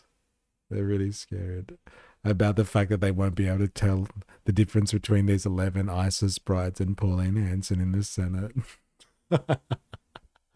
That's so good. On the SMH Age are reporting that 4 ISIS brides and 9 children have booked plane tickets back to Australia and hope to depart Damascus within days after earlier fleeing a Syrian camp. Okay, so we've got 4 the cohort brides. Are all Australian citizens. ISIS brides. The marketing, the branding is so good when they talk about this stuff.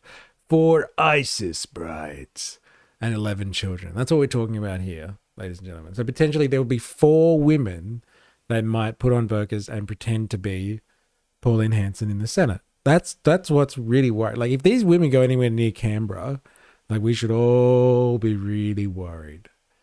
Eh? And I would have gotten away with it. Yeah, look at all those Paulines. Oh, man. Like finding the red ball under the cup. Except it's Pauline's head. Which one is it? Which one? Keep your eyes on it. Keep your eyes on it. Keep your eyes. Which one is Pauline under? I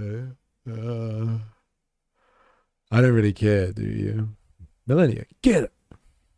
In what is their second attempt to return to Australia since February. Tanya, your government says they will be met with full force of the law if they land here. The opposition says you should do whatever it takes to not accept them. How's this going to play out? Oops, it's Mao. Well, we're not helping them return. If they do make it to Australia's borders, we'll apply Australian law. Look at this. Look at this rhetoric here. It's like 4 brides and their children have reportedly now purchased plane tickets. And how do they do that? Huh? Hey? Those dirty communists buying plane tickets like they bought it on some type of open market system. No, wait, that doesn't make sense. Oh, God. They must have done this because of the market. It's capitalism struck again, allowing ISIS brides to buy entry to the country, or access, not even entry really, is it? Being able to get here because somebody set up some type of economy where you can just get on a plane and all you have to do is trade money for a service? God damn.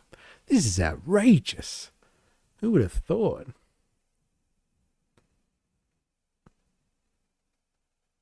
I don't understand that censorship. Who got censored? Who got censored? My nation has consulted the spirit of Mao about this issue. They wouldn't want to upset their god. But those bastards got a discount too? Yeah. How dare they earn Qantas points? If people have broken the law overseas, they'll face the full force of Australian law. We've got our security and intelligence agencies obviously gathering information on this cohort and the broader cohort. Using fuel to make sure. Selfish. Yeah, like, look, they're taking up seats. And don't they realise we have a fuel crisis? Or the failure of the market economy, if you ask me. That we know as much about them as we possibly can.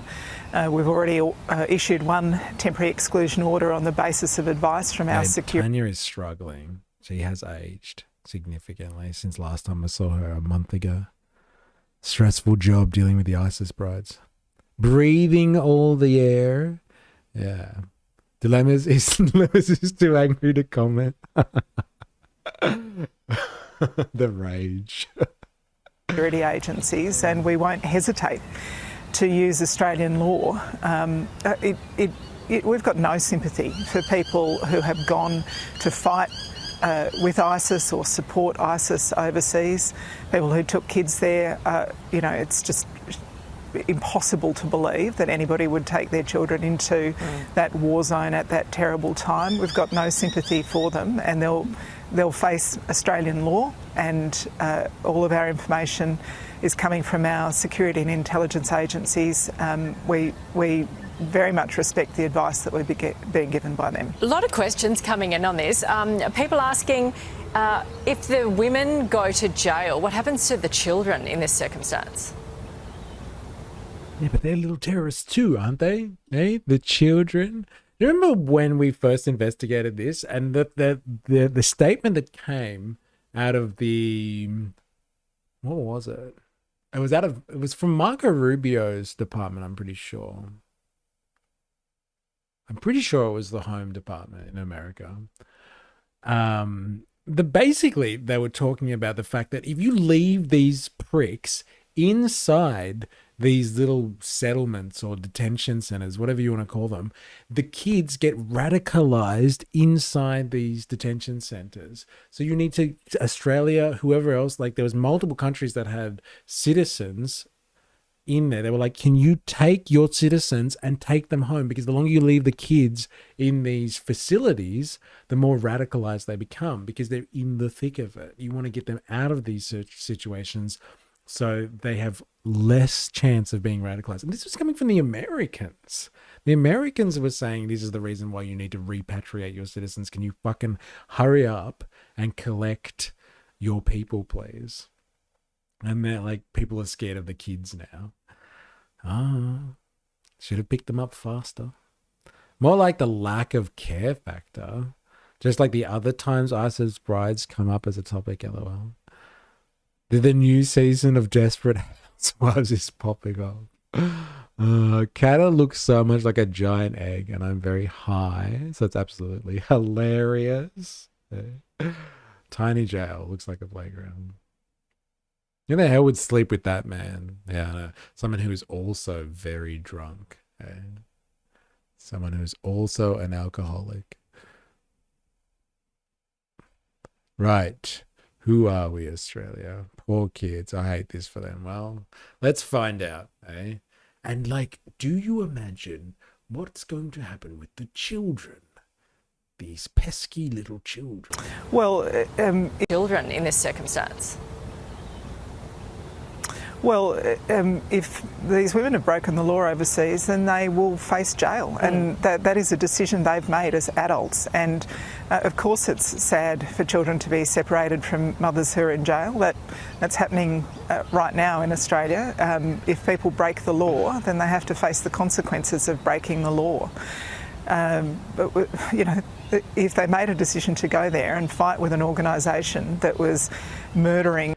Machu Pao. They usually take her wig. That's why she's mad. Who are you talking about? Which one? What are we talking about here? Beer gut crushing you under him. Don't drink and fuck. Oh man. I'm cooking at the same time, not watching the screen. Raping, enslaving people, then... Ray thought it was Kata. I thought it was just a joke. And you were purposely calling that Mr. Beetroot Kata. But no. We've got zero tolerance for that. Barnaby, let's go to you. The government says they're doing everything they can within the scope of the law. The opposition says by distributing passports and doing the DNA tests, that is actually helping. Where do you stand? Where does One Nation stand? Yeah. Well, quite obviously, the last part of what Tanya said, they were raping, they were murdering. This is what their hubbies were up to. They were over comforting their hubbies who were going out and raping people, selling them into sexual slavery, shooting women in the stomach when they were pregnant, beheading people with their, taking them around with their kids, showing them what it's like. As I said, I help the Yazidi people come into the New England, and if you want to know what they're like, go talk to them. These are brutish people, and these are women, as they call themselves, wives, who were a party to some of the most horrendous crimes in the history of the world. And if we got a temporary exclusion on one, we should... Gina's looking rough, eh? Wow, white people telling us? Love this. I'll get used to it. Kim Beazley really fell off. Bunny looks like Jimmy Barnes screaming in the cloud. Should be doing everything to get a temporary exclusion on the lot. They chose to go there. They were not taken there in handcuffs. And if the legislation's not strong enough to keep them there, then that is a job the first day back in Parliament. Make the legislation strong enough. Well, when you keep them there, like we're talking about this before, if somebody has Australian citizenship, like what type of laws are we talking about here? Laws that keep citizens out of the country? Yes. It kind of does look like that, actually, at the moment. That's what I look like, gay hat and all. Well, congratulations. You look like Barnaby. Are you Australian? Do you know who this is? Machu, how do you say that? Machu Pao. Same hat, too. The media petitioning for Chappelle Corby to come back home. She did her time. It's fair. I'm American. I'm ashamed. Okay. Well, this is Australia's finest political lineup here. This is Barnaby Joyce. And yeah, it's good. It's good shit. Nothing else. He provides really good content, to be honest. Really good content. So they stay there. Australia does not welcome them home. Yeah, Tanya, a lot of people say, why can't we keep them out? I don't understand because of what Barnaby says. Could you explain that? Yeah, well, we're following the law. Is this Australian international citizens have... No. Australian citizens, if they... Australian law says if an Australian citizen asks for an Australian passport, then they get an Australian passport. But there's nothing to stop us Change the law. if these people manage to make it back. If these people manage to make it back, they can be picked up at the airport and face the full force of the Australian law. Change the law. What do you mean change the law? If they get to Australian soil and they're citizens, what do you want them to do? Like, what's he asking for? Like, put them on a boat and like just push it out to sea and be like, look, I know you got here and I know that you're Australian citizens, but like, you can't be here. But I'm a citizen. Yeah, but you can't be here. We have decided, let it be known. It is called the ISIS Bride legislation of 2026. It's a new law. You may not have heard about it. We're going to amend it to actually make more powers so we can send more people away that are Australian citizens. But don't worry about it. We'll do it in good faith. No one has anything to worry about. So when they rock up as Australian citizens, they just put them on a life raft and just like push them out to sea. This is outrageous. Australiana giving justice before us. Like what? Mamupa, I'm so glad you're here. What's your opinion on this? What have you said? What have I missed? The problem is we let these people immigrate to our country in the first place. Oh, well, fair enough. They can already revoke citizenship of dual nationals. Okay, that's an interesting circumstance. I'll give you that.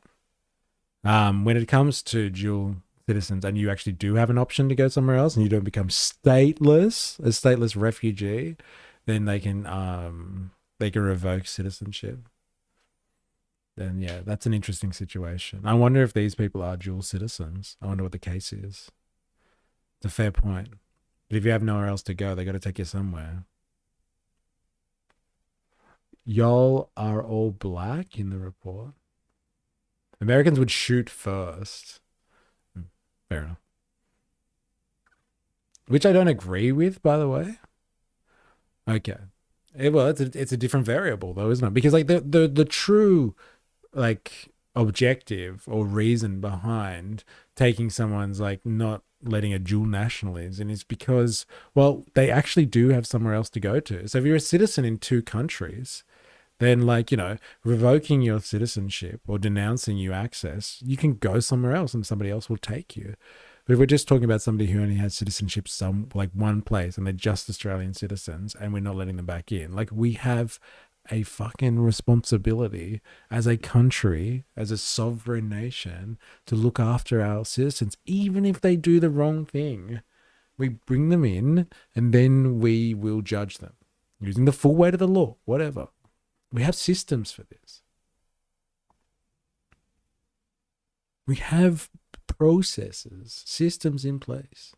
Next culture injection. That movie with Tom Hanks in the airport and he becomes stateless.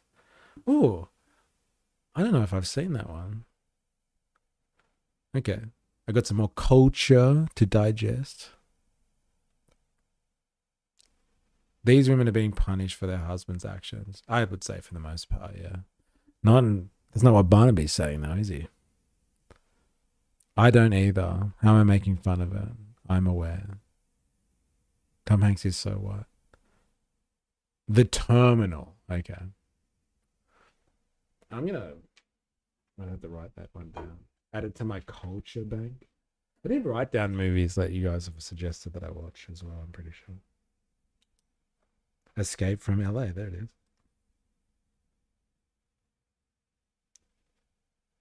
What is it? Terminal.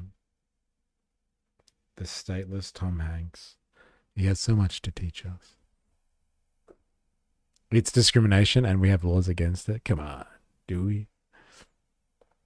I'm gay, white. He's above me. Yeah, I tick the box. Who are you to say otherwise? And my forefathers built this country from nothing. Proud of their work. Geez, you are uncultured after all. Yes, and I stand up for Ravy babies. So take that, eh? Barnaby says now change the law from Barnaby.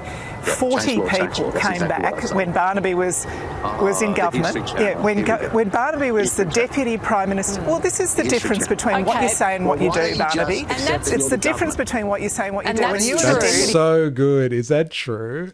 Would you say 40 ISIS brides came back when Barnaby was what did you say? Is it true? Was in government. Yeah, when Barnaby was the Deputy Prime. No way. God, can we fact check this one or what?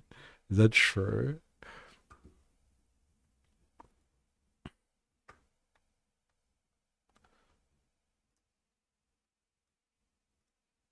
Is it true that when Barnaby Joyce was Deputy Prime Minister, that 40 persons with Australian citizenship, similar to what is now being called ISIS brides,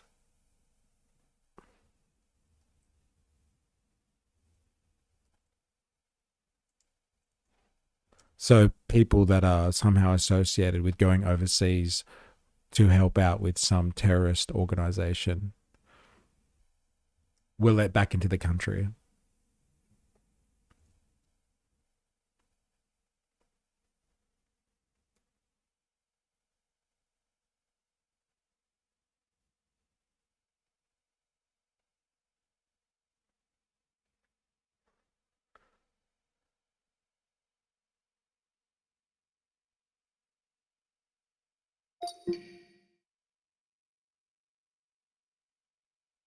That claim is misleading. It mixes up the real number around 40 with different context and time period. There's no clear evidence that Barnaby Joyce let back in 40 ISIS type individual. 2015, Foreign Minister Julie Bishop said up to 40 Australian women were in Syria, Iraq, supporting involved extremist groups. Over the years, some Australians did return from Syria and Iraq. However, returns happened across multiple governments, including before the ISIS declared its caliphate. Individual case by case, often involving children or people who came back on their own rather than being formally brought back. True, around 40 Australian women were identified as being involved with ISIS overseas circa 2015.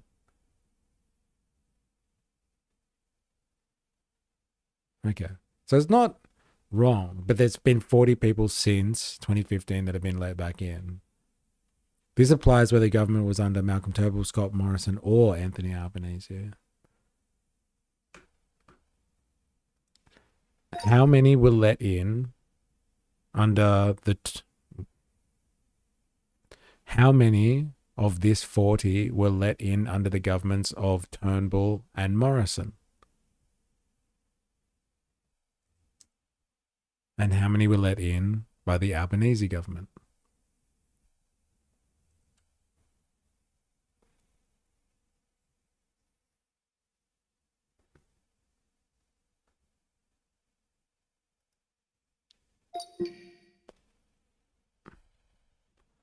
8 children were officially repatriated from Syria. 1 government repatriated 8 orphans and 2 fighters. Wow, from 2015 to 2022. Single digits under Albanese to present. Small group of women and children returned in 2025. Current situation, around 34 Australians, women and children are still trying to return. Turnbull Morrison approximately returned 10 to 15. Albanese 50 plus in 2022 operation. Still overseas, 40, 50 people. Interesting. Okay. Well. Seems to be happening all over the place. Well. I like the photo of Barnaby face planting drunk. I like being underestimated. It helps me get away with being a goblet. That photo makes me like Barnaby. I've been there. We all have. Why the fuck does the right keep telling on themselves like this? It is pretty funny, isn't it? Like, if you're going to attack someone and just be like, yeah, you're letting in the ISIS spread, like, wouldn't you want to make sure your record is clear on the same thing? Because everything you accuse them of, you can just have it used against you. Oh God, Atma, but you don't want to be a woman, believe me. And no, you can't change sex. Hug it out, says Heidi the Sausage. Hey, I looked you up on Wraithbone stream. You owe me. All right, let's do this. Minister, well, this is the difference between what you say and what you do, Barnaby. It's the difference between what you say and what you do. When you were the Deputy Prime Minister, but is that possible? 40 people, and we know that was history. Just a sec. We know that's history. We know. We know. That's what it said here. There were fighters. They're not just like ISIS brides, but actual fighters. Is that true?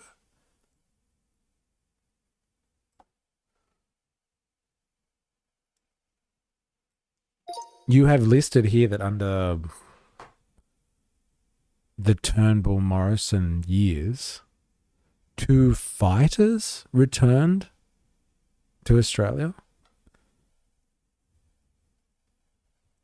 Can you expand on what you mean by fighters in this situation?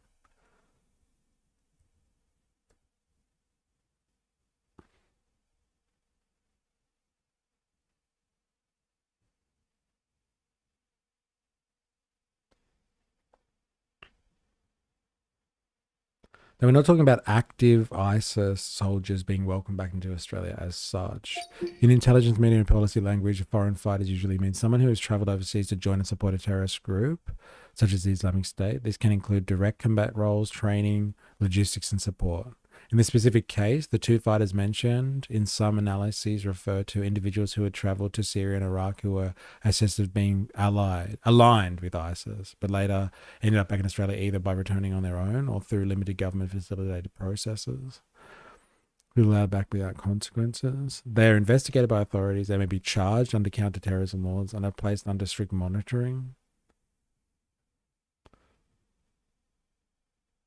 The fact only a couple were identified in this way reflects that Australia made it very difficult for suspected fighters to return freely. Many were killed overseas, were detained by Kurdish-run camps, or had their return blocked or delayed.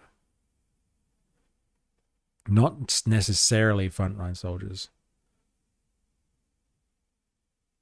but they're somehow supporting it. Interesting. Came with Barnaby. Is relevant actually was in that government because it's the difference between what he says and what he does. He says one thing when he was the second most powerful person in the country. Barnaby, he didn't under do the what he Morrison says now. just hang on a second. Under the Morrison government, 8 orphans and 1 newborn came back in 2019. So that did happen under the Morrison government. But now, there were 40 people, Nat. There were 40. 40 there were people 40, came back. including He's fighters. saying that doesn't stop them from coming back. Okay, Change the law. but just a second. Now we are in 2026. You know, you could argue it's a different climate. People are now asking the question, is there any way we could change the Australian law to not accept them back? Tanya, is that possibility?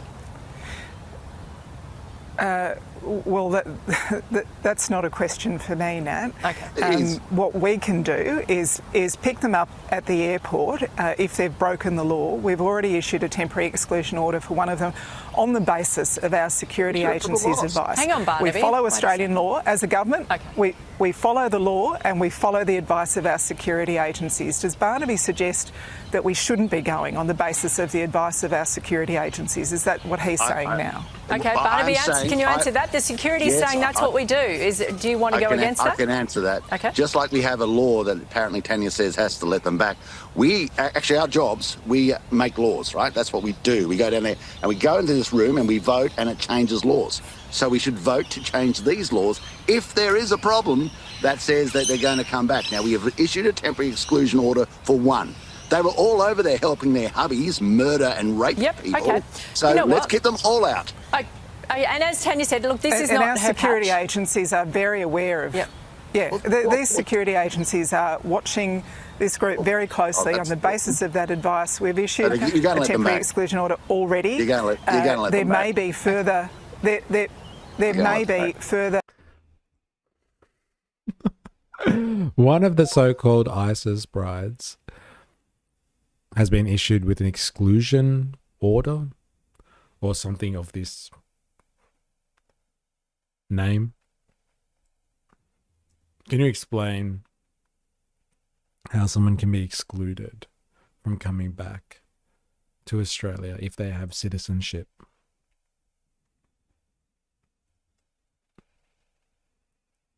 Barnaby saying nothing as usual. Yeah, apparently. He didn't have a response to the, but you did the exact same thing. And it was okay when you did it. Under Australian law, temporary exclusion order can be issued by the Minister of Home Affairs. Temporary prevents an Australian citizen overseas from returning freely, usually up to 2 years, can be renewed.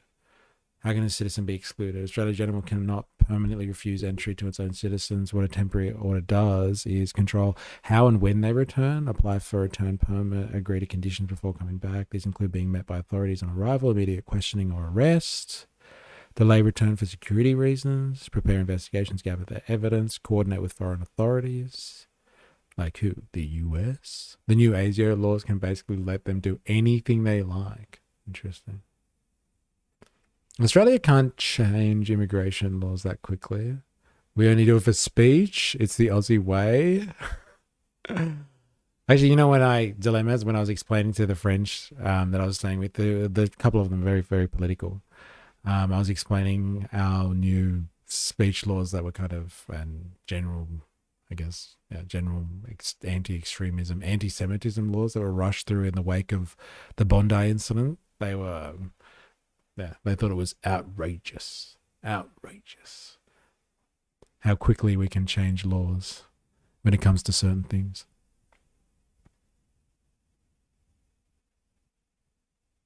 It pushes the limits of citizenship, right? So it's just temporary stuff. Interesting. Actions taken if they make it back here. The last lot didn't make it back here. And they're on their way. They're on their way back to Australia. Really, like 40 people came back, including fighters, and you were the deputy prime minister. What did you do? We're going to leave it there. Because we judge people on the basis I think of we've what they heard do, both not what they sides. say. As Tanya said, it's actually not her jurisdiction. We have asked the Home Affairs Minister to come on, and they've declined. It's not my jurisdiction. Oh my God! All right, look. We're not doing any more on the ISIS brides, that's for sure. But like, I gotta bounce. So I'm going to leave it there. When the French have criticisms, you know you're doing something wrong. Yeah, well, they were very surprised at it. Very surprised.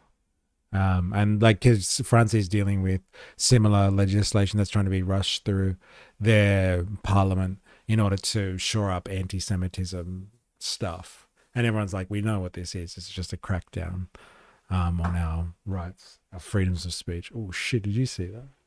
God damn. The workers' rights poster is falling down. I got to fix that.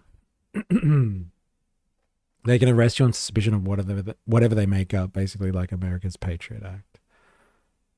Yeah, Tata gang. But yeah, look, I got to bounce. We'll be back tomorrow, same time, same place, all the usual, etc., etc., etc. And yeah, thank you everyone who's been hanging out today. I really appreciate it. You know who you are. I'm just going to go through the list. Captain Bucket, I'm sorry if I miss you. Wookie, Dilemmas, Heidi the Sausage. Who else we got here? 4AS was in the house before earlier. Mamupa coming in there, hanging out. Ravy Baby. Who else we got here? I know Jag was in here earlier too. We had some new people today. Machu Pao. If you're still around, make sure you follow for more if you're interested. I think we had a couple of newbies on Twitch today. So if you haven't already, follow. If you're new here on YouTube, hit the like button and subscribe. What else we got here? What else we got? People I miss. I can't go all the way back. I'm sorry. Hobo Joe. It's good to have you. We had Ninja Nurse in the house earlier too. Sorry if I can't see you all. I'll go back as far as I can. Just here to watch a trash fire. KK Online hanging out too. Thank you everyone. I do appreciate it. Like I said, we'll be back tomorrow. And oh, Jordan as well, yes. Today was like revisiting an old jerk off sock. Lots of memories and easy to slide back into. Oh my god. I don't know if I appreciate that analogy or not. I will think about it overnight and I'll get back to you. But, you know, it's very... The visuals are strong. The visuals are fucking strong. Thank you very much. All right. See you on the morrow. Have a good one. Thank you, everyone. Oh, wait. I didn't do my sign-off, actually. Until next time, please remember, I am, you are, we are a mystery. See ya.